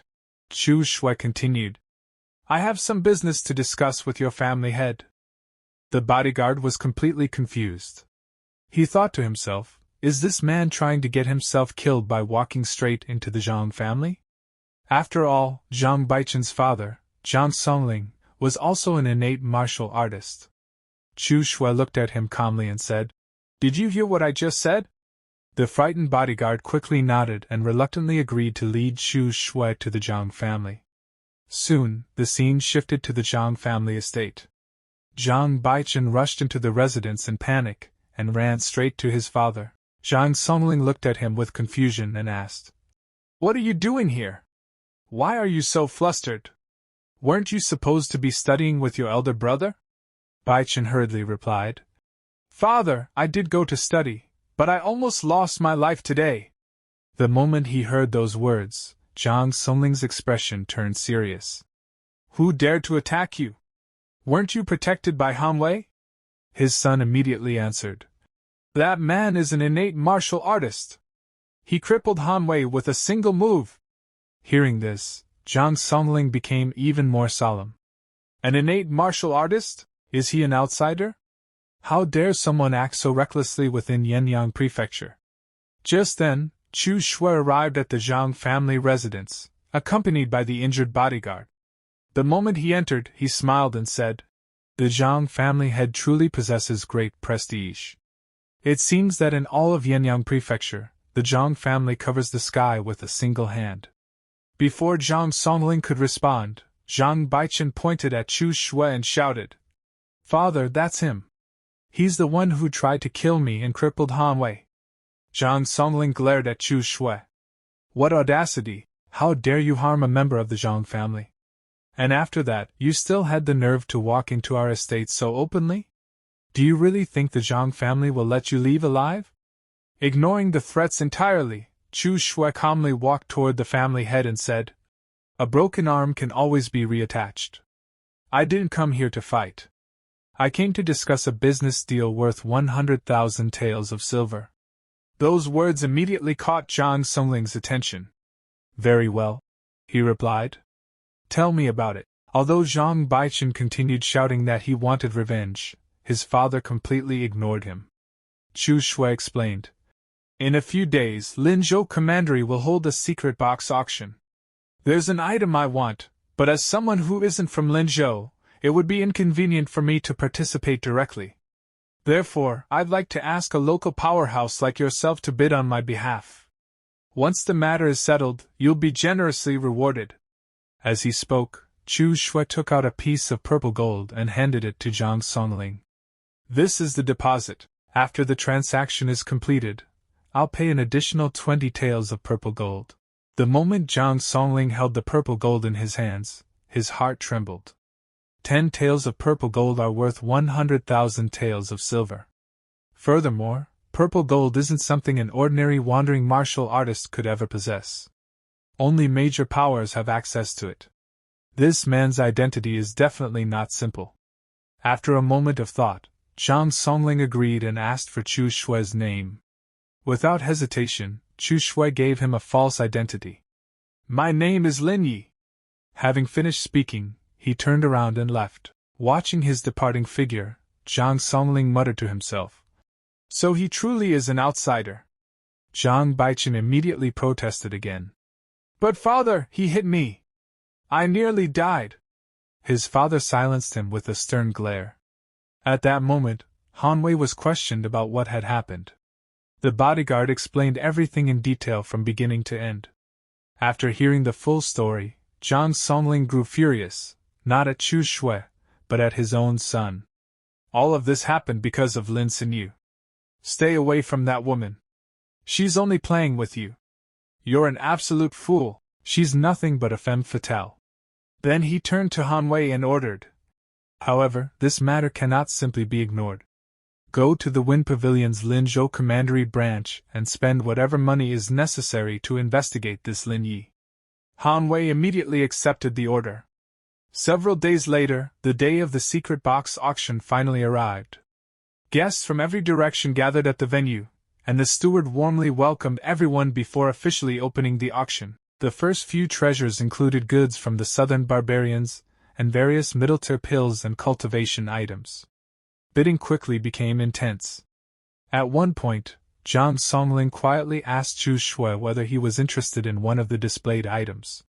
Chu Xiu silently recalled the events of the original storyline. I only know about a handful of treasures that will appear in this auction. I'll spend my money only on the items I know are truly valuable. Hours later, the object he had been waiting for finally appeared. It was a mysterious secret box said to have been created by the demonic Dao sect. The auctioneer announced, It is said that the cultivation techniques practiced by the demonic Dao sect revolve around blood and the extreme path of evil demons. Please bid with caution. Without hesitation, Chu Xiu instructed Zhang Songling. This is the box I want. The family head immediately raised the bid. However, a bald man seated nearby also entered the competition. The two continued increasing the price until the bald man finally turned around and looked directly at Zhang Songling. Are you trying to oppose the Black Tiger Gang? Have I ever offended you before? Hearing those words, Zhang Songling's expression changed. Gang leader Chao, please don't misunderstand. My second son's cultivation is progressing too slowly, so I merely wanted to try my luck in obtaining a demonic Dao cultivation technique. The bald man sneered. Fine then. Old Zhang, I won't make things difficult for you. For 100,000 taels of silver, I'll voluntarily withdraw. Zhang Songling glanced toward Chu Xiu before turning back to gang leader Chao. Very well. Meanwhile, Chu Xiu silently calculated the cost. The price of this secret box has exceeded my expectations. The 500,000 taels of silver I obtained from the Chu family have almost been completely spent. After the auction concluded, Zhang Songling informed him. According to the auction rules, the secret box will be delivered directly to the Zhang family residence tonight. Chu Xiu nodded. Very well.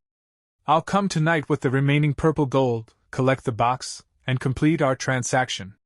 He thanked Zhang Songling and left while thinking, the most valuable item in this entire auction is already mine. There's no reason to stay and watch the rest. 2 hours later, Han Wei returned to the Zhang family with fresh intelligence. He immediately reported to Zhang Songling. I investigated through the Wind Pavilion. Lin Yi is a fake identity.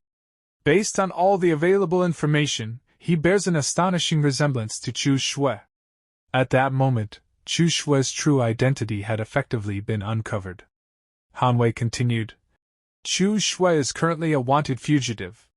Xin Bai, the eldest disciple of the Kunlun Sect, has been searching for him everywhere. Hearing this report, Zhang Songling was greatly shocked. Are you certain? Han Wei shook his head. Not completely.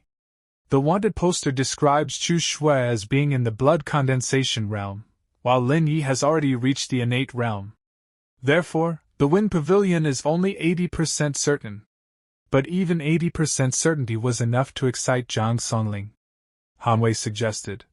Family head, perhaps we should report Chu Xiu's whereabouts to the Kunlun Sect. However, Zhang Songling shook his head. Wei Commandery and Northern Yen have always been hostile toward one another. More importantly, Lin Yi appears to have no backing whatsoever. A greedy smile slowly appeared on his face. The Chu family has already been annihilated. That means Chu Xiu most likely carries all of their wealth and assets with him. Taking those treasures for ourselves would be far more profitable than selling mere information. Han Wei hesitated. But for Chu Xiu to be hunted by the Kunlun Sect, he's probably no ordinary person. No matter how extraordinary he may be. Zhang Songling replied coldly. He's still only one man. Nevertheless, there's nothing wrong with being cautious. He immediately issued another order. Arrange for our people to remain hidden outside the estate. If anything goes wrong, they'll move in at my command. Han Wei nodded and left to prepare the ambush. That night, Chu Xiu returned to the Zhang family as promised. Smiling faintly, he said, One hand pays, the other hand delivers. That's the best kind of business. But instead of handing over the secret box, Zhang Songling firmly kept it in his own hands. Before you take this secret box, I'd like to have a conversation with young Master Lin, or should I say, young Master Chu Xiu, about the fact that you're a wanted man. In response, Chu Xiu quietly moved his hand toward the hilt of his sword. So, family head Zhang, are you planning to report me to the Kunlun Sect? I doubt they would dare come all the way to Northern Yen just to arrest someone. Zhang Songling smiled coldly. But what if I capture you myself and personally deliver you to the Kunlun Sect? Tell me, as one of the 7 great sects and 8 factions, how many benefits do you think they would reward me with? As soon as he finished speaking, he clapped his hands. That single signal summoned numerous hidden experts, who immediately surrounded Chu Xiu from every direction. Seeing himself encircled, Chu Xiu slowly drew his sword from its sheath and calmly declared, It seems the Zhang family head intends to settle this matter by force. After that, the Zhang family head spoke frankly. Look, I don't want to fight you. But young Master Chu, if you're willing to hand over something truly valuable in exchange for your life, then I can help you. I can suppress all news about you within Yan'an Prefecture, cover up your tracks, and ensure your safety. Chu Xiu looked at him calmly and replied, You already think I'm as good as dead, don't you? The family head laughed. Your entire family has already been wiped out. You're the only survivor left. That means all of the Chu family's wealth and property must be in your possession. Hand it over to me, and in return you'll keep your life. Chu Xiu smiled faintly. Family head Zhang, you certainly have quite an appetite. Aren't you afraid of choking? At those words, Zhang Songling also drew his sword and answered coldly. I admit that you're an innate martial artist. But do you really believe your background is powerful enough to make the Zhang family fear offending you? Unfortunately, you're nothing more than a stray dog. Sooner or later, the Kunlun Sword Sect will find you and kill you anyway. Chuckling softly, Chu Xiu responded. Wealth is merely a worldly possession. Only your life truly belongs to you. Unfortunately, you've failed to understand that simple truth. The instant he finished speaking, he launched an attack straight at the Zhang family head. Reacting quickly, Zhang Songling erected a defensive barrier and blocked the strike. However, the barrier failed to hold. Chu Xiu's attack shattered it with overwhelming force. Seeing this, Zhang Songling immediately shouted to his subordinates. All of you, attack together! The members of the Zhang family charged simultaneously. Chu Xiu turned around and rushed directly into the crowd. His sword flashed through the air as he struck down one man after another. Within moments, numerous enemies had already fallen beneath his blade. When Zhang Songling witnessed his clansmen being slaughtered so effortlessly, he could no longer endure the losses. He attacked Chu Xiu from behind with his own sword. But Chu Xiu calmly intercepted the incoming strike with his blade. The pressure forced Zhang Songling to grit his teeth as he struggled to overpower him. Then Chu Xiu suddenly pushed him backward, sending him stumbling several steps away. At that very moment, Hanwei launched a sneak attack from behind. Without even looking, Chu Xiu grabbed Hanwei's arm and coldly said, I already gave you one chance. You chose to waste it. With a violent twist, he broke Hanwei's arm once again. Immediately afterward, Chu Xiu slashed across his throat. Hanwei collapsed on the spot, dying instantly. Witnessing this terrifying scene, Zhang Baichen panicked and turned to flee. His father desperately shouted, Don't run! Come back! But before Baichen could escape, Chu Xiu appeared before him in an instant and seized him. At that moment, Zhang Songling was filled with regret. If I had known things would end like this, I never would have provoked this merciless monster. Swallowing his pride, he hurriedly pleaded, You can take the secret box. I'll compensate you for everything that happened today. I'll cover up this entire incident and make sure no one ever learns about it. Just spare my son. Chu Xiu looked at him without the slightest emotion. Do you think someone can rob me of my own belongings and still walk away unharmed? There's no turning back now. As soon as he finished speaking, his sword flashed. In a single strike, he severed Zhang Baichen's head. The young master's body collapsed lifelessly onto the ground. Seeing his son die before his eyes, Zhang Songling exploded with rage. He immediately charged at Chu Xiu with his sword raised high. But compared to Chu Xiu, he was far too weak. Chu Xiu effortlessly blocked the attack, seized Zhang Songling's arm, twisted his body, and in one clean motion cut him down with his blade. The Zhang family head fell dead instantly. The remaining members of the Zhang family completely lost their courage. Terrified, they abandoned the battlefield and fled in every direction. Afterward, Chu Xiu walked over to Zhang Songling's corpse and calmly retrieved the secret box from his body. Looking down at the dead family head, he quietly muttered, Why did you have to choose this path? Just then, another group of people arrived. The leader stepped forward and shouted, How dare you commit such a heinous crime in Yan'an Prefecture? Do you really think there's no one here capable of stopping you? Chu Xiu turned toward the newcomer and asked, And who exactly are you? Someone answered, That is Tao Zhongwang, a member of the Tao family from Shiqing Prefecture and a practitioner of the mountain-cleaving blade. Chu Xiu replied without hesitation. My grudge was only with the Jiang family. It was purely a personal matter. I have no desire to make enemies of everyone else in Yanyang Prefecture. However, Tao Shongwang coldly responded. The Jiang family is one of Shiqing Prefecture's affiliated forces. Do you think you can slaughter them and simply walk away without consequences? Hearing that, Chu Xiu merely smiled. I see. The next instant, he unleashed a sword strike directly at Tao Shongwang. Caught off guard, Tao Shongwang barely managed to block the attack. Even so, the overwhelming force drove him backward across the ground. His sword trembled violently under the pressure until cracks spread across the blade. Then, with a loud snap, the weapon shattered into pieces. Chu Xiu calmly sheathed his own sword and asked, Is that explanation sufficient for you? The once arrogant Tao Zhongwang immediately lowered his head like an obedient servant and respectfully replied, Please, go ahead. With that, Chu Xiu leisurely walked out of the Jiang family estate. None of the people who had gathered to stop him dared stand in his path. One after another, they stepped aside and opened a road for him. After leaving the estate, Chu Xiu arrived at a quiet and secluded place. There, he finally opened the secret box. A brilliant light burst forth from within, illuminating the surroundings. Smiling with satisfaction, Chu Xiu murmured, Although it took some effort, I still managed to get my hands on it. A faint smile spread across his face as he gazed at the treasure inside.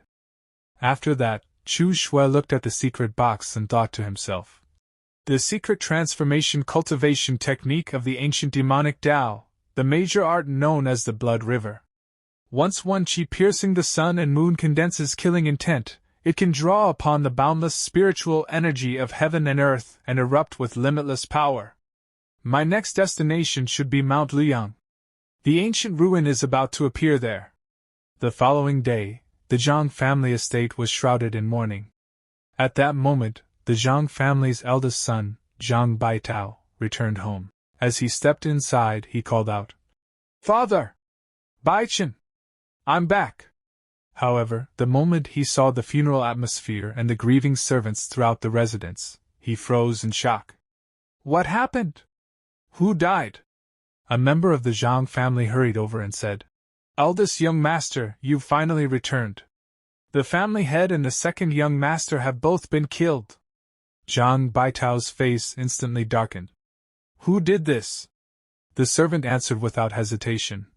It was Chu Xiu. His strength was terrifying. He killed the family head, and even the blood condensation realm martial artists of the Zhang family were no match for him. Tao Zhongwang also tried to stop him, but Chu Xiu forced him back with a single slash. The moment Zhang Baitao heard Chu Xiu's name, overwhelming rage filled his heart. He swung his sword violently, splitting apart a nearby burning ceremonial pot. Where did Chu Xiu go? The servant quickly replied. Someone saw him heading toward Mount Liang. Zhang Baitao thought to himself, if even Tao Zhongwang was forced back, my chances of defeating Chu Xiu are extremely slim. Should I simply return to the sect for secluded cultivation? No, absolutely not. Suddenly, an idea crossed his mind. That's right. I can seek help from the young villa master of Ji Villa, Nidonglu, one of the 6 great gangs. Their soaring clouds and spreading rain techniques are famous for punishing evil and eradicating demons. Perhaps he'll be willing to help me. The servant hesitated before saying, Eldest young master, Nidonglu is ranked 6th on the Dragon and Tiger list, one of the 3 great rankings alongside the Wind and Cloud list and the Supreme Dream list. The Dragon and Tiger list represents the strongest martial artists under 40 years old and carries enormous prestige. Will you really be able to invite someone like him? Zhang Baitao answered confidently. I'll give it a try. He should still show some respect to the Beast Sword sect. The scene then shifted to Ji Villa. There, Nidonglu personally welcomed Zhang Baitao. Brother Zhang, welcome. It has been many years since we last met after you joined the Beast Sword sect. How is Elder Chun, your master? Zhang Baitao returned the greeting. My master is doing well. Young Villa Master, I've come this time to ask you for a favor. If you're willing to help me, I, Zhang Baitao, will be endlessly grateful and will gladly serve you like a horse. Nai Donglu smiled politely. Brother Zhang, please have a seat. If you're facing difficulties, just tell me. If it's within my power to help, I certainly won't refuse. Afterward, Zhang Baitao explained the entire situation from beginning to end. When he finished, Nai Donglu fell into deep thought before replying. Brother Zhang, rest assured, I'm willing to help. However, as you can see, there are many matters requiring my attention at the villa. How about this? I'll give you my answer tomorrow. Zhang Baitao agreed, thanked him, and left. That very night, Nai Donglu ordered a complete investigation into the matter. Before long, one of his subordinates arrived carrying a detailed report.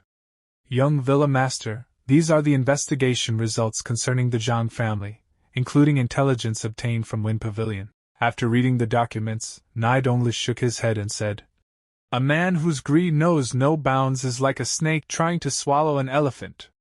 Those old fools of the Zhang family tried to steal another man's treasure, and ended up being killed instead. His servant cautiously asked, Does that mean Juyi Villa won't involve itself in Zhang Baitao's affairs? Of course not, Nai Donglu replied. Does he think Juyi Villa exists just to clean up the messes created by people like him? The servant nodded. I understand. Then I'll send Zhang Baitao away immediately. But Nai Donglu stopped him. You're mistaken. His connection with the Beast Sword sect is still valuable. However, Juyi Villa cannot openly assist him. Go and invite Zhang Baitao to tonight's banquet. I'll introduce him to a few friends instead. The next day, the banquet was held. Nai Donglu invited several distinguished guests, and Zhang Baitao was also present. He introduced everyone one by one. This is Zhang Baitao, the personal disciple of Beast Sword Sect Elderchen, and these three are the life-snatching twin spears, Xinggu, the Cold Mountain Sword Li Feng, and the chief escort of the Hui Escort Agency, Lu Yunfei. He then continued, Brother John has encountered some difficulties and has come to Juyi Villa seeking assistance. Unfortunately, the villa has too many responsibilities at the moment. I wonder whether the three of you would be willing to help him instead. Afterward, Nai Donglu explained the entire situation to everyone. When he finished, Zhang Baitao stood up, clasped his hands respectfully, and declared, If the three of you are willing to help, I'll offer part of my resources as an inner disciple of the Beast Sword sect as a token of gratitude. The moment they heard that offer, the three immediately became interested. We won't refuse. My escort agency is willing to assist the young hero. We'll help track down Chu Xiu. Seeing this, Nai Donglu secretly smiled to himself. Excellent. Lu Yunfei and those two troublemakers are always coming to Juyi Villa looking for opportunities. This is the perfect chance to send them elsewhere. The scene then shifted to Liyang town. There, Chu Xiu sat peacefully at a table, leisurely drinking while quietly observing his surroundings. He thought to himself, ever since the strange phenomenon appeared at Mount Liyang a few days ago, countless martial artists have been gathering here to test their luck. Just then, the group led by Zhang Baitao arrived carrying their weapons. Chu Xiu noticed them immediately but continued drinking as though nothing had happened. Even so, he sensed the overwhelming killing intent radiating from the approaching innate realm martial artists. Whether they're targeting me or not, I should strike first and seize the initiative. With that thought, Chu Xiu slowly drew his sword. Before making his move, he casually threw the wine cup in his hand toward one of the attackers. The man instinctively raised his weapon and smashed the cup apart. But at that exact moment, Chu Xiu unleashed one chi piercing the sun and moon. His sword flashed toward one of his enemies with astonishing speed. The target barely managed to block the strike and was blasted upward by the impact. Without giving anyone time to react, Chu Xiu stepped forward and cut another opponent down with a single attack. The man died instantly. His companion stood frozen in disbelief, completely dumbfounded. He muttered in horror, Lu Qifeng died just like that. At the same time, Zhang Baitao's heart sank. No wonder father and Baichen were killed. Chu Xiu's strength is absolutely terrifying. Suppressing his fear, Zhang Baitao charged forward and roared, The hatred for murdering my father can never be erased, Chu Xiu. Chu Xiu answered coldly. If it can never be erased, then I'll send you to reunite with your dead father right now. The two swords collided head-on.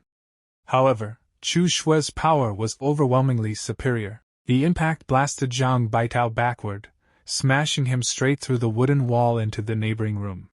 He landed heavily on the ground and immediately coughed up blood. Looking at his remaining companions, he shouted, "What are you still standing there for? Attack! Don't forget what you promised in front of the young villa master earlier!" Hearing those words, the two surviving fighters clenched their teeth. That's right. We absolutely can't bear the shame of betraying our promise before Nai Donglu. With their resolve strengthened, both men rushed forward together and launched a coordinated assault against Chu Xiu. Now all three enemies charge at Chu Xiu at the same time, launching a relentless assault from every direction. Chu Xiu immediately steadies himself, and prepares to fight back once again. Even with his incredible strength, facing three skilled opponents at once forces him onto the defensive. Under the constant barrage of attacks, he's gradually pushed backward into a corner. The young master sees the opening, and his eyes light up. This is the perfect chance! Without wasting a second, he lunges forward with his sword, aiming straight for Chu Xiu's heart. But Chu Xiu calmly raises his own blade, blocks the strike, and sends the young master stumbling backward. Before Chu Xiu can counterattack, the second assassin rushes in with another deadly slash. Chu Xiu barely dodges it by the narrowest margin. Immediately afterward, the third attacker joins the assault. Clang! Their swords collide as Chu Xiu blocks the incoming attack with his own weapon. Seeing Chu Xiu trapped in the corner, the young master laughs arrogantly. Chu Xiu, you're dead meat! At that moment, Chu Xiu suddenly unleashes his technique. One chi piercing the rainbow, a terrifying burst of sword energy erupts outward, forcing all three enemies several steps backward. However, during the exchange, one attack still lands on Chu Xiu. Blood sprays from his mouth. Even while injured, he desperately blocks another incoming strike with his sword. But before he can recover, another slash crashes into his chest. The immense force sends him flying straight through a wall, smashing the doorway apart as he crashes outside. The three attackers rush to the opening and look outside. Chu Xiu is already fleeing. The young master's expression twists with rage. He escaped! All three immediately chase after him. However, the moment the third attacker steps outside, he suddenly realizes something is wrong. Chu Xiu never ran away. He had been hiding beside the broken wall, patiently waiting for the perfect opportunity. The instant the third man lowers his guard, Chu Xiu explodes forward. The assassin's eyes widen. He wasn't running? Before he can react, Chu Xiu grabs his arm. Using the great abundant palm grappling hand, he violently twists it. Crack! The arm bends at an impossible angle. The man screams in agony. Chu Xiu immediately grabs his neck, twists. Crack! His neck snaps instantly. The assassin dies on the spot. Seeing one of his companions killed so effortlessly, the young master freezes in disbelief. What's going on? Chu Xiu doesn't answer. Instead, he immediately activates another martial technique. Blue Dragon inside the sleeve. A powerful burst of energy shoots directly toward the young master. The young master hurriedly raises his sword to defend himself. Crack! His sword shatters into pieces. The remaining force slices across his chest, leaving behind a deep, bloody wound. Panicking, he shouts toward his last companion. Attack him! Buy me some time while I prepare the thunder-pattern shocking finger. But the remaining assassin has already lost all courage. Terrified beyond reason, he turns around and runs for his life. Seeing this, the young master curses furiously. You cowardly bastard! Unfortunately, he doesn't even get the chance to finish speaking. Chu Xiu suddenly appears in front of him. With lightning-fast speed, he grabs the young master's finger. Crack! He snaps it in half. The young master lets out an agonizing scream. Looking straight into his terrified eyes, Chu Xiu coldly says, Go reunite with your father and your brother. No need to thank me. The next moment, his sword flashes. Slash! The blade tears straight through the young master's chest. With that single strike, the young master's life comes to an end. Meanwhile, the last surviving assassin continues running through the crowded streets. The surrounding spectators finally realize what has happened. One person exclaims, "Cold Mountain Blade Li Chi Feng, and the life-snatching twins. They're all dead, even that martial artist from the Ba Shan sect has been killed." Another person stares in shock. Who is this young man? He's unbelievably powerful, and completely ruthless. Among the crowd, an experienced martial artist quietly watches everything. After observing the entire battle, he murmurs, "He killed a disciple of one of the 7 sects and 8 factions this easily. This young man is definitely no ordinary person." The last assassin frantically swings his sword while fleeing. "Everyone get the hell out of my way!" As he slashes wildly, his sword is about to strike a young woman standing nearby. Just then, a mysterious man suddenly steps between them. Clang! He blocks the sword with his own weapon. The impact instantly shatters the assassin's blade. The assassin stares in complete disbelief. He opens his mouth to curse, but before a single word can come out, Chu Xiu silently appears behind him. His sword is already resting against the man's neck. Chu Xiu calmly says, "Time to hit the road." Slash! The assassin's head falls as his body collapses lifelessly onto the ground. Afterward, Chu Xiu thanks the mysterious man for stepping in. The man simply smiles. "No need to thank me. With your strength, he never would have escaped anyway." Curious, he asks, "By the way, why were they trying to kill you?" Chu Xiu slowly returns his sword to its sheath before answering. "I wiped out an entire martial artist family's lineage. Grudges and favors should always be settled. Naturally, their remaining family wanted revenge." After saying that, Chu Xiu hands the inn owner a bundle of silver to compensate for all the damage caused during the fight. The inn owner is overjoyed. Watching everything, the mysterious man silently thinks. Decisive in killing, yet clear about debts and gratitude. Not bad at all. He then walks over and politely greets Chu Xiu. "I wonder if I could invite young master to share a drink with me. My name is Lu Fengxing, from Yuyang in Western Yen. Feng as in blossom. Xing as in flourishing." Chu Xiu nods politely. Chu Xiu. Chu as in beginning. Sui, as in all things eventually come to an end. The moment he hears that name, Chu Xiu can't help thinking to himself, after transmigrating into this world for so long, I've finally met someone from the original storyline. One of the major figures destined to shake the entire world, the future inheritor of the demon god, the jade-faced Marquis. Lu Fengxing.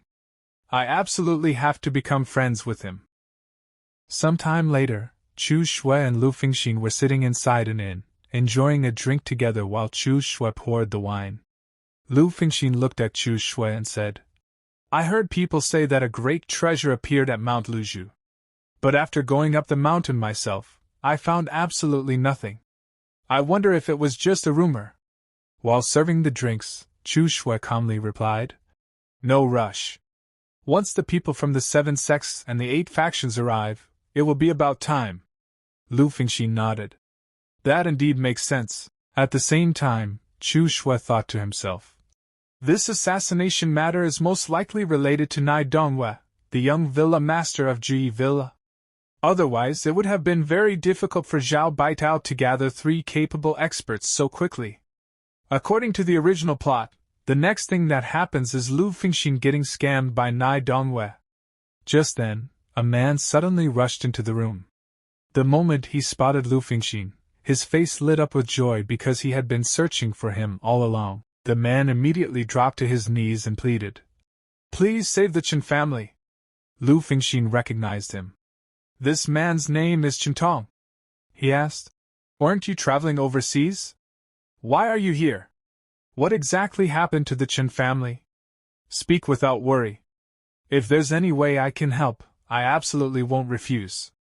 Qin quickly explained. It's like this.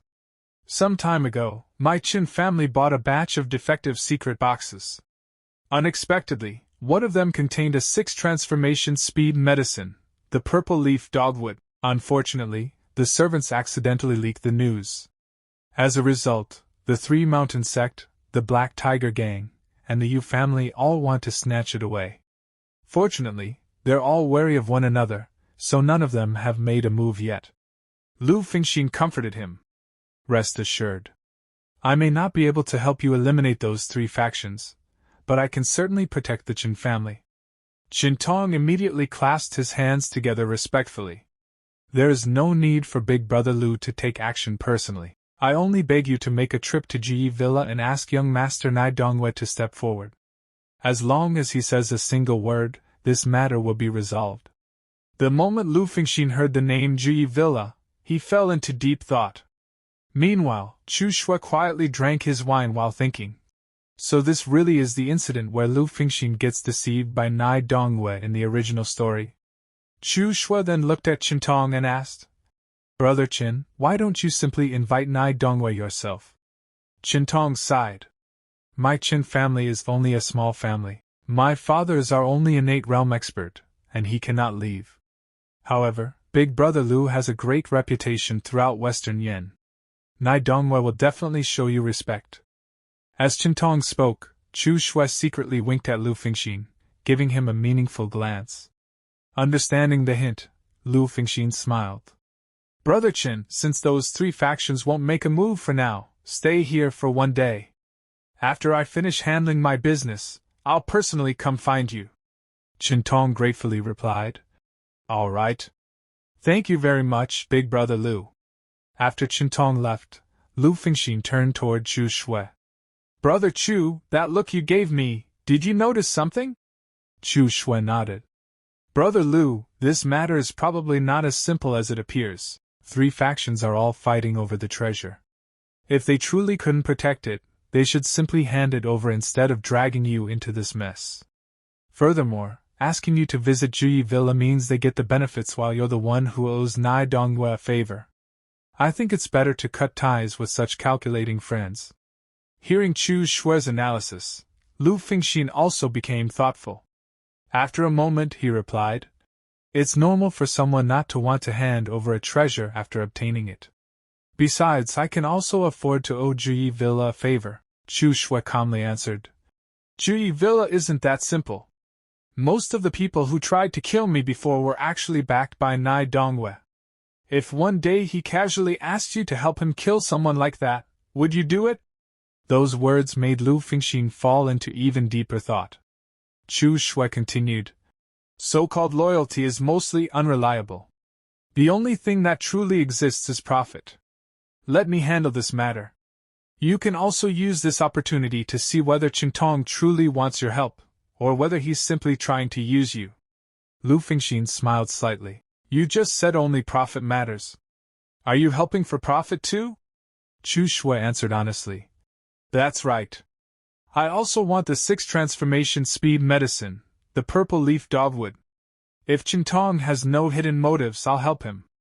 If he does, then we'll simply divide the purple leaf dogwood equally. What do you think? Lu Fengxin nodded. All right. Qin and I have only known each other through acquaintances. If he truly intends to use me, then there's no need for me to be polite. Chu Xiu smiled. Then listen to my arrangements. The scene then shifted. Chu Xiu and Lu Fengxin met Qin once again. Qin hurried over and asked, Big Brother Lu, have you finished handling everything on your side? Before Lu Fengxin could answer, Chu Xiu smiled. Rest assured, brother. My name is Chu Xiu. Brother Lu and I have decided to join forces and help your family together. There's no need to go and beg Nai Dongwei anymore. Qin was stunned. Brother Chu, wouldn't it be better to ask Ji Villa for help? Those 3 great forces together have nearly 10 innate realm experts. They're not opponents to be underestimated. Chu Xiu laughed. Merely 10 innate realm experts? Brother Lu and I can wipe them all out with ease. Lu Fengxin nodded confidently. That's right. Let's go. Hearing the confidence in their voices, Chintong finally agreed. Then I'll trouble you both. A short while later, they arrived at the Qin family residence in Linzhou Commandery, Fujian Prefecture. Inside the main hall, several people were discussing the situation. The elderly man seated at the head was the Qin family head, Qin Yunzue. He silently thought, I wonder whether Chintong negotiated successfully. If we can hand the treasure over to Juyi Villa, we'll still gain some benefits. But if it's snatched away by force, we'll lose everything for nothing. Just then, a servant hurried inside. Master! The young master has returned. He also brought back 2 innate realm experts. The Qin family head's eyes immediately lit up. It seems he succeeded. Hurry, welcome them. He personally walked outside to greet them. With such a trivial matter, we've troubled 2 outstanding talents from Juyi Villa. This old man truly feels ashamed. Chu Xiu smiled. This trivial matter shouldn't trouble Juyi Villa at all. That's exactly why the 2 of us came instead. Chintong then introduced them. This is my good friend, the little Marquis Lu Fingxin. And this is Big Brother Lu's good friend, young hero Chu. The Qin family head was visibly surprised. For the 2 of you to personally come help my Qin family, this old man is endlessly grateful. However, I still feel it would be safer to invite Juyi Villa. Chu Xiu's expression turned cold. Family head Qin, what exactly do you mean by that? Brother Lu and I came here out of goodwill to lend a hand, yet you seem rather unwilling to accept our kindness. Inside, the Qin family head frowned.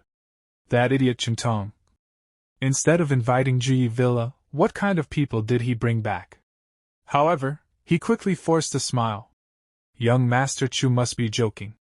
Since that's the case, then I'll trouble both young heroes. Chu Xiu nodded. Very good. Brother Lu and I have already planned everything. Since the 3 factions are keeping each other in check, we'll simply break that balance. However, before that, we need to borrow the purple leaf dogwood for a moment. The Qin family head was startled. What does young hero Chu intend to use it for? Chu Xiu answered. Without enough profit, those 3 factions won't attack one another. If you don't trust me, do you not trust Brother Lu either? Lu Fingxin stepped forward. Family head Qin, if you're uncertain about my character, you may ask Brother Qin yourself. The Qin family head quickly shook his head. Of course, that's not what I meant. He then secretly gave one of his servants a meaningful glance. Go and bring the purple leaf dogwood. A short while later, the servant returned carrying the precious medicine and handed it over to the family head. The family head then said, This is, after all, my Qin family's matter. I can't simply let the 2 young heroes take action alone. Chintong, you should accompany them and assist however you can. Chu Xiu merely smiled.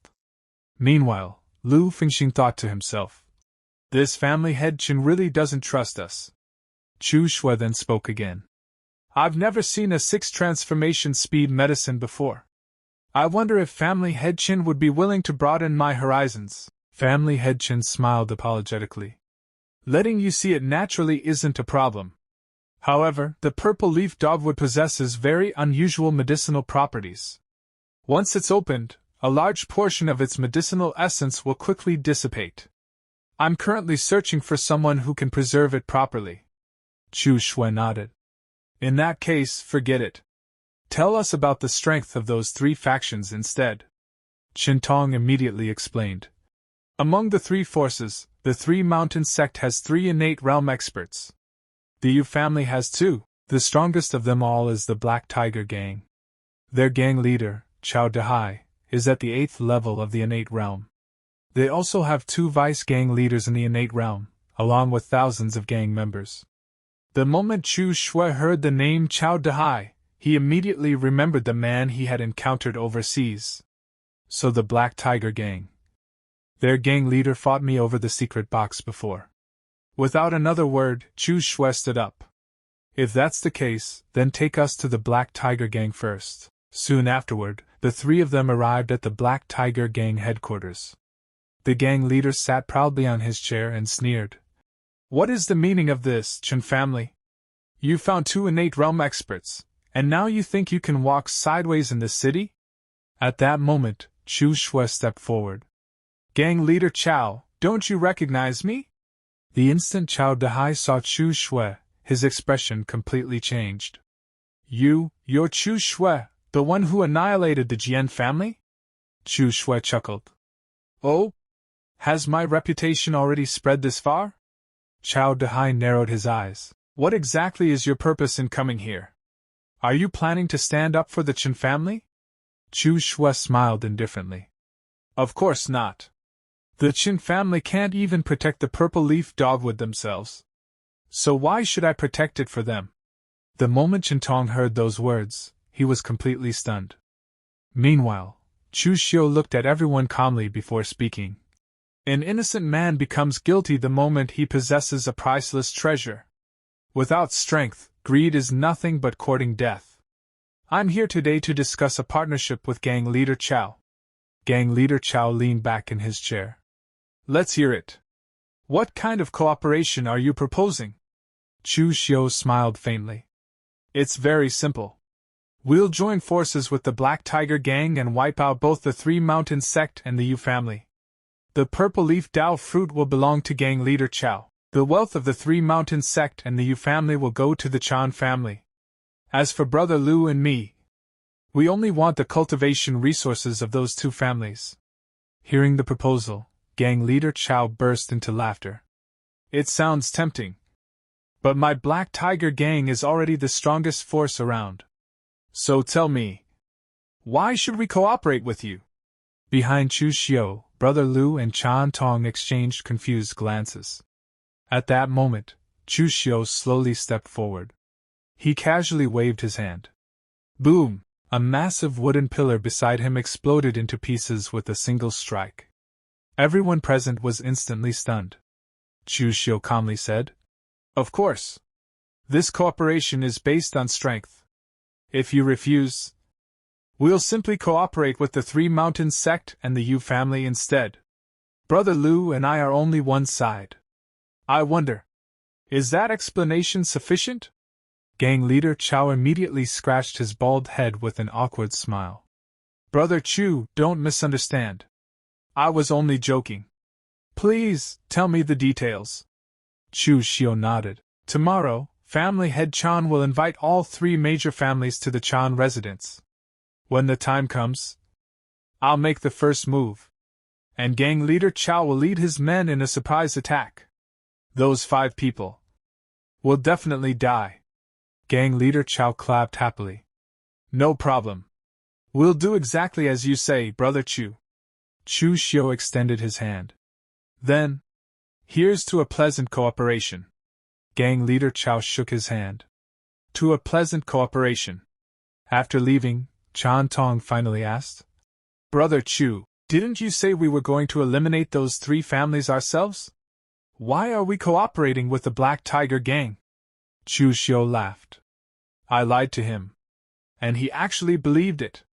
Once we've destroyed the Three Mountain Sect and the Yu family, Brother Lu, your father, and I will immediately turn around and wipe out the Black Tiger Gang as well. Brother Lu laughed helplessly. Brother Chu really doesn't tell a single truthful sentence. But as long as the Chan family isn't lying to us, that's good enough. Meanwhile, inside the Black Tiger Gang headquarters, one subordinate asked cautiously, Boss, are we really going to cooperate with Chu Xiu? Can that man actually be trusted? Gang Leader Chao snorted. Trusted? My ass. I was only pretending. And he actually believed me. We're only stalling him so he doesn't ally with the Yu family or the Three Mountain Sect. Just in case. I'm going to find another helper. The subordinate looked surprised. A helper? Are there still any experts left in Huzhou Prefecture? Gang Leader Chao smiled. Did you forget about Su Kongong? He was driven away by the Joint Spirit Gang. He's an inner realm expert. The subordinate suddenly remembered. Right. But didn't he already wash his hands of the martial world? Gang Leader Chao sneered. Wealth moves people's hearts. He won't resist the temptation. A short time later, inside the Su family villa, Gang Leader Chao met with Su Kongyan personally. Without wasting time, he spoke directly. I won't beat around the bush. My Black Tiger gang has encountered some trouble. I'd like to ask Senior Su to help us kill someone, Su Kongyang calmly replied. I've already decided to retire from the martial world. Gang leader Chao smiled. Don't worry, Senior. The person we're dealing with is merely an innate realm martial artist. Once it's over, I'll offer you 1,000,000 taels of silver.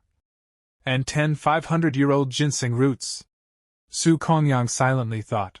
There are only expenses at home and no income. I really do need silver. Those ancient ginseng roots could also slow the decline of my qi and blood. After a brief silence, he nodded. Fine. I accept. Gang leader Chao immediately smiled. Thank you very much, Senior. However, deep inside, gang leader Chao couldn't help thinking. Senior Su doesn't seem to have made any breakthrough. Yet he's still acting this confidently. He didn't even bother asking about his opponent's background. Perhaps he believes anyone in the innate realm is easy to deal with. The next day, at the Chan family estate, representatives from the 5 major factions and the 3 great families had all gathered. The sect master of the 3 mountain sect, Chi Donglin, frowned. What is the Chan family trying to do? Are they handing over the purple leaf dao fruit or not? At that moment, Chu Xiu walked into the courtyard carrying the purple leaf dao fruit. Sect Master Qi, please calm down. Today's matter has nothing to do with family head Chan. Isn't this exactly what you wanted? The head of the Yu family, Yu Chahai, frowned. Who are you? What exactly is the meaning of this? Without answering, Chu Xiu slowly drew his sword. You don't need to know who I am. You only need to know one thing. I came today to send you on your final journey. The instant he finished speaking, slash. His sword shot straight toward Yu Changhai. Gang leader Chao's eyes widened. He attacked immediately? Yu Changhai instantly drew his own sword to block. Clang! But the moment the blades collided, his sword shattered into pieces. Chu Xiu's slash continued forward, cutting across his body and sending him crashing onto the ground, seriously wounded. Everyone present froze in disbelief. Gang leader Chao secretly broke into a cold sweat. Good thing I invited Senior Su. Otherwise, if Chu Xiu decided to betray us, I wouldn't be able to stop him at all. Just then, another family expert charged toward Chu Xiu. Before he could reach him, Brother Lu stepped forward. With a single strike, he shattered the man's sword. The opponent coughed up blood. A second slash ended his life instantly. At the same time, gang leader Chao launched his own attack. Tiger roaring slash. His opponent barely blocked the strike before being forced several steps backward. Gang leader Chao, what is the meaning of this? Chao sneered while attacking relentlessly. My meaning? I'm too lazy to explain. Go become a confused ghost in the afterlife. The next moment, Chu Xiu, Brother Lu, and gang leader Chao attacked together. The 3 joined forces and quickly killed the remaining expert. After that, they turned their blades on everyone else. Within moments, the remaining members of the 3 mountain sect and the Yu family were completely wiped out. Once the massacre ended, Chu Xiu and gang leader Chao slowly turned to face each other. Their eyes met. Both understood, their alliance had ended. Clang! Their swords collided head-on. After exchanging one blow, both men retreated. Gang leader Chao sneered. I knew from the beginning. You couldn't be trusted, kid. Chu Xiu smiled coldly. Aren't you exactly the same? With all due respect. Even if family head Chan doesn't interfere, the 3 of you together are still no match for me. Not far away, family head Chan quietly watched the battle. A smile slowly spread across his face. Excellent. Once they finish killing each other, my Chan family will become the only dominant force left. However, just then, an old man slowly walked into the battlefield. His aura instantly suppressed everyone present. He looked at Chu Xiu and said calmly, A junior from the younger generation. How arrogant. The three of them may not be enough. But what about this old man? Would you like to give it a try? The moment family head Chan saw the newcomer, his face turned pale. An inner realm expert. Su Kong-ang. Gang leader Chiu looked at Chu Xiu with a cold smile. Chu Xiu, you and your friend are both talented. It would be a pity for young heroes like you to die here. Leave the purple leaf vermilion jade behind, leave Huijing Prefecture immediately, and I'll pretend none of this ever happened. Chu Xiu's eyes turned sharp. Gang leader Chiu, the thing I hate most is people trying to snatch something from my hands. You can't do it. And neither can that old man you brought with you. The moment those words fell, gang leader Chiu's face darkened. Senior Su gritted his teeth in fury. You really don't know what's good for you. You're just a junior in the martial world. Being called a young hero a few times has made you forget the immensity of heaven and earth. This old man will personally teach you what true strength means. As soon as he finished speaking, Senior Su charged forward like a raging beast. Chu Xiu immediately raised his sword to block the incoming strike. Boom! The collision echoed through the hall. However, Senior Su suddenly used his other hand, unleashing even greater force. The overwhelming power pushed Chu Xiu's sword aside before a powerful punch shot straight toward his chest. Chu Xiu barely managed to dodge at the last second. The fist missed him by inches and slammed into a massive stone pillar behind him. Bang! The pillar exploded into countless fragments. At that moment, Brother Lu rushed forward to support Chu Xiu. Seeing this, gang leader Chiu's three subordinates stepped in to intercept him.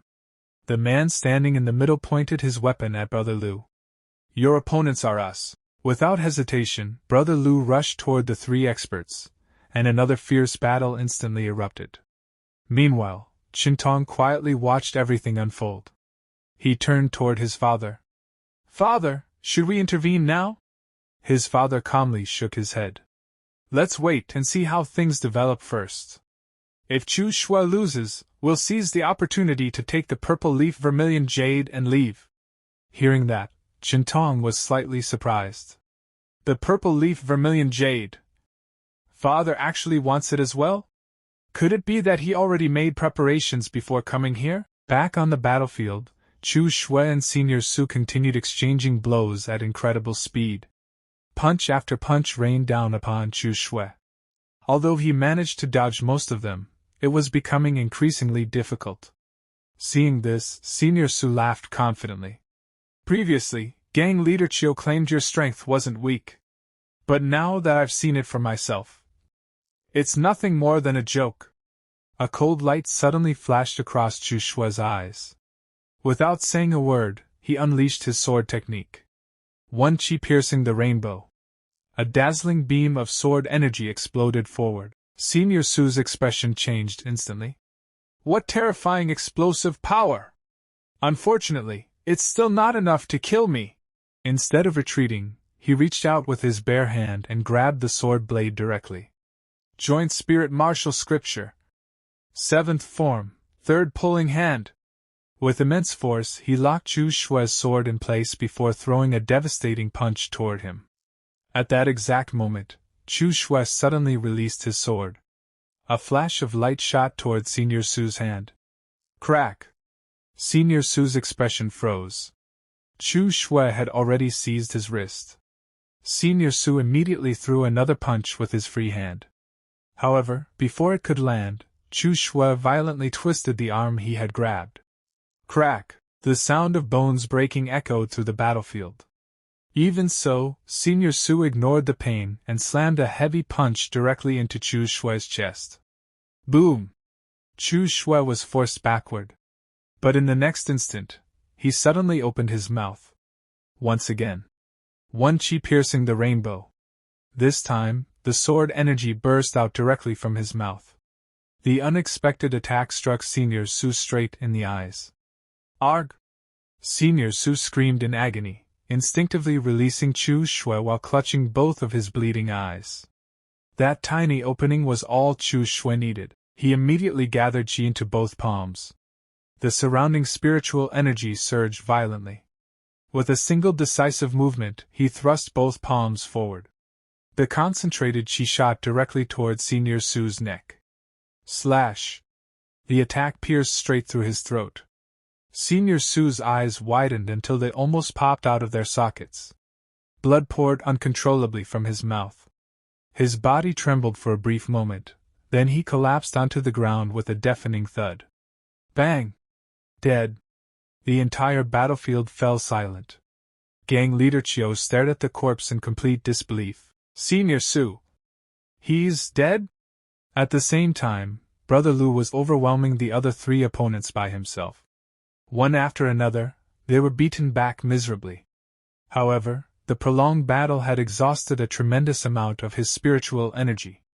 The two remaining enemies noticed his heavy breathing and exchanged glances. One of them immediately charged toward Brother Lu. The other quietly turned around and attempted to escape. When the attacking man realized his companion had abandoned him, he gritted his teeth. Damn it! Weren't we supposed to deal with this bastard together? Before he could complain any further, Brother Lu had already appeared in front of him. The frightened man hurriedly raised his sword to block. Clang! The moment the weapons collided, his sword shattered into countless pieces. Brother Lu's weapon continued forward without losing any momentum. Slash! It pierced straight through the man's chest. The man's eyes instantly lost all signs of life before his body collapsed onto the ground. After witnessing the complete defeat of gang leader Chiu's forces, Family Head Chen stepped forward with a warm smile. Thank you, both of you, for saving the Chen family. As for the purple leaf vermilion jade, please allow my son to keep it. To have two outstanding friends like you is truly the fortune of 3 lifetimes for our Chen family. Chu Xiu simply looked at him calmly. Family Head Chen. Do you really think I'm an idiot? Family Head Chen forced an awkward smile. Why would young hero Chu say such a thing? Of course you're not an idiot. Chu Xiu's expression remained completely indifferent. If I'm not an idiot, then do you really think we fought to the death just to hear a few words of thanks? Family Head Chen's smile gradually stiffened. Young hero Chu, could it be? You also want the purple leaf vermilion jade? I never expected even you to possess such wolfish ambition. After a brief silence, he sighed. You two are powerful. If you truly want it, then take it. Consider it the Qin family's mistake for misjudging people. Chu Xiu slowly let out a deep breath. Family Head Qin, I already told you. Don't treat me like an idiot. The truth is, you never trusted us from the very beginning. As he spoke, Chu Xiu reached into his robes and took out the wooden box. He calmly opened it before Brother Lu. The box was completely empty. Brother Lu's eyes widened in shock. Chu Xiu smiled faintly. Brother Lu, I told you before. Your judgment of people isn't as good as you think. Do you believe me now?